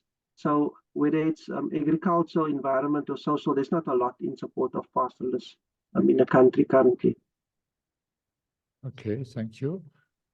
Is there any more remark, question, commentary? So if not, thank you very much, Ikshan, and particularly thank you because I know that you came back from the field this morning to participate to our conference. So thanks a lot, and let's keep in touch for the following steps we have before 2026, and maybe see you next year in Australia. Now, I will introduce the last speaker for this second part of our conference, Bertrand Dumont. Viens là, viens là. So Bertrand Dumont is an animal scientist. He's director of research, senior scientist at INRAE in Clermont-Ferrand. So you have the floor, Bertrand, for 20 minutes. So thank you, Bernard, and thank you for inviting me to give a European perspective to you. It's always a pleasure to interact with you, and it was really interesting to learn from this inspiring network this morning and this afternoon. I will make a talk based on some examples that are more at the farm scale level. And I will mainly illustrate these thoughts based on two networks, the first one being with cattle in Atlantic area lowlands, and the second one being with sheep. And the name of the people on the first slides are those who are either contributing or leading these two networks.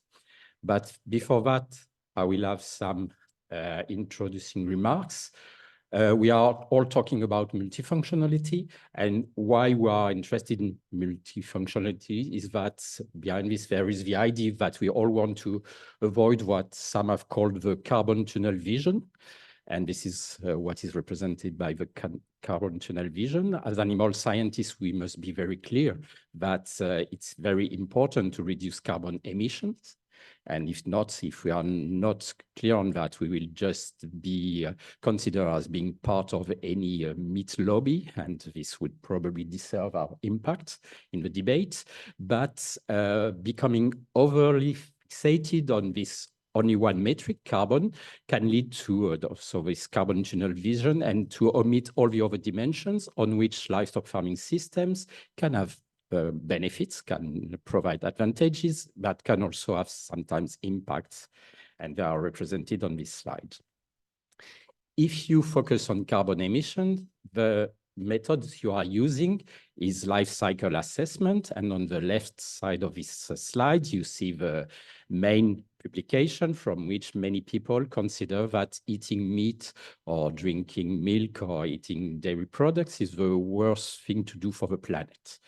Because it's obvious that on a number of environmental metrics like greenhouse gas emissions, land use, you see that producing a given amount of protein from animal sources has a higher impact than producing the same amount of protein from plant-based resources.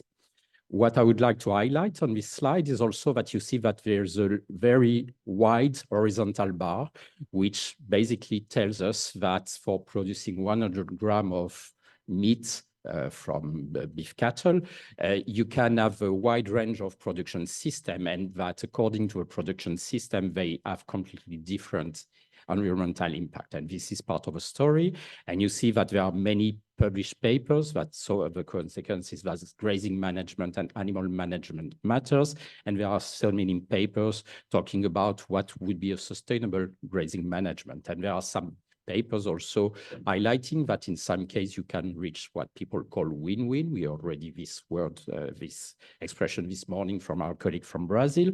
And in this case, for instance, it's possible to show that it's possible to maintain dairy production in uplands while having, based on the appropriate choice of management practices, benefits on biodiversity. And at the end, the main second idea is that management matters, and it's not only the cow, it's also how the cow is being raised that matters. I mentioned that there are different dimensions to account for. The third idea I would like to introduce that also for some of these dimensions, and this is particularly the case for biodiversity, this has been highlighted by EPBS, we should also acknowledge that there are diverse values and valuation of biodiversity and of human-nature relationship. And so this is a paper by Unai Pascual from Basque Country, who's highlighting that the challenge of pluralism. And to do this, there are a number of frameworks, and the most famous one is the Nature Futures frameworks that analyze the plural value dimension of human-nature interactions. You can consider that nature as an intrinsic value, or that preserving biodiversity as an intrinsic value, but you can also highlight the value that nature has for society, and it's basically related to ecosystem services, and also the value of nature as culture. And when you have different backgrounds, you don't have the same culture, and you will consider this dimension differently. And more recently, some people have also considered that it's worth to add to this framework also the negatives on these different axes. And what is represented by these three hexagons are the vision of dairy farmers from French Massif Central of their relationship to nature. The first one on the left, you see that only the positives are accounted for, but the three dimensions are consider. So this one, we call them farming with nature. The second one, they only consider the instrumental value. So they are farming from nature. And the last one overemphasizes the negatives. And this one, we consider that they are farming separately from nature. And these farmers are all in the same environment. We could perceive them as homogeneous, and finally, they have completely different narratives in relation to biodiversity. And if you talk to them, if you want to convince them or to learn from them, you will have to use different words to communicate with them. So these were the first three things I would like to wanted to say in the introduction. And now I'm coming to the first of these two gradients. So this gradient is, these are cattle farms. They are all located in Western France or in the south of England, and they cover a wide intensification gradient. The one on the right is, we call it a conventional farm. We have two in the middle that are, we can call them agroecological farm. They have different stocking density. In Trevan, there's a stocking density that is 0.8 livestock unit per hectare. And in La Barge, this is a farm that is from the Paysans de Nature framework. So these are farmers for biodiversity. The stocking density is lower, 0.5 livestock unit per hectare, and they produce meat, but they also produce habitats for waders. And the most extreme level of intensification is on the left. It's a Knepp farm in the south of England, and they call it agricultural rewilding. So you see that these longhorn cattle are grazing in a mosaic of grassland, natural grassland, but they can also browse and that there are trees. And so here they produce many landscape, natural habitats, and the meat is a byproduct. You can see from this paper, you will have more information on these farms. And to make this network of farm richer, we added a fifth farm, which is a virtual farm. It's based on the principle of sustainable intensification. Sustainable intensification is a land-sparing strategy. So,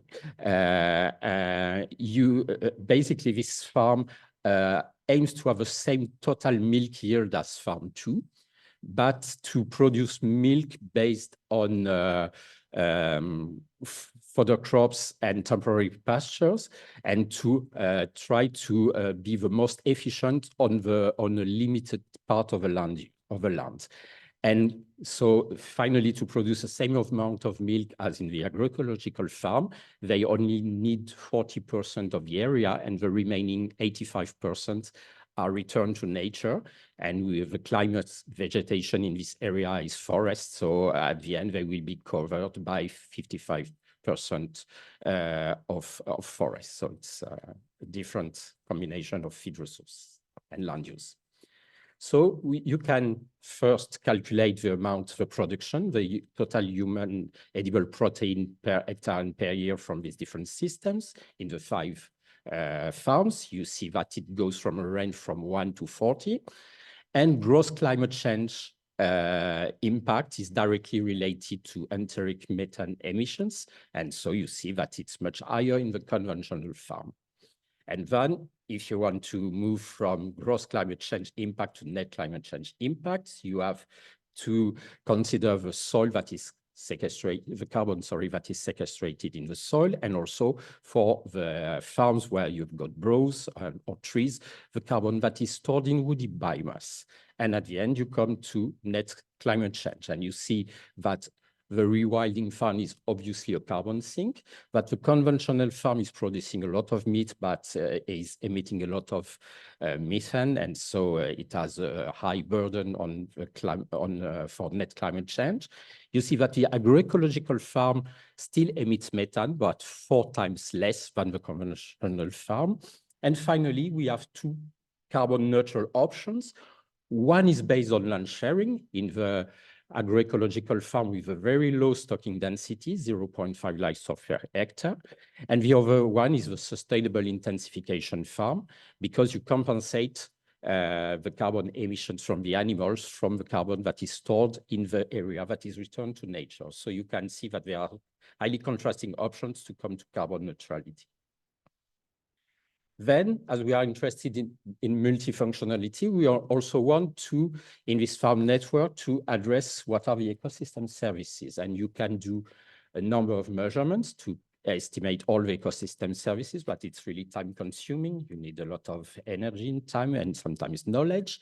And to make it in a simple way, we can use this type of matrices. On each line, you've got the different land use. So it's a much broader analysis that could be applied to a different type of environment.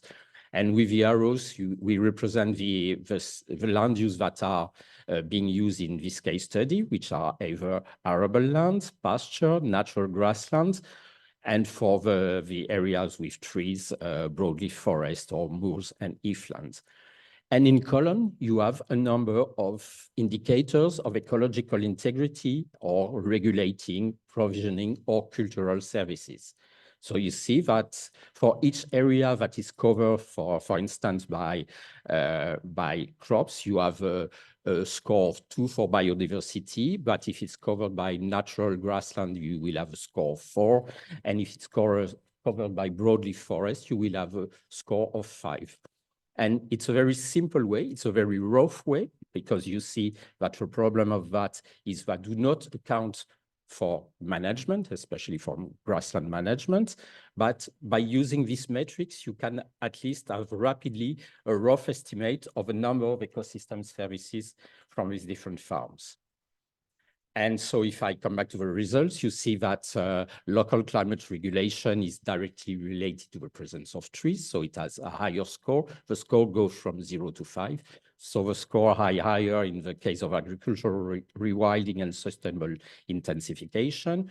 Water purification is directly related to the areas that are covered by trees or by natural grassland, and it goes to a score of 0 in the convention farm. And for all what is related to landscape aesthetics, natural heritage, biodiversity, it's directly related to the presence of natural grassland or broadleaf forests. So I remind you of the other metrics which were in these farms. And so the question is, which option represents the best compromise for you? So I don't know what would be your answer, but anyway, to answer this question, what the answer you gave me would mainly represent the value you give to each dimension. So what a cattle farm should produce. Is it only protein, or is it also sequestrating carbon in the soil, or is it also biodiversity? And to do this, you can do this by, I'm showing you this paper from Peter Manning, who gave for different actors some weighing of these different dimensions. So he proposed something for the ecotourism sector, for environmental agencies, and for farmers. So you see that they don't give the same weights. So it's a very broad analysis. Of course, we know that all the farmers don't think the same, but it's just to show you that having different weightings will have different consequences on what is your favorite farm. And I also asked some colleagues, because either protein were 70% or 0. So I asked to some colleagues, and based on their answer, this was the weighting of some researchers around me. And if you apply this to the 5 farms, you see that your favorite farm will not be the same. If you put a strong weight on the environmental dimensions, all the agroecological farms and agricultural rewilding will have a higher score.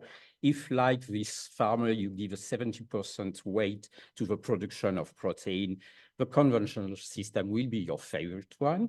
And if, as this average researcher, you have a more balanced vision, finally, you come to a farm more in the middle, which is the agroecological farm. And so behind this question, there is the question of how do you value the different dimensions that are accounted for in any multifunctionality approach? A second example to connect you with what Jacques told you this morning about with sheep is a gradient of sheep meat farms that goes from Ireland in a 100% grassland system in Atlantic zone to the Provence, where you've got mainly sheep feeding on rangeland and also grazing sometimes interrows in vineyards. And in the middle, you have a number of farms in central France. These 5 farms were chosen because they were already efficient farms. What is important to assess the performance of these sheep meat farms is there are 2 key variables. The amount of concentrate feed that is given on average per ewe and per year, because concentrates represent 64% of operational cost in these farms. So you understand that it has a strong effect on the economic performance of a farm. And then an animal production criteria, which is annual productivity, which is directly correlated to net income. And you see that the 5 farms so we had farms, Margonnois had farms in upland areas, in lowland areas, and these 5 farms are those with the stars, We can call them positive deviants because these are farms that have that use the less concentrate for a given U productivity. So they are already good farms, efficient farms. And then we went for a multi-criteria evaluation of these 5 farms. And this can be represented here by 5 synthetic indicators. Some are related to economic performance, which is the red one, added value per unit of worker. Some are related to environmental performance. It's related to the use of non-renewable energy. We consider feed food competition that we want to decrease. And you see that the 3 systems at the top have combined the best economic and environmental performance. And what is common between these 3 systems is that they are highly seasonal systems where really the lambing periods match the period of higher grass availability. And the consequence of this is that they are highly seasonal. And so these systems are win-win for the economic dimension and for the environmental dimension. But optimizing both the economic and the environmental performance does not fit with the meat industry demand for a regular production, because these systems are highly seasonal. So you produce a lot of lamb meat at a given period of the year and then no more lamb meat. So this highlights another type of trade-off that can come out from these different systems. And then to conclude, I would like to show you that this is the same one of the systems, the gray system, which is one which is seasonal, but with very good environmental and economic performance. And there are different ways to represent a given system. And I'm here using an integrated graphical approach that aims to explicitly represent the whole range of impacts and services related to any livestock production farm or any livestock production area. So what is represented in the pentagon in the middle is, it gives you an idea of the stocking density, of the type of resources, and this system interacts along 5 interfaces, which are market, jobs, inputs that come out from outside the farm or outside the territory, environment and climate, and also the social and cultural factors. And when you have green arrows, it's positive. These are either ecosystem services or services to society.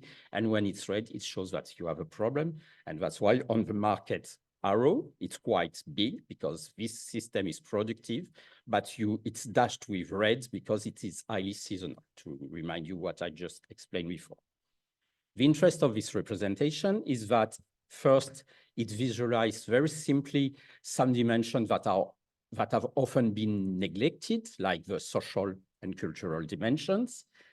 It accounts for services beyond ecosystem services, because the livestock sector also generates jobs. And it also accounts for these services. For instance, in this case, you've got this big green arrow with red hatches, which account for these services. This system benefits from natural resources. It costs little to the farmer. That's why the input arrow is small. But in this environment, the farmers have to cope with summertime droughts and also with predation risk with, for instance, foxes. So there are also some disservices. And we use this representation to compare systems. So I will not enter in all the detail, but for the first one is a system where you have free lambing every 2 years. So it's a highly productive system. That's why you have this big green arrow on the market interface. It is very interesting for economic resilience, just because as you have several mating periods, if you remain empty, you can mate later. And like this, the number of productivity of the system is high.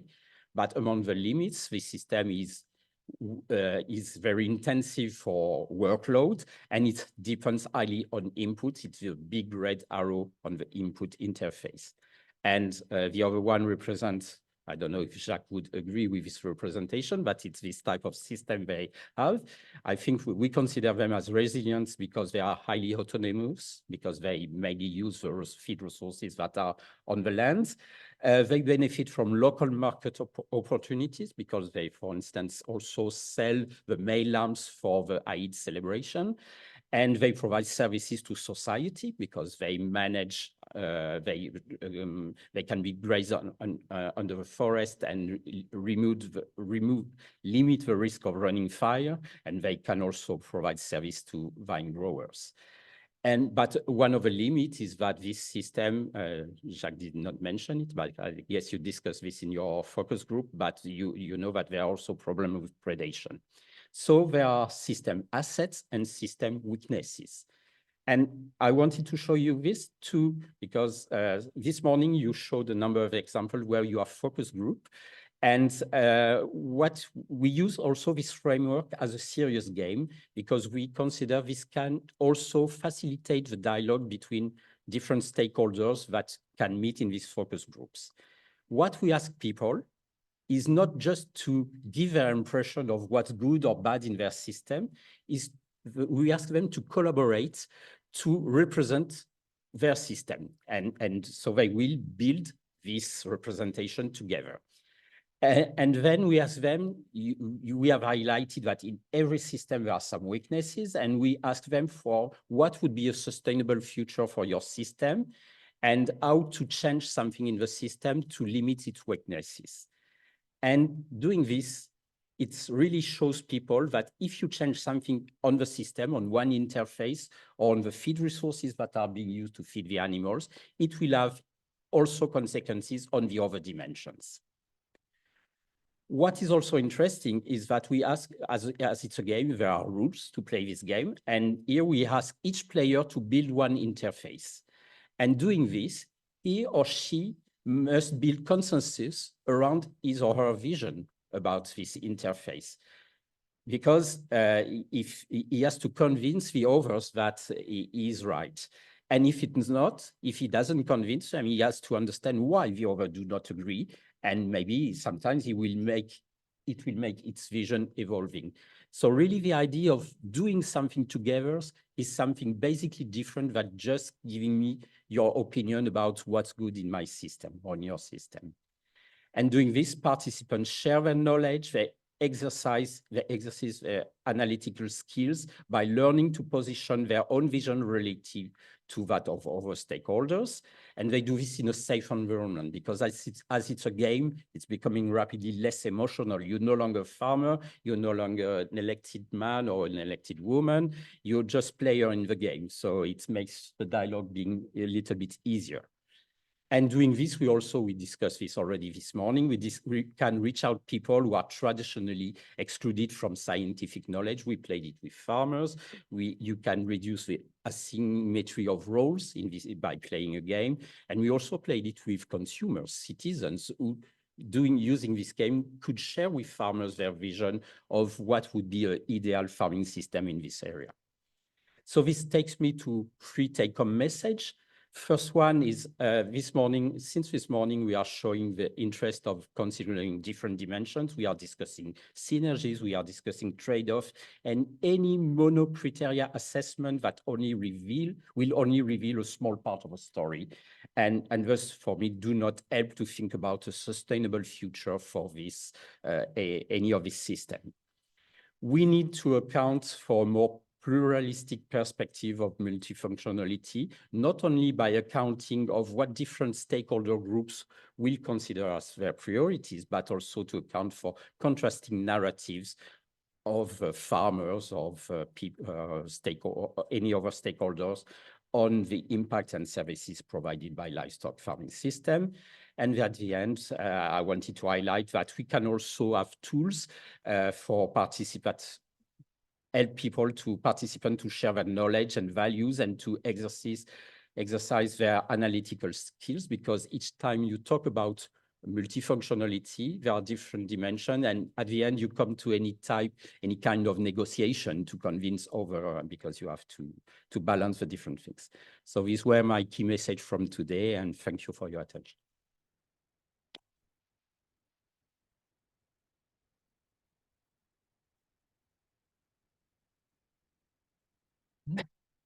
Okay. Okay, thank you very much, Bertrand. It's a very interesting talk, sorry. Yeah, so any question from the room? Yeah, Rogerio, you have a microphone, yeah.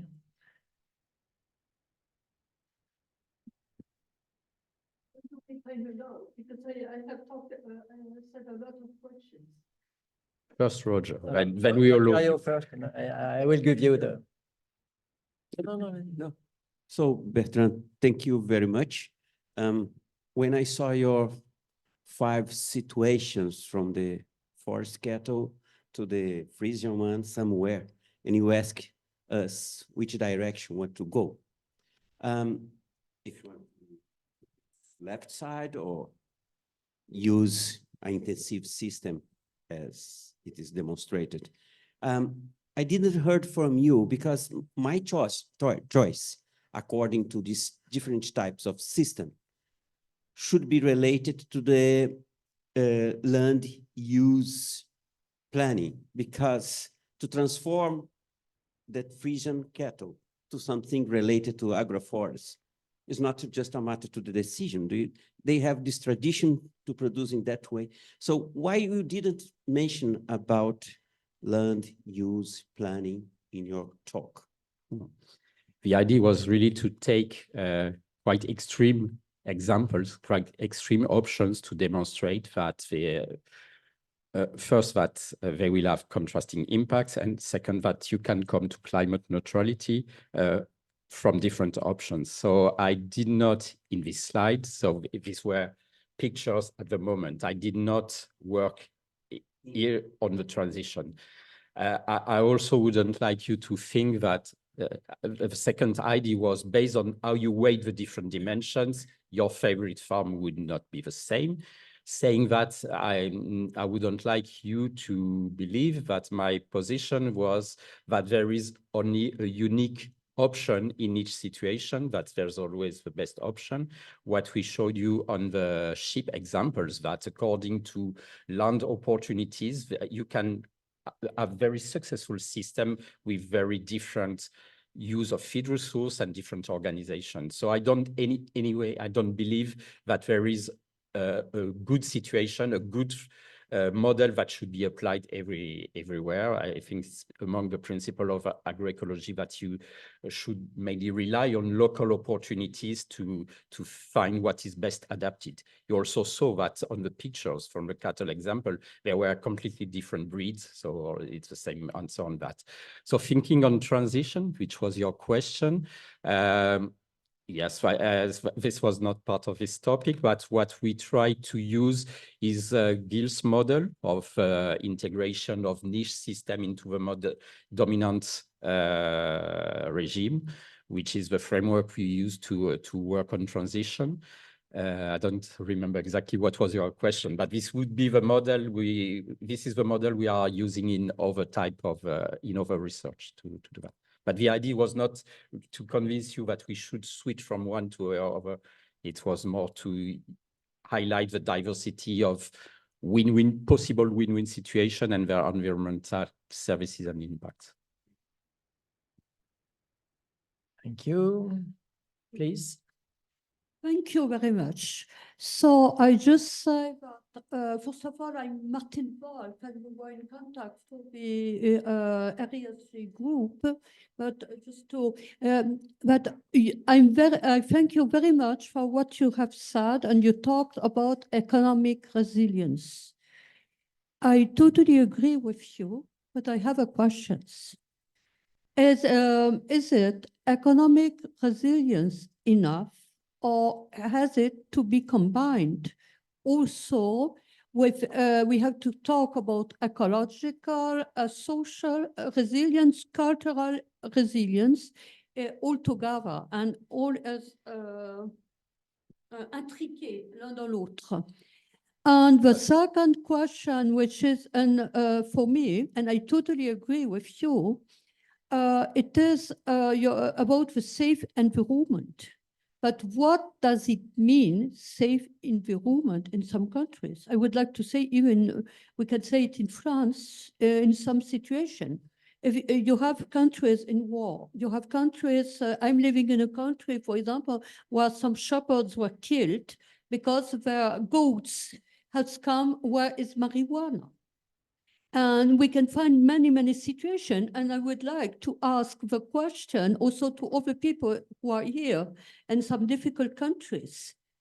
And so this is the two questions I leave. So first, I talk about economic resilience in the case of these sheep meat farms, because basically my message was that this system with free lambing in 2 years is resilience from an economic point of view, because it really, what would decrease the economic performance of a system would be to have too many ewes that remain empty.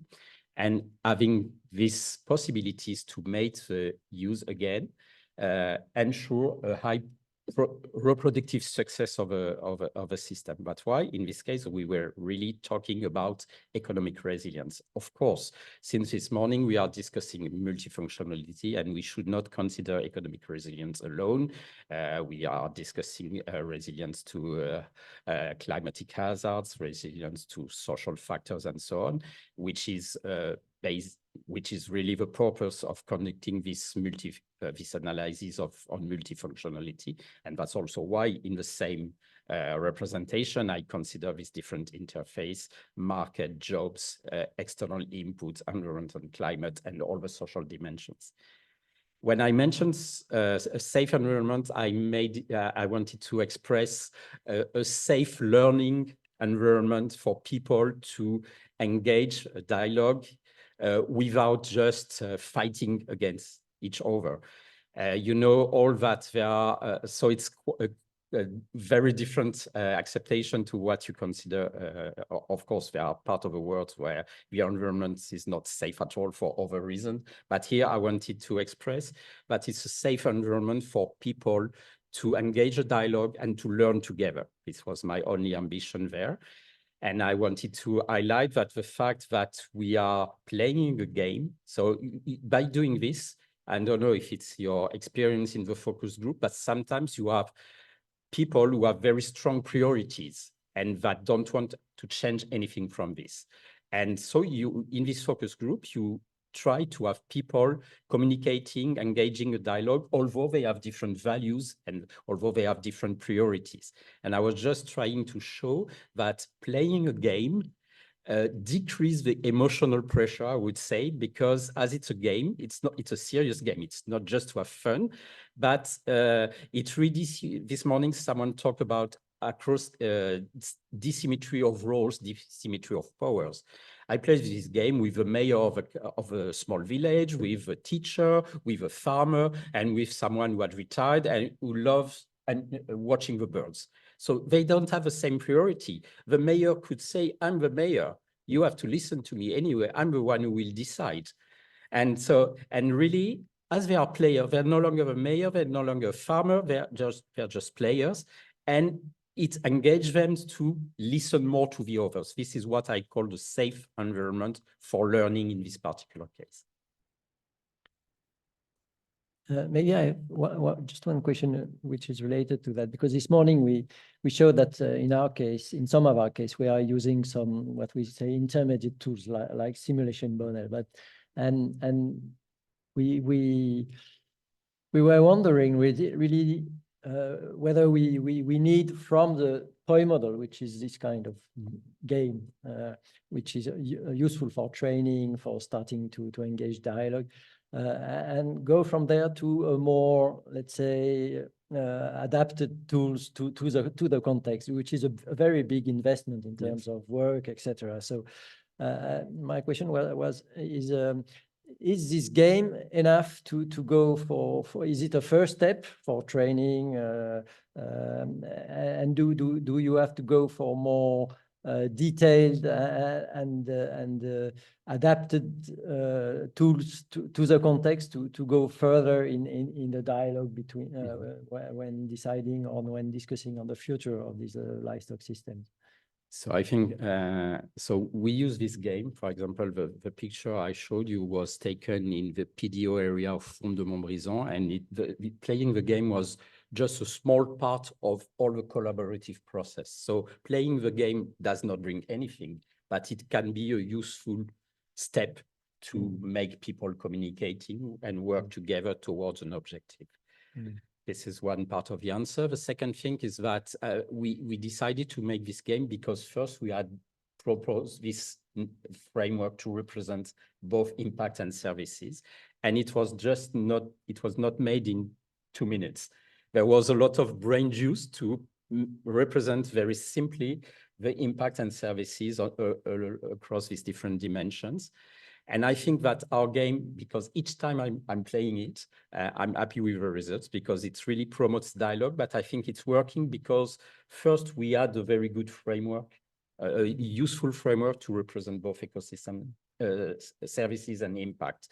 So I'm not saying that the game is a solution, but once you have a framework, and this is the case in your network, trying to represent these ideas differently to promote dialogue. In my case, I found it useful. I know that there are many other people who are developing serious game at INRAE, CIRAD, and probably in other institutions. Yes, the fact that really it's more fun, it decreases the asymmetry of roles, and that they do something together, I think it's useful.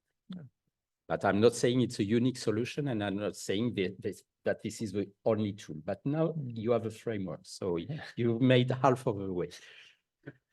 Okay, thank you. Any other question maybe on the chat? Actually, I have 2 questions. One is probably with a short answer, is the serious game used outside of Europe or plan to do it? And the second one about, I think it could be rephrased in the rewilding option in the livestock systems. What about considering the introduction, the rewilding, including with wild herbivores and predators and so on, not just natural resources with domestic animals? So the first one, it's a game that was built in a European context. Sylvain Dernat, who is working on serious game, is adapting the game also so that it can be used in other agricultural sectors without animals. And so he's adding some coins, some pieces to play the game so that it's really can be used to represent the services and impact in crop production system or perennial crops or horticulture. And there's no real reason why we could not use it in another context. We already tested it in Mediterranean context. I'm coordinating a European project with Guadeloupe in French West Indies, and we plan to use it in French West Indies in a highly diversified system based on crop livestock integration. The rules of the game are quite simple. You've got, it's not, you don't see it on the slide, but you've got different patches of color to represent land use. So we have dark green for permanent pasture, light green for temporary pasture, yellow and orange for instance, for maize and other crops. You could use it with giving different meanings to the different colors according to your land use. And maybe add some dimension that makes sense in your system. So I don't see any real barrier to use it elsewhere. And in the case of rewilding, just it's so you saw that first the question in this system is which livestock breed you use, and basically you go to rustic breed. In the case of Knep farm, part of the money is because, so it's an enclosed area and they also have deer. And part of the money comes from deer hunting. So there are also some wild or semi-wild animals in the system. And yes, behind these ideas, when I'm listening about rewilding initiative, for instance, there are some very interesting work that is being done in Portugal, in the north of Portugal. And so there are domestic animals, but there are also some wild grazers or browsers that come back. And yes, in this area, I remember I went to EAP in Portugal, and there were people who were introducing Soraya horses in the environment, and they agreed that the risk of predation is part of a story. That in this type of environment, this is one of the risks, that you have to accept this type of risk. So agricultural rewilding is not the choice of the rustic cattle or sheep breed to graze your system. It's much wider. Yep, thank you. Okay, so I think we are going to close this session now. Thank you very much to all the speakers. Very interesting talk. And we'll have a very short break, let's say 10 minutes until 4:05. And then after that, we'll have the two panels with our colleagues from different institutions. Thank you very much. So back at 4:05.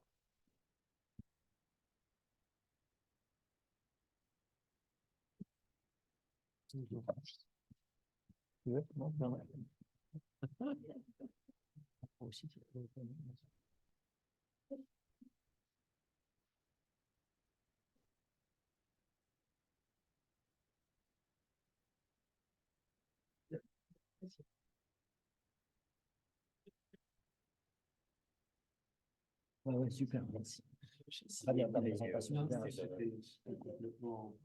c'était bien fait. Tout à fait, complètement. La question salariale. Non, non, vous avez écrit. Non, si, donc, pointer des choses.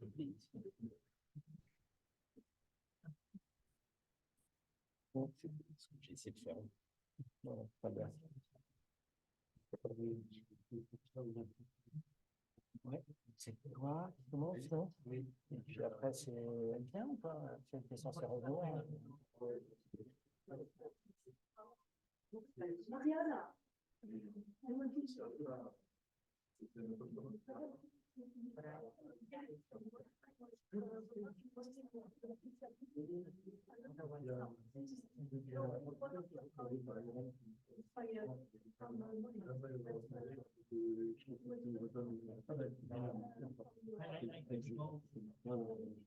Ceci dit, moi, je vais là, parce que la première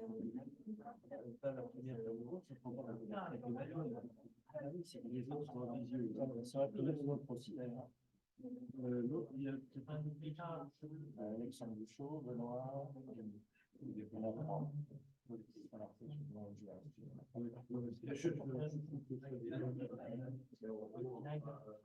mais là, moi, et vous m'avez pas vu la distribution.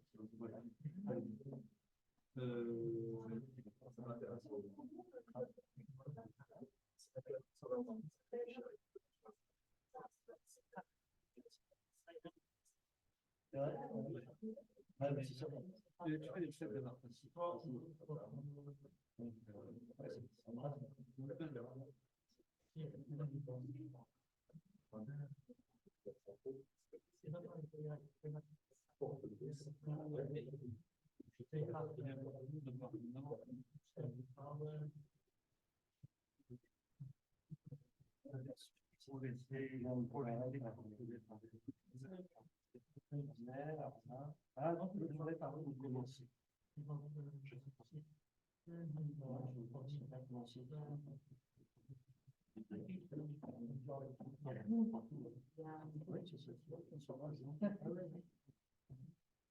Mais oui, peut-être faire oui, ça ne pas.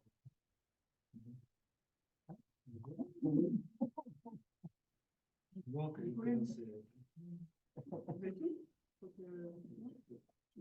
ça t'arrive pour le café? Non, mais j'arrivais surtout parce que j'avais dit que je venais à ce temps-là. Mais ce qu'il faut que je fasse exactement, parce que Jacques, il va prendre la conférence, tu prends la deuxième. OK. Donc, Jacques va prendre en fait qu'il y a une facilité différente. OK. Ça, c'est des gens opérationnels sur le terrain, ça, c'est des institutionnels. OK.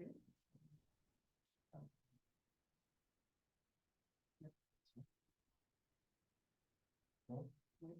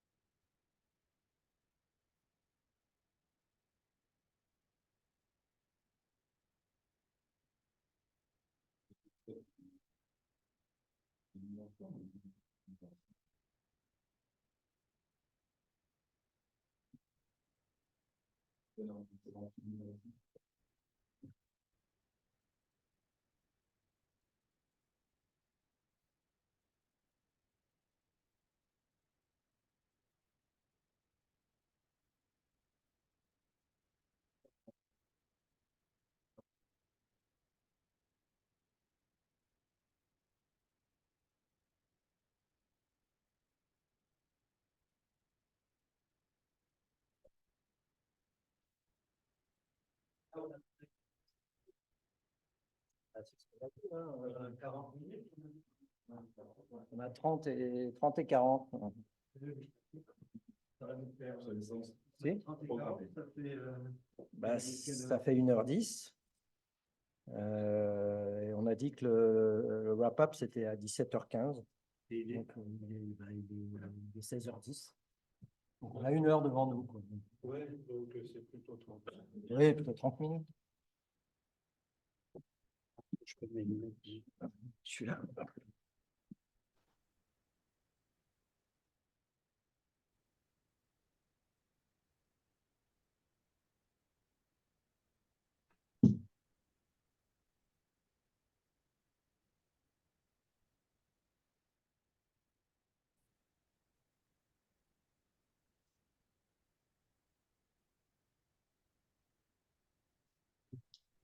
Ouais.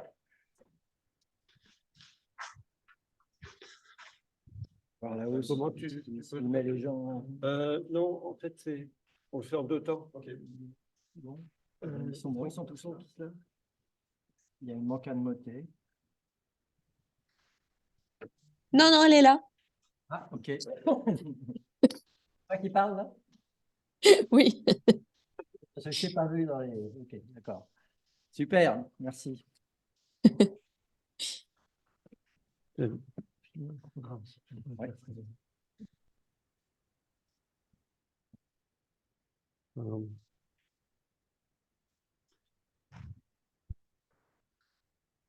Okay. So now we will go on with 2 roundtables. We will have. Je ne sais pas ce qu'il y a, mais il y a un micro qui est. Ah, c'est celui-là. We have 2 roundtables.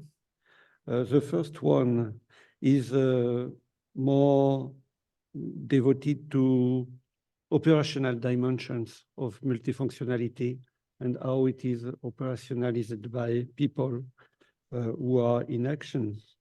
And it deals with is multifunctionality a useful concept to envision possible future of grazing livestock system, giving contrasting challenge from north to south, east to west. And we have 4 panelists, 5 panelists. Aaron Adio from l'Autrerie du Berger, Emmanuel Coste from Confédération Nationale de l'Élevage, Anne Motet from FIDA, Michel Enori from European Commission, and Xing Wang from EMS. So I will ask you for first time to present your institution, and briefly how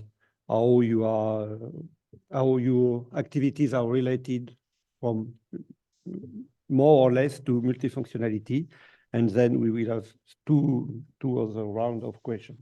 So, Emmanuel. Okay, thank you. Hi everybody. I am very happy to be, proud to be here because I am a farmer, no retired farmer, but I was on a farm, beef and sheep farm in Massif Central in France, and in organic farm, and and I represent Confédération Nationale de l'Élevage, excuse me, the union of farmers in France, but with chamber agriculture chambers also, and also technical organization in France, and we have some money to to push some development action, and we are donors in GASL, and we participate in international organizations. So, okay, yeah. Maybe Arona, maybe you can introduce yourself. Thank you, Jack. And my name is Arona Diaw. I'm from Senegal. I'm working at Laiterie du Berger, but I'm representing the platform, the multi-stakeholder platform named Innovation Dairy Platform, located north of Senegal. Okay, thank you.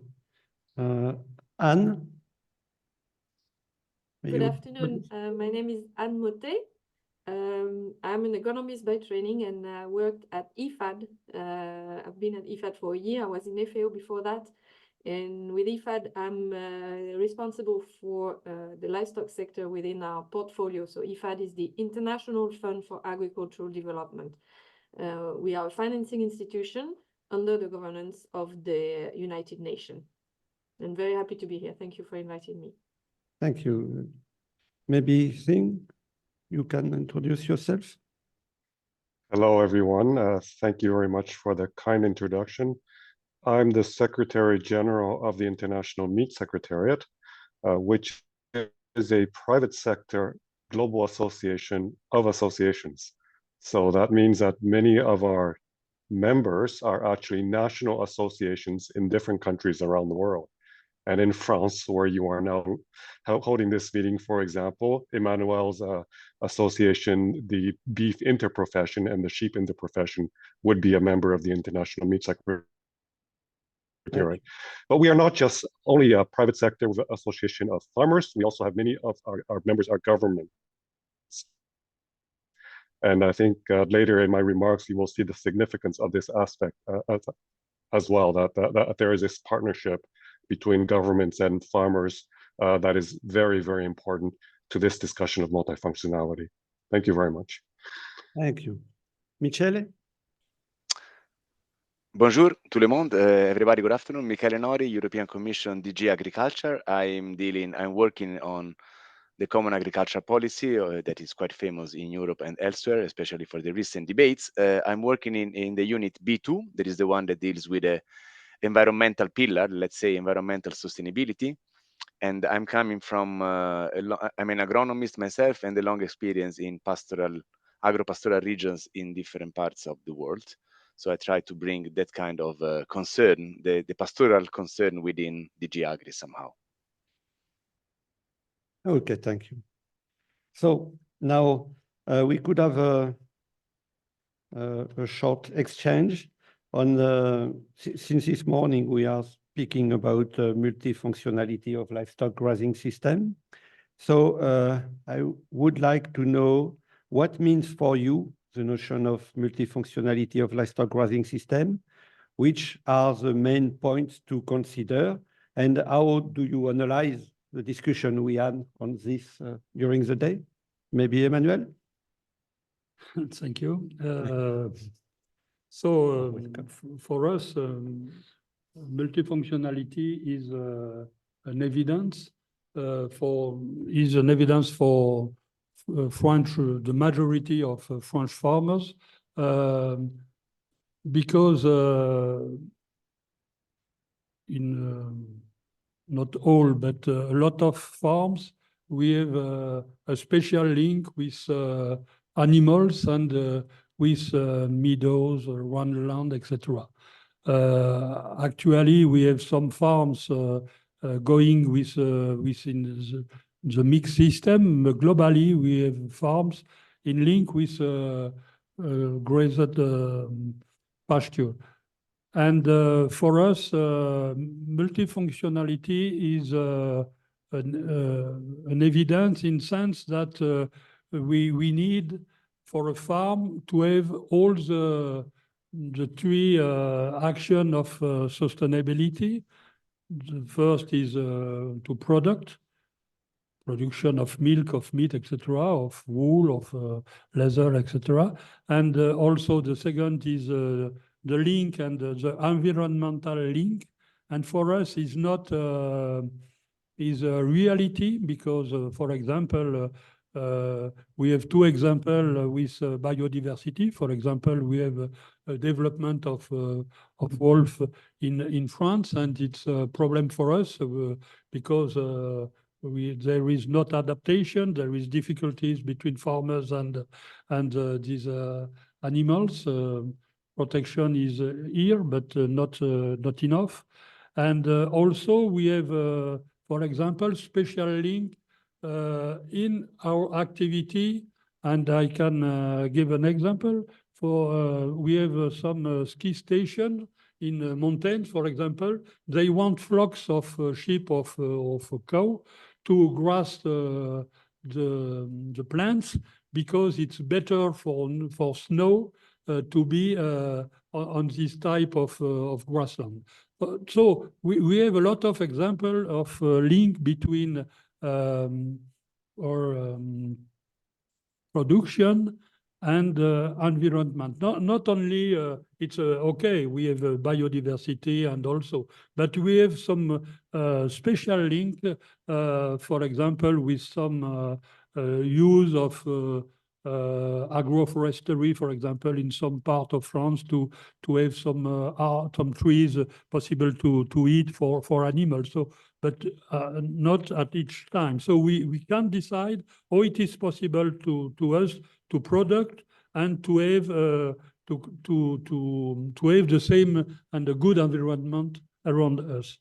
After we have a social preservation of human activities in territories, and so it perhaps is the fourth.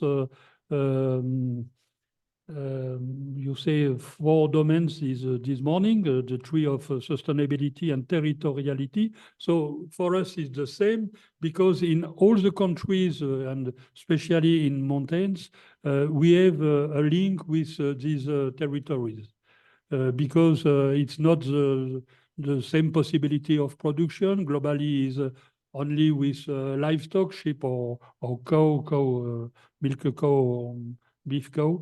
That depends. But there is a special link with territories. And I don't know if we want to speak about the constraint or we have or no or after? In the second. In second, it's okay. Right. So maybe Arona, you can give your opinion on how we can work with multifunctionality and this notion we developed. Agree with you. I hope. I hope so because you are with us. Exactly. In the network. Yeah. I mean, thank you, Jack. You are free. And we have this chance to work with this approach into 2017. And the Senegal is one of the case study. And we have also this chance to have a local platform called Innovation Dairy Platform. And it's obviously a multi-stakeholder platform. And with this multifunctional approach, we did,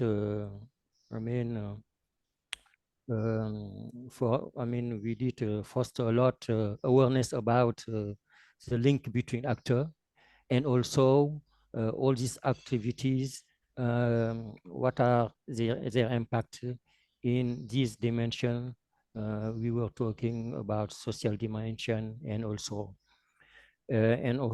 of course, we just realized it was a way for all the actors to be aware about, their situation among all issues, a specific issue or local issue related to their activities.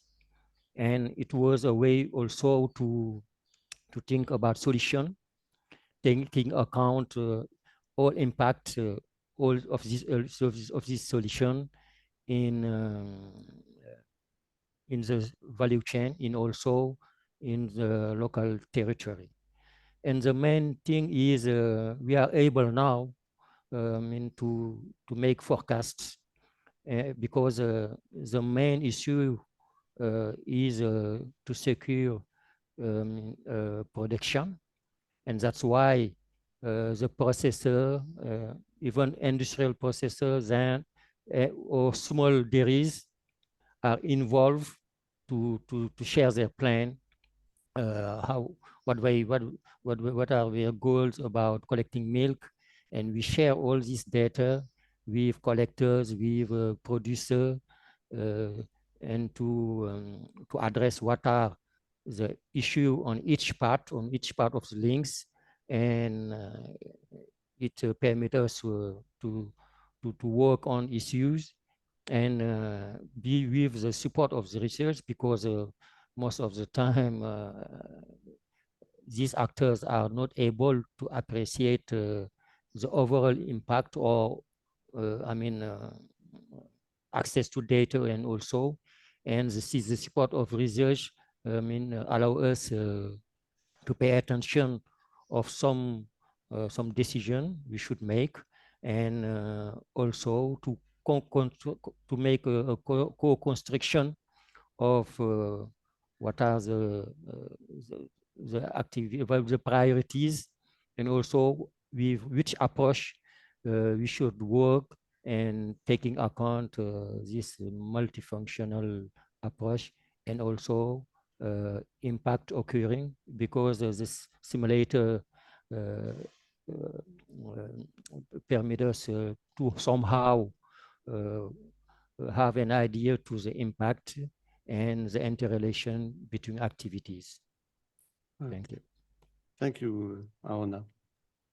Anne, maybe which are the main points you think we should consider around the notion of multifunctionality? Thank you. Well, I have the chance to have worked on this topic in FAO and in IFAD, so maybe I'll start with my past experience in FAO, and later on we'll deal with how we do that in practice in IFAD. But something maybe that I can bring here from the FAO experience is how we measure all this, the multifunctionality that we just heard about in different contexts, in France, in Senegal. How do we actually develop indicators to see how multifunctional a production system, a food system is? So we did that in FAO, and this work started in 2018 when the countries asked FAO to develop a tool for measuring the performance of agroecology. And agroecology is this kind of approaches that actually allow you to measure the environmental, social, and economic dimension of sustainability. So that was the background of developing such a tool, which basically is a multi-criteria tool.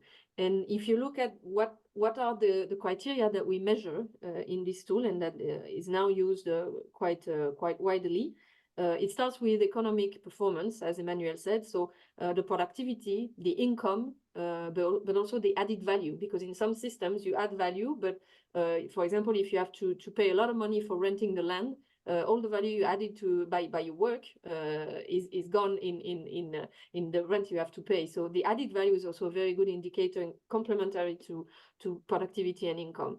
So that's for the economic part. For the social part, the tool was looking into women empowerment and systematically using existing frameworks. So we were not reinventing any indicator. We were just using the ones that already existed as much as possible, but putting them together with the other ones that maybe they're not usually used together. For example, you don't get a lot of frameworks that look into productivity and gender empowerment at the same time. So gender empowerment was a very important part of the social dimension from this multifunctionality point of view.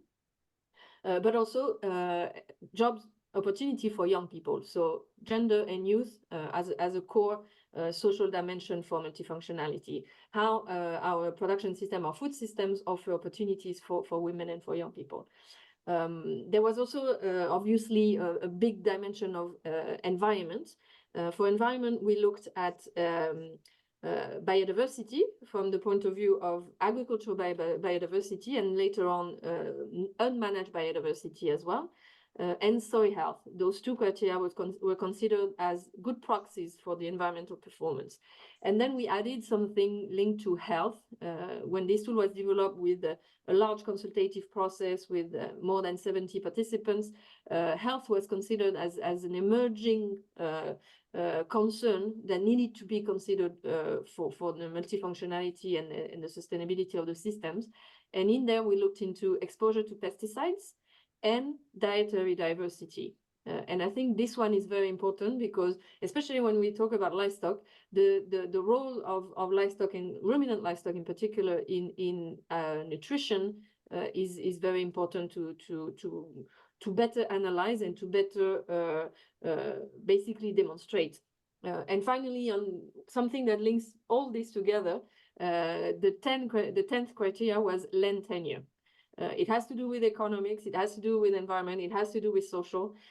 So I think especially for pastoralist systems, the land tenure system that is behind how secure the land tenure is, how secure is the access of herders to the land is very important. So those were the 10 dimensions criteria that were considered in this multi-criteria tool that was developed in FAO.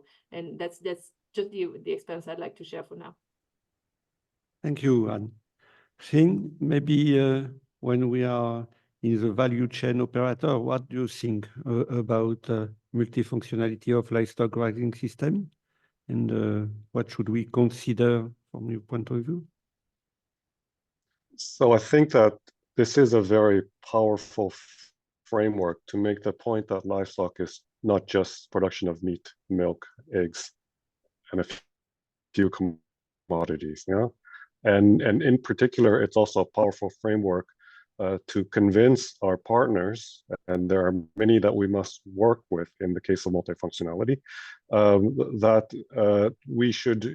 we are all concerned about environment, we're all concerned about health, but having tunnel vision on any one of these particular issues, in particular greenhouse gases, because let's face it, for livestock, that's really, especially for grazing livestock systems, that is really the #1 accusation that is always leveled at us. And I think that in that respect, in the work that, because now we have to involve governments and we have to involve NGOs, we have to involve civil society, we have to involve all these other actors, but in particular, we need to convince governments. And look at who we need to convince in governments. It's not just the Ministry of Agriculture. We also have to convince the Ministry of Health, the Ministry of the Environment.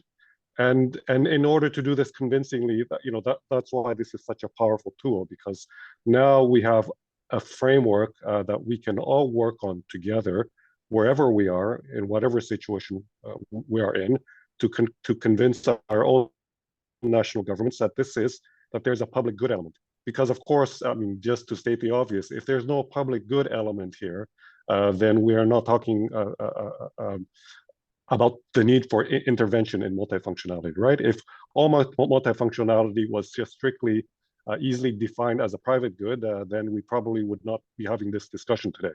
It would be solved one way or another by a market solution.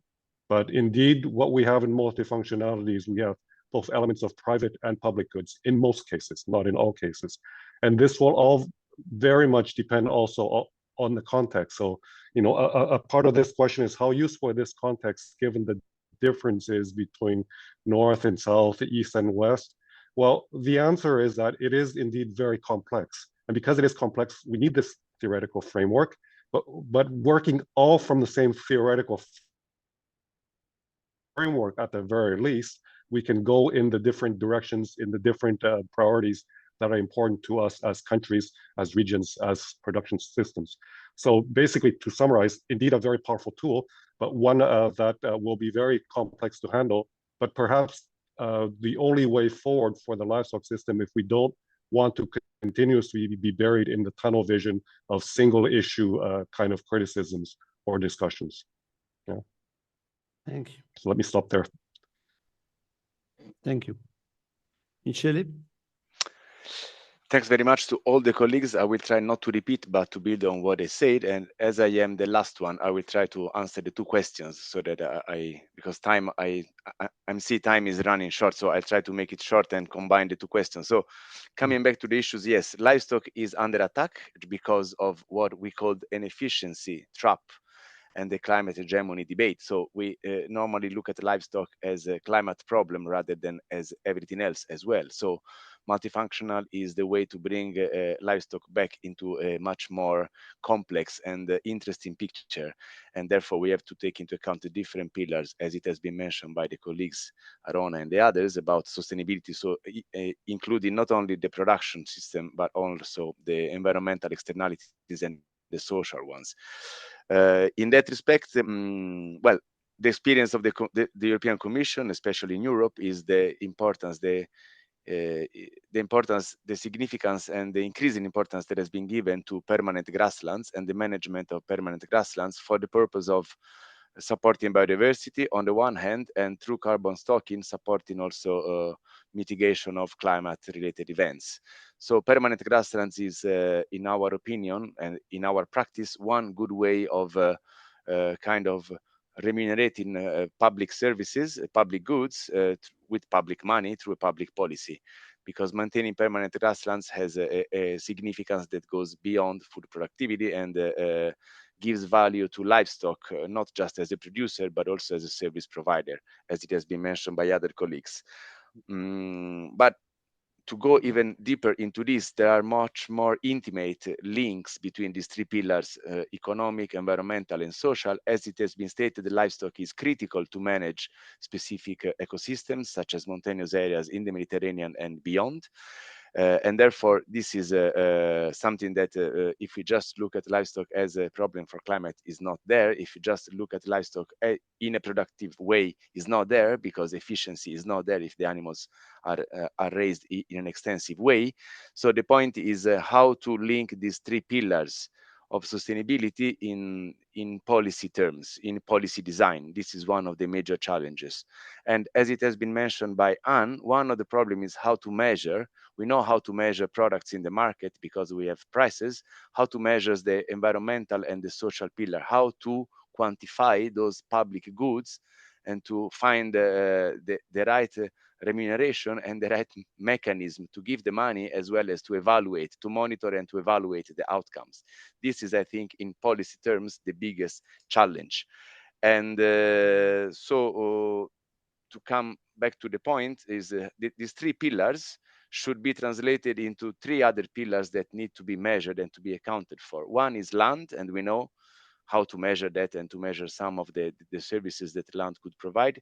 The other one is livestock and the products. And the third, and we know through the market how this can be valued.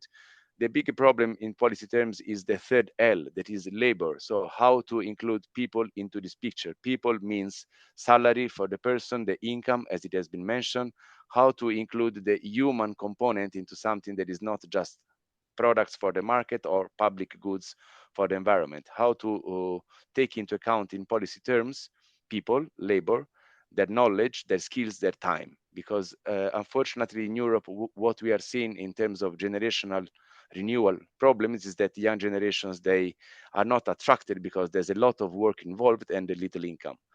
So this is up to our policy challenges currently in Europe. Wow. Not a small one, as you might have seen. So thank you very much. As you mentioned, Michele, and thank you to have gathered the two sub-questions, but I think most of the intervenants did the same. So maybe we will not have a formal second turn on the question. Just if one of you want to add something on the way you rely on multifunctionality and its activities, you are free to intervene, but we will not make the formal tour because I think most have been said. So did one of you want to add something, or you are ready for the questions? Okay.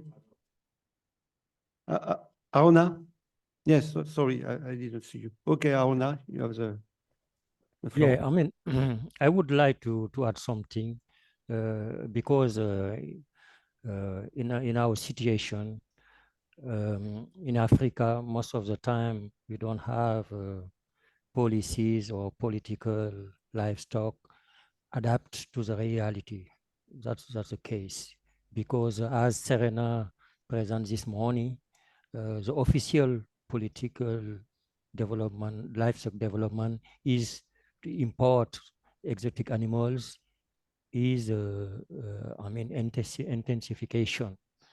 And in our context, we're trying in the local dimension to make together formal actor like processors and informal actor as smallholders. It's not too easy because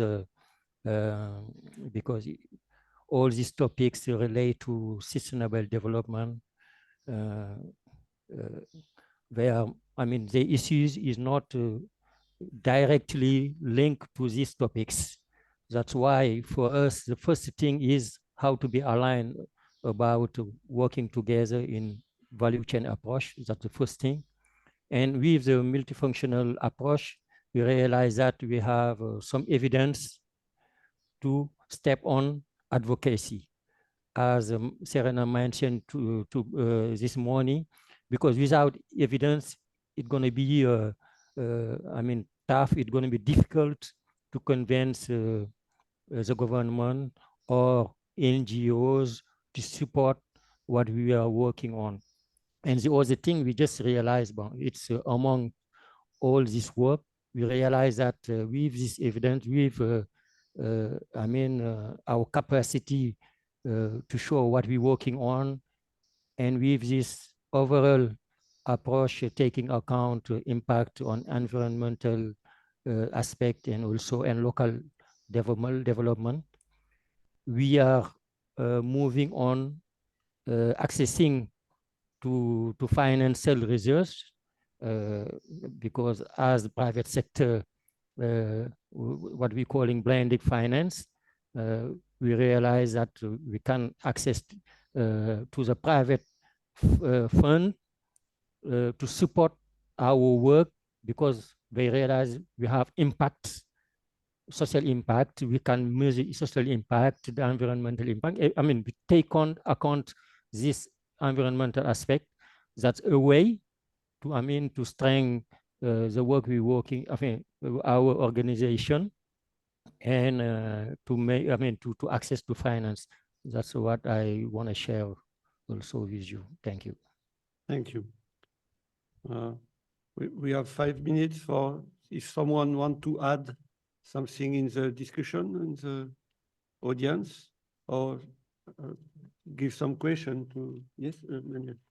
Yes, I have some not some message, but perhaps I am concerning actually by the capacity of farmers to imagine the future. You know that there is a lot of problem with income, but I want to say to all of you that we are engaged of the way of to decrease our emission and to see how it is possible to do the better.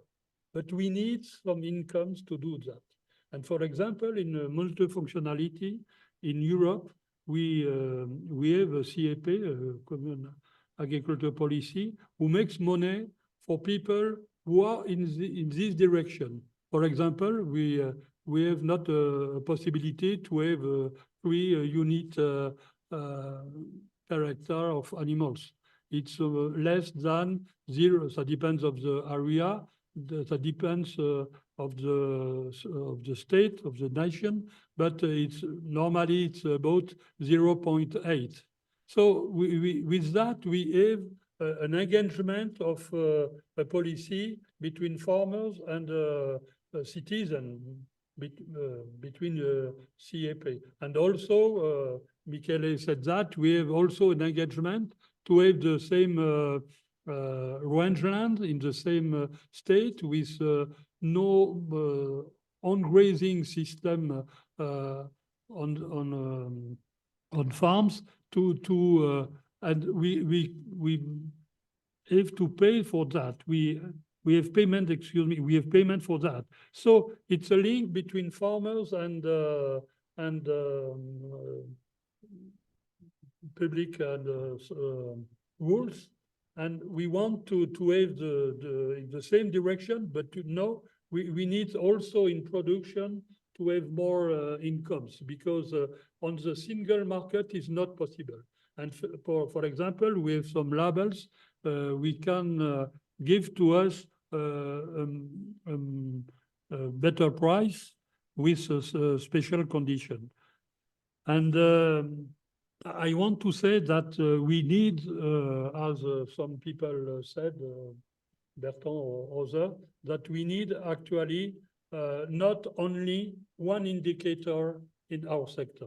It's not possible to go in this direction with only, for example, GS emission only.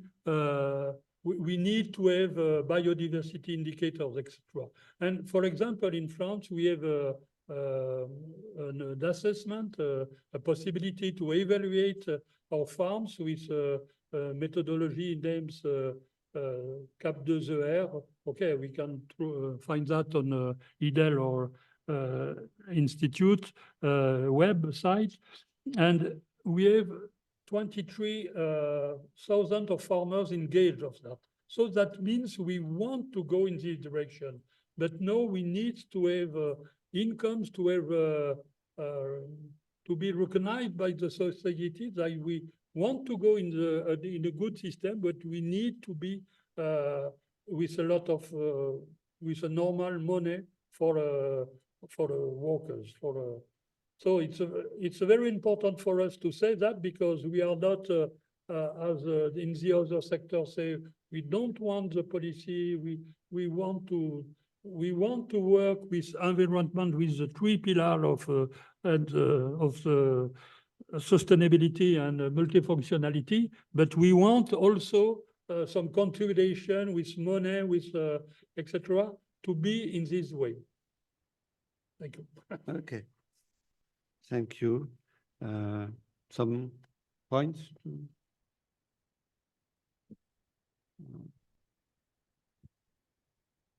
Okay, thanks. Thank you very much for your participation. And we can now go to the second roundtable.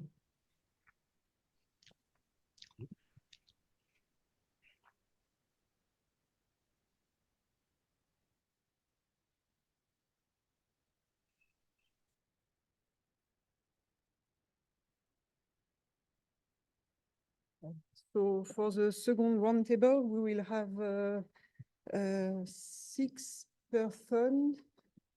5 or 6 persons from the research institutions, the development project, and the donors. So we have normally 3 people online. So I will let everyone present themselves. It will be easy. So the idea now is still discussing about multifunctionality, but how this concept is actionable for a development project or for public action involving this livestock grazing system. So I look to the facilitator of the day. Can we combine the 2 questions? Yeah. So I will ask all of you to combine your discussion for the 2 questions. We can start perhaps by the people online. So we can start with, I will follow the order. Everyone is here or not? Yes, everyone is here. So I will invite Philippe Thomas from IPTA to present himself and to reply to the question regarding the multifunctionality as a level for development project and public action to support livestock grazing system. Okay, thank you very much. So my name is Philippe Thomas. I'm working at the EU in the DG INPA in charge of international partnership. So I'm speaking more in terms of donors than of previous vet. If I can respond quickly to the question. Of course, my answer could be very standard. Absolutely, multifunctionality serves as a pivotal level for development project, etc., etc. So understanding and integrating multifunctionality can help in creating a sustainable and resilient livestock system. However, often the reality is very different, as livestock projects are often aimed at a single objective and are increasingly based either on value chain or on the conservation of protected areas, but rarely with a truly multidimensional approach. Even if they claim to take the different dimensions, so the societal, economic, social, and environmental challenges into account. So, of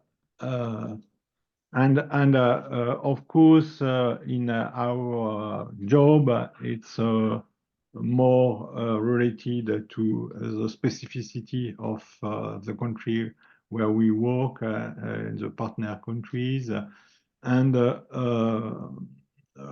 course, for the in the context of pastoralism in the Sahel or in drylands in general, the critical points to consider in terms of functionality include economic change, of course, because we face to different approach, and notably impact of imports, chicken or other products, or milk, of course, and these affect the profitability and sustainability of livestock production. It's easier to produce milk with dry power, and it's less expensive than to collect the milk.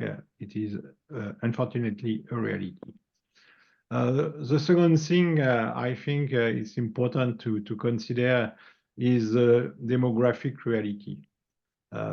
We know in the Sahel, for example, we've got the region has a rapidly growing population, leading to increased pressure on land and resources. And these demographic shift necessitate innovative approach to manage and utilize pastoral land efficiency. The third point is environmental concern. We know we are in a very fragile ecosystem, prone to desertification and climate variability. But at the end, do we have evidence to demonstrate the positive impact of livestock on these environmental issues, and notably for soil fertility? So I'm expect a lot of your work for this topic. And of course, we've got the social dynamic, but I don't want to be too long, and the territorial and security issue. So at the end, the issue of the economic policy analysis of pastoralism and livestock productions. So to go quickly to the second sub-question, of course we need to adopt really to embrace a multifunctional approach that can help address the complex interplay social, economic, and environmental factors affecting pastoralism. However, if I can say that, our thinking is often too static. We are based on the past and on how we can see livestock and pastoralism issue or the present, and we have difficulty or we fail to take account on the constant change taking place and therefore to look to the future. It's not a question to know livestock is good, pastoralism is good or not, or we like pastoralism. No, we face to a reality with increasing use of lands for agriculture, and with these realities, the degradation of soil fertility, etc. So I would like to have more provocative reflection because as profound transformation unfold across the Sudano-Sahelian belt, these changes resonate far beyond the pastoral zone, impacting also the coastal nation as well, because we know we don't have pastoralism only in a Sahelian country, and without the movement of the cattle, it's difficult to really have this production. So the debate, in my opinion, should not solely focus on multifunctionality, but should instead adopt a systemic approach. So systemic approach is nearly the same of functionality, but multifunctionality, but I think it's pretty different across vast region. So we don't have to think in the area of Sahel, but in West Africa, for example, and the same in other region that integrates multifunctionality to confront the multifaceted challenges these areas face. And for example, as you know, with the new AES, the Alliance of Sahelian States, to give just a concrete example. So in a world grappling with climate change, insecurity, and the fastest demographic growth, is that the time we rethink how strategy and narrative fundamentally. How can we reshape our understanding and response to this evolving landscape in a way that are both innovative and inclusive? And to finish, I would like to take again what we heard before. Some time ago, I was talking to a Belgian organic farmer who explained perfectly that his farm could not be in balance without animal production, and that he could not do without his milk production, which he has obviously adapted to his workload with a single milking day and leaving the cows under the mother for the second milking. Also for economic profitability reasons. So perhaps we should reinvent the wheel. Yes, I think we should reinvent the wheel with the Farming and Livestock Association and not just stay in our various silos. And if we go from the scale of this Belgian farm to the scale of the planet, it seems more relevant in the long term. And as a representative of donor, and also on my own behalf, I can only say that your work is essential to providing factual and scientific information to change the decision of decision makers and full policy debates, because at the end, often the decision makers doesn't want this old-fashioned approach of pastoralism. So I will end with a final question. Is it possible to do without livestock farming on a global scale, particularly in fragile areas such as the large Sudano-Saharan strip from Mauritania to Kenya, and of course elsewhere? So it's to change our thinking. It's not to say we have to defend livestock and pastoralism, but to say at the contrary, can we have no livestock and pastoralism? Thank you very much. Sorry, I hope I have not to be too long. Thank you very much. So we will keep speaking with donors. Okay. So I will let the floor to Alexandre Buchot from AFD. Can you Make short. Yeah, make short for making sure that the other one will have some time. Thank you. Thank you for inviting me. So my name is Alexandre Bouchot. I'm from the AFD. I'm a team task leader based in Dakar, and I'm dealing with project in the Sahel, as far as there are French projects in the Sahel. And I also have in charge a project called PEPISAO, whose aim is to provide a common vision of the pastoralism in West Africa. Actually, Philippe has said a lot of things already. But I would like to maybe focus on one or 2 points.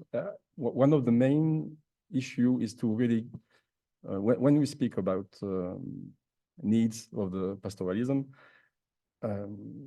most of the time we don't go to the root of it. So I was very interested into what was presented on Serious Games. I think we need, especially in very tense areas along the borders where mobility is very blocked and everywhere, we need to have a real diagnosis and the context analysis of what is going on there in those crises. I will speak mostly about the Sahel region. And that's, I think the Serious Games are very useful there. We need to really understand what people are experiencing and what are their needs if we want to help them really. Another point is that we need not to look, and it has been said by Philippe, we need not to look the pastoralism only itself. We need to look at it in the system. And we have to realize that you have many big forces that are pushing for fertilization, chemical fertilization, for even land grabbing, and that's a reality. So that's happening. On the other hand, we are not going to have West Africa without pastoralism in the next 20, 30 years, because it's such an important thing. So many people are relying on it. It's so efficient to use the environment. It's not going to disappear. So when you have those kind of speeches that say we have to sedentarize livestock because it's going to reduce the conflicts, it's not true. It's not going to work like this. You have to think both of it and to think in a systematic way. And you have also to change the narrative. Today, the main narrative is to say we need to have a peaceful transhumance.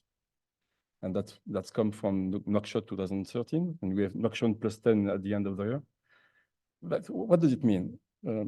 Peaceful transhumance. It means that transhumance is war, if you need to get peace into it. So it means, and people, pastors and ourselves and donors and everyone has integrated it. We believe that pastoralism is the problem. It's the reason why there are conflicts. Actually, if you have conflicts, you need to be two to have conflicts. So everybody is responsible for the conflicts. So we need to change the narrative, and we need to have a more positive narrative. And that's where the multifunctionality is taking place. That's the kind of language we need to develop, and to make people understand that they are bringing a lot of things. I won't do it again, the story again in Sahel, but you have mobility is blocked, and then so you have food security is attacked, and then you have frustration of the people, and then they join armed groups, and then they are stigmatized, and then they cannot. That's this vicious circle. We have to stop it, and it starts by the narrative, in my opinion. That's it. Okay, and multifunctionality could be also. That's the only way, actually. It's because it's multifunctional that it's so useful in the country, in the area. Thank you very much. So now we will give the floor perhaps to the two colleagues online from the international institution. So I will invite Fiona from ILRI. Good afternoon, from Rome. So I'd like to go back to the point that Anne rose earlier on land. Thank you very much, Anne, for raising that. So yeah, multifunctionality needs a multifunctional governance system to support it. And this is very tricky. Within these grazing systems, within these multifunctional landscapes, we get different types of tenure, different layers of tenure representing or supporting the different use, all the way from the landscape level through to farm level, through to, landscape, grazing level, dry season grazings, farm level. We might have water bodies, large water bodies in there. And then we get like individual tenure niches, a tree or a well. We have primary and secondary users. We have seasonal differences. Flexibility is required over the year. And of course, we have mobility that's needed across the landscape, across these multifunctional landscapes. And, all of this makes a very, very complex picture. And governments continue to struggle to, perhaps with some incentives behind that, but even the best governments continue to struggle to find or to put in place a governance system that supports this multifunctional use and the whole multifunctional system. And as a result, as many of us see, pastoralists and other users in these landscapes continue to face tenure insecurity, which means that they're not able to protect their resources. They're not able to stop encroachment. They don't get compensation if that land is taken away. There are land use conflicts because of this. And of course, it doesn't provide very great incentives to then invest in the productivity and restoring degraded lands, etc., because without tenure security and knowing that you're going to have, or at least feeling that you're going to have your land next week, next month, next year, why should you invest it? So I think this is still, a very difficult issue that we're still struggling with in terms of multifunctionality. There are some good examples, very few examples, some good examples.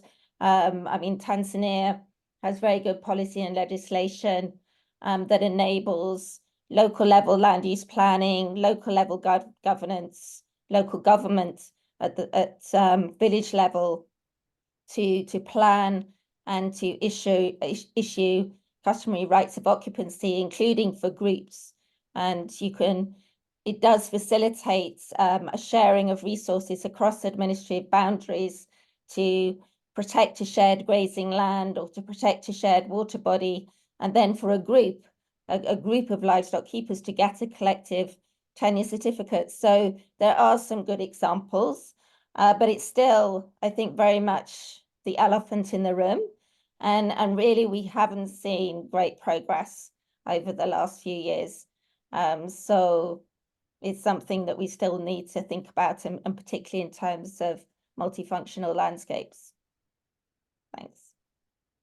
Thank you very much, Fiona. Can we hear about the multifunctionality as a concept to level development program with a point of view of FAO with Giorgio? Gregorio. It's too. Okay. Yeah, Gregorio. Thank you very much, and I'm really happy to be here. I would like to be present there because I am aware of this initiative from CIRAD from 2016, but I was being part of the International Grassland Congress, and we were working a number of days on the multifunctionality framework. So I saw that the things moved forward a lot during that time. And well, first of all, let me introduce myself, Gregorio Velasco Gil, working for Animal Production and Health Division in FAO, and a member of the team, a small team supporting pastoral system globally. The idea of using this integrated approach for leveraging public action and mobilize investment and resources, and I think is indeed yes. The integrated approach of the multifunctionality would help to really understand and manage the different users of the natural resources. And I think all of us, we are really committed with the, let's say, with the clarification and boosting evidence on every different function that we consider when we talk about multifunctionality. Whether some of the partners are working on biodiversity, or the partners are working on carbon sequestration, or they are working on local and adapted breeds. And all of us, we are contributing to the multifunctionality.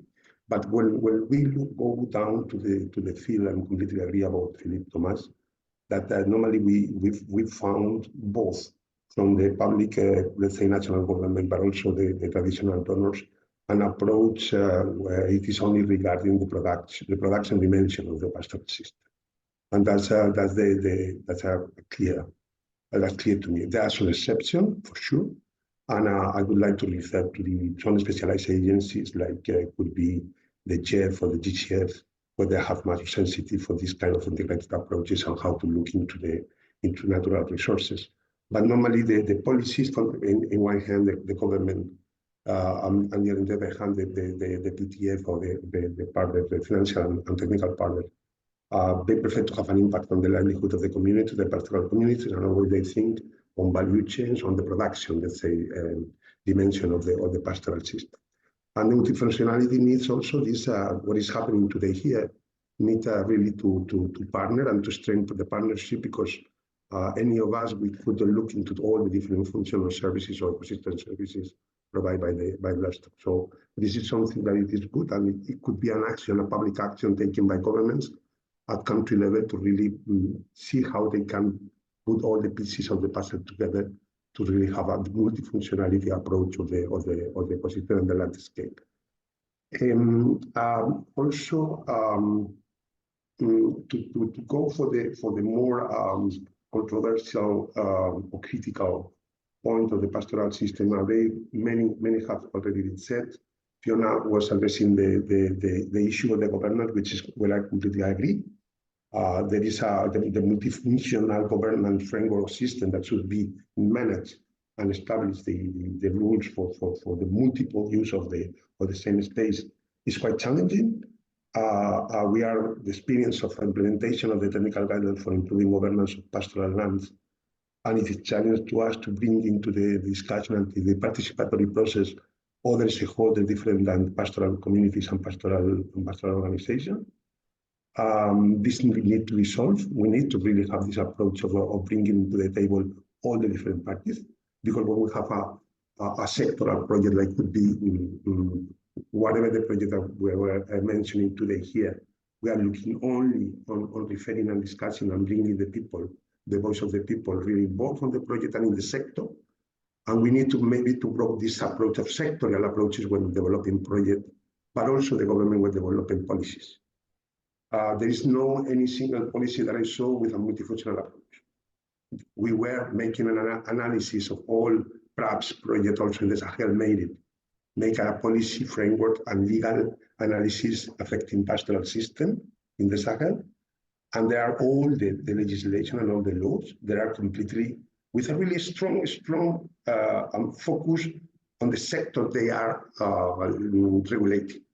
There's a lot of consideration on how to take into account the interaction between the different systems that you can find in the same space or the same country. So it's quite difficult because at the end of the day, the ministry, as mentioned by other speakers, we need to bring different ministries when we talk about multifunctionality. It's not only the Ministry of Livestock or the Ministry of Agriculture, but why we should bring all the ministries together to develop policies, comprehensive and holistic policies when we're looking into natural resources. So the point that are crucial to me to take into account, and I will bring this to the table to this action network, because I think it's quite important to discuss about it. So it's already mentioned here, but I would like to go to a little bit further. It's about the trade-offs and synergies of the multifunctionality. It's something that, I mean, the balance in between social, economic, and environmental should be always there. When we put a strong priority, we give a strong prioritization to one of the single pillars, we completely unbalance the system, and it become completely, let's say, damageful for any of the other pillars. Let's say we could see now how conservation approaches are excluding pastoral communities from land. We can see now why there are private business coming to the rangeland to participate on the carbon stock market. The marketization of all those services, how can we really manage this marketization or financialization, or how, as you mentioned today in the morning, how we really can manage, because it's the future to come. This is the future coming. And maybe this is something that this action network could think on it. And I think all the rest have been said, I guess, from my colleagues.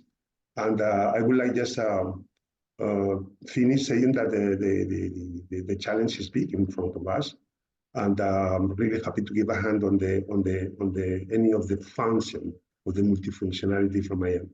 Thank you very much. Over to you. Thank you, Gregorio. So to finish this roundtable, I will give the floor for Benoît de Dieu as speakers for the Research Institute. And you will present yourself with INRAE and ACT department. So I'm Benoît de Dieu. I'm a senior research livestock farming system scientist. And I am present coordinating with Bernard Hubert and Marie-Odile Nozière, who was present this morning, the contribution of INRAE to the International Year of Pastoralism and Rangelands. So my comments are in 4 parts. From what I've listened today and from what I know of the process of the group, because I was at the initial steps of the Action Network some years ago, but I did not follow the whole process, of course. The first one is the multifunctionality is an invitation to think the future of livestock, considering all the function and not only the economic or productive or environmental functions of livestock. So everybody has said that. It refers to the land and to the land properties, to the livestock and to the products used by produced by livestock, to the household and the communities. That is to say, their food security, their dignity, their culture, and their well-being. That's all that is what is concerned with multifunctionality. But there is still a question that was asked by Severino this morning: who defined the functions? And that is an important point to be clear in the process. But in general, we consider that we need to have a wide outlook of the functions, links to livestock, to graze, land, and to households. The second point is multifunctionality produce. We have seen that this morning, and also we had discussion this afternoon, assessment framework. I won't go into the debate of the different assessment frameworks, which are very diverse. And we will listen to what Bertrand told us. We have also the presentation of the TAPE framework by Anne Mottet. There is also other frameworks, but what is specific to the multifunctionality framework is your attention not only on production, productive aspect, environmental aspect, social aspect, is local development aspect.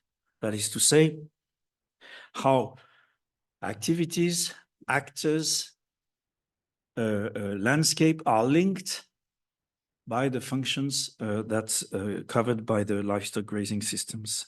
And I think the local development point is one specificity that has to be cleared up and also put in the front of the discussion on this multiple discussions about livestock farming systems, assessments, which are very, very, well, we could discuss until the night.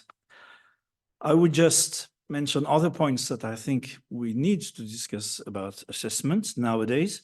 It's the inclusion to food systems. It's resilience, and not only considering climate change, climate hazard resilience, but also prices, but also sanitary resilience. Remember 3 years ago, limitation to mobility for humans and animals, and also predation hazards.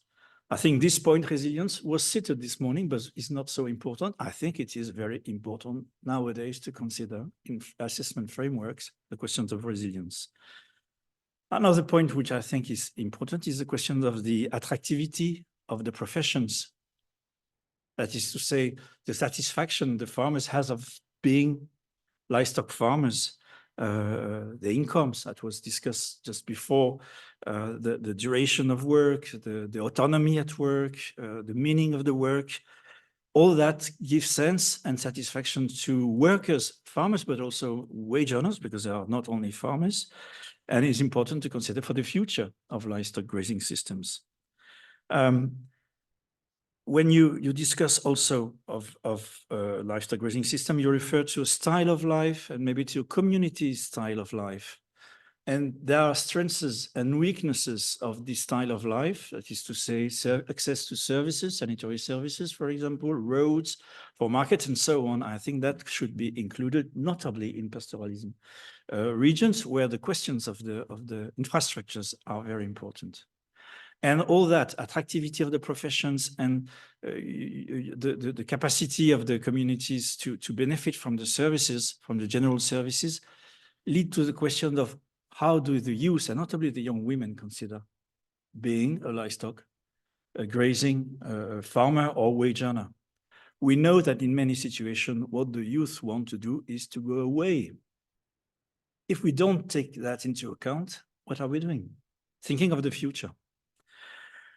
The third point is that I have a regret for the day is there have been an important debates and constructions and building within the group about modeling the knowledge on livestock grazing systems, considering the domains, the 4 domains, production, environmental, social, and local development, considering entities, considering processes. And we haven't discussed of that. I think it's an important input of the group, and that should be maybe an element that has still to be worked by the group. But I think what has been produced as knowledge systems on livestock grazing systems through the different case studies should be continued, should be enhanced, and to give what are the entities and the processes at stake, considering the different domains of multifunctionality assessment. The last point is multifunctionality leads. We have had example this morning, helps to organize debate at a local territorial level between different stakeholders belonging to the farmers, communities, belonging to NGOs, belonging to public actors, belonging to sectors, actors, and so on, discussing about the future. one argument to the future of livestock grazing system is the concern of local actors. Do they support? Are there controversies, big controversies, no capacity to discuss of the future of livestock, which will wait on the feeling the farmers have of their social insertion? And so I think we have to take into account this particularly benefit of the multifunctionality approach, the capacity to organize at the local level, dialogues, put on the controversies and on what will be the future, what the people are waiting livestock for. And we had an example this morning of ideas going further, going to co-design stakeholders and farmers new livestock grazing systems. We know it's very difficult because if you could put everybody around the table to design farming systems, the farmers go away. The farming are not present. So we have to go on thinking on the way to organize this co-design, that is to say, livestock grazing systems that fit with the different stakeholders' ambitions. And last point is, I think multifunctionality can help to make the livestock grazing system participate to the future of livestock in the society in general, not only in grazing regions, but also in intensive regions. We know more and more society, notably in Occidental countries, some part of the societies refuse livestock when they consider the future of agriculture or landscape. Ecologists want rewilding without animals. Welfare, animal welfare, just consider we don't have to rear animals. And the debate is often, the origin of the debate is often industrial livestock farming. But in general, there is no differentiation of what the livestock grazing systems provide as alternative way of thinking livestock. And I think that could be another target point for the future. Thank you. Thank you. So yes, the challenge are bigger than at the beginning of the day. Great. A lot of work to do. I will thank all of you for your different intervention, and I will let the floor to Bernard for the wrap-up of the day.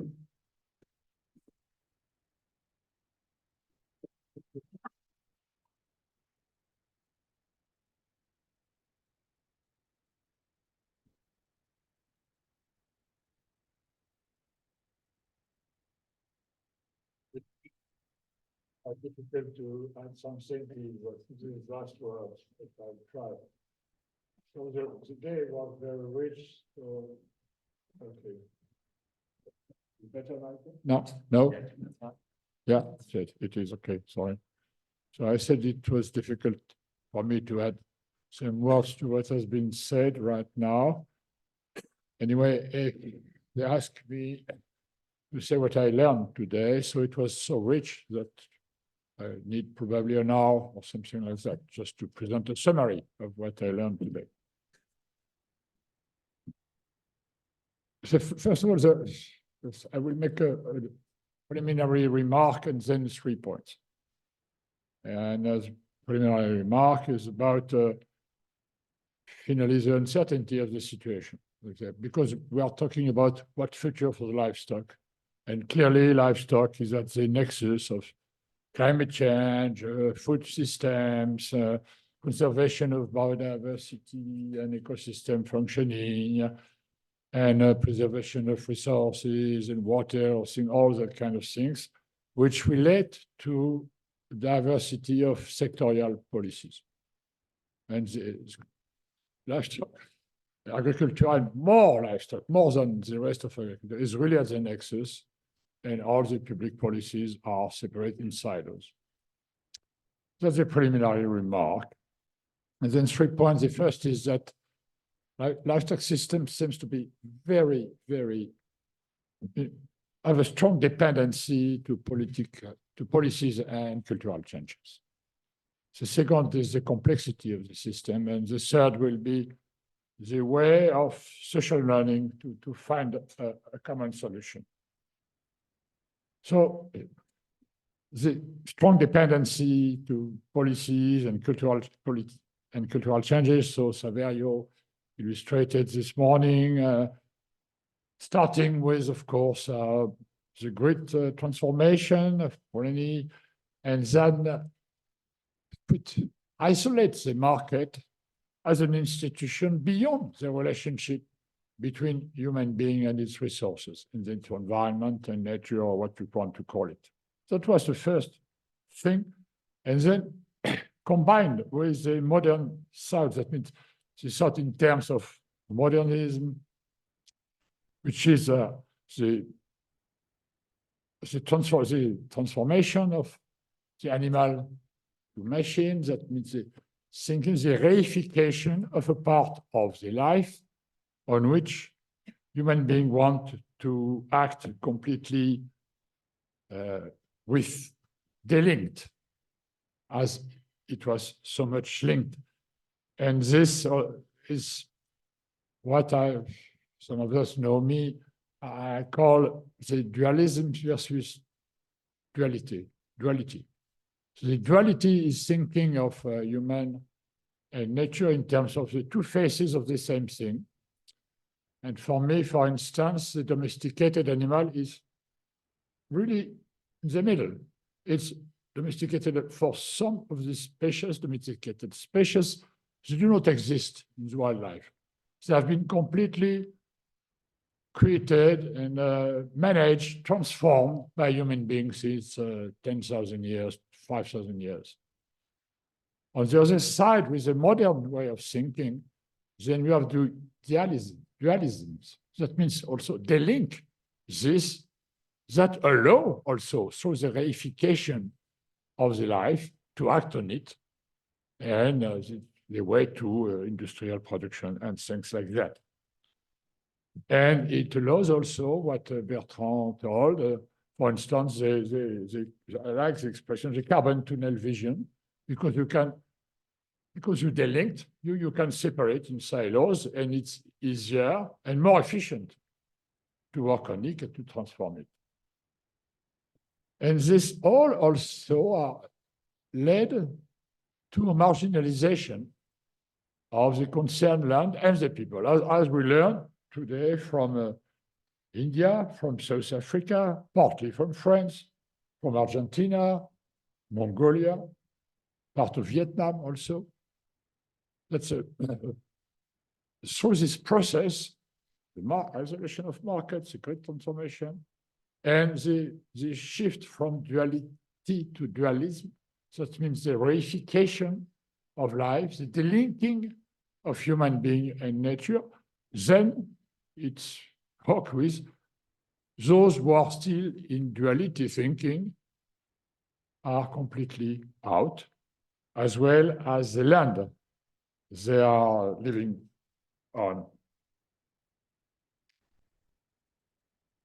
So point two is this is a complex situation, and the decision we made is that to not reduce it to parts and try to handle it as a whole. And then how to, in this context, how to rebuild, to redesign the sustainability of livestock farming. That means taking into account what we name resources and go beyond this delinkage, and it's a word about silvopastoral, reintroducing trees in pastures or opening a forest to allowing to be pastured. It's all the work on animal breeds, because I was talking of domestication, and so the animal which fit the situation has been lost. And now what we're doing is to create a situation. And it's also all what has to do with then the common management of the world, of this nexus, of this of all these links and relationship between human being, animals and their environment. The animal in those livestock is a tool to transform solar energy into milk or meat, or corn, or fiber, or what things like that. It has been a little bit forgotten somewhere. And particularly ruminants, because they can really do that from the basic primary production that ourselves cannot do anything. Can also produce workforce for solar, transform solar energy into workforce. And then it's why we're talking about multifunctionality has been taken into account, maybe not only a list of functions decided from from literature, could be a starting point, as it has been done with the model. So, but it's also can we discuss about multifunctionality without having the diversity of stakeholders around the table or the virtual table. Stakeholders meaning those who are holding stakes, those who have something to say in regard of what are the relevant functions we are talking about. The list is not predetermined. That's why we are talking about multifunctionality and why it has to be held through what we name this morning, multi-stakeholder platform or whatever you mean, but a group of people, of diverse people, and to do what? And that's important also, it's to target, to put these people together, to target, to find a sort of modus operandi to be shared and based on co-constructed agreements and not on compromises between conflicting interests. And most of the time, it is the way chosen. We have to compromise between environmental issues and production or things like that. But I'm not sure it's sustainable. It will be a long term. So think in terms of building new agreement, co-constructed agreements. And it's why in the network we started to build it at the local level, because it can be done at the local. You can find the relevant stakeholders. Maybe it's difficult to introduce some of them in the system because they are shared, or they are shy, or they are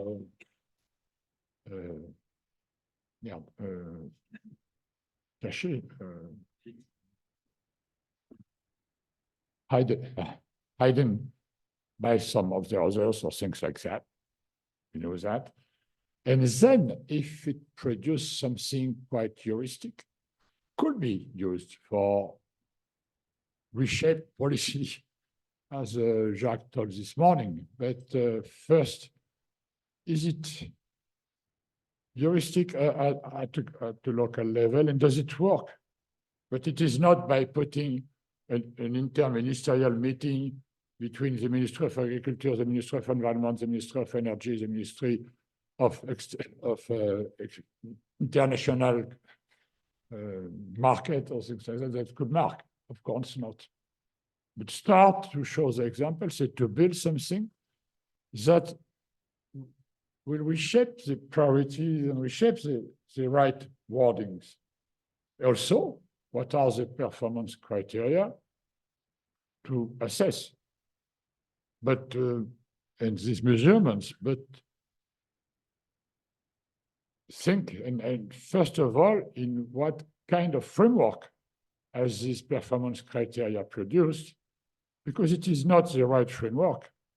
It will not assess such a process. It will assess with measurement from another framework, and then it could lead to for a completely an understanding.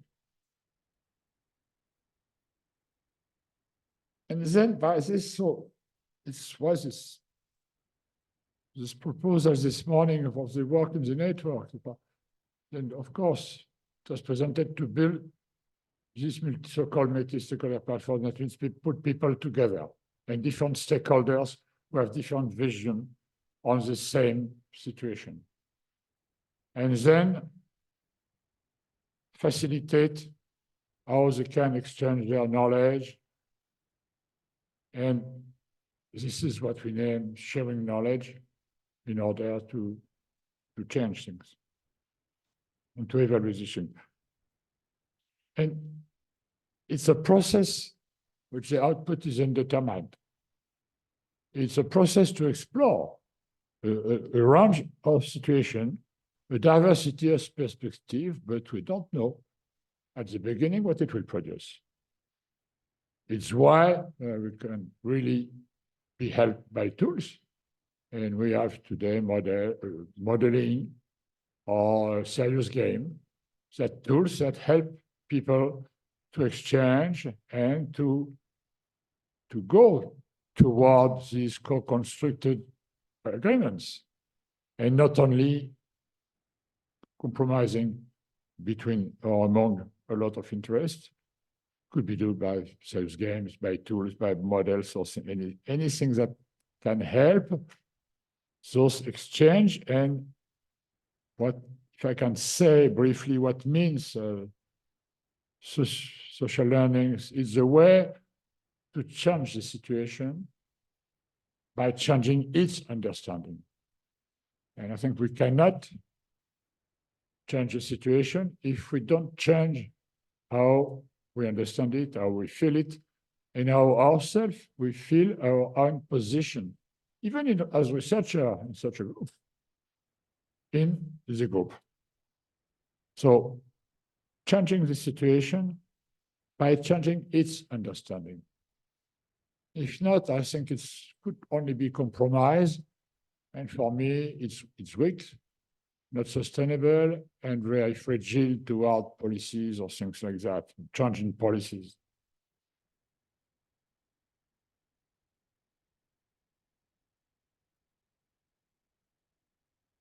It's a non-linear process, but as it has to be facilitated, it has to be assessed to know where we are. And shall we change our targets or change our mean? So all the issue of how to monitor the change, which could be indicators, but quantitative indicators, but also not quantitative indicators. But just for me to, it's why we try to develop this within the network. And it is not so easy, because it's also a change in the mind of everybody. I think taking account the critical, the dependency of those policies and cultural changes, and then the fragile situation of livestock. And most of you say, what is the future? We are working for the future, to strengthen the future, and so and so and so. And accept that it is a complex situation, recognize and don't seek reducing it, but accept the complexity. And then why not try a process of social learning in order to generate the change, by generate the understanding we have of the situation, of the position of the partners, the other stakeholders. Then the facilitation tools would be useful that for. And that's the process we try, and that's what I myself. Of course, it's very personal wrap up, but you asked me. So that's what I can say about this day, which was for me very rich, diverse, and I thank the speakers from the afternoon, because also they present their views that makes us a little bit aside from our certainties, or maybe not certainties, but what we think south, at least. And the drawing tables that also very frame concrete things. So that's what I can say, and I think it. Yeah. Okay. I clock. The short one. Stopped at midnight, so it's till midnight. Thank you very much, Bernard, for this very good wrap-up of what has been said and the different concepts that we could use for going forward. Yeah, I think the day was very rich, very encouraging also, I think, for our network. People seems to expect quite a lot about this multifunctionality approach, but also it shows that there is expectation on, providing evidence, providing tools, providing ways of communicate on this concept of multifunctionality. So a lot of work still to be done. And but anyway, that's encouraged quite a lot our network, I think. Just to say that after this conference, we will we plan to propose to provide, of course, conclusions, notes. Maybe it has been registered, so maybe we could do something with the film, not only just putting the registration, but maybe make some montage in English, some short films from all this material. We will, of course, also make available the presentations. We have to discuss a little bit with the author, of course, about that. But all the material will be available in a certain time, let's say, on the website of the Global Agenda, because we have some specific web pages. You can go there and see some more information about our network. It has been updated some weeks ago. There are still a lot to do also on that, but yeah, you can find there some interesting information, I think. So thank you very much, everybody in the room, also online. I think this morning we had 60% in the online. This afternoon probably 40, something like that, 50 also. So that's quite good for a very specific topic like that. Thank you very much, everybody. I'm very happy to be there. Thanks a lot. And you will have some news from us soon, because we have the list of everybody. Thanks and bye, and have a good weekend. Thank you very much. Bye. Bye.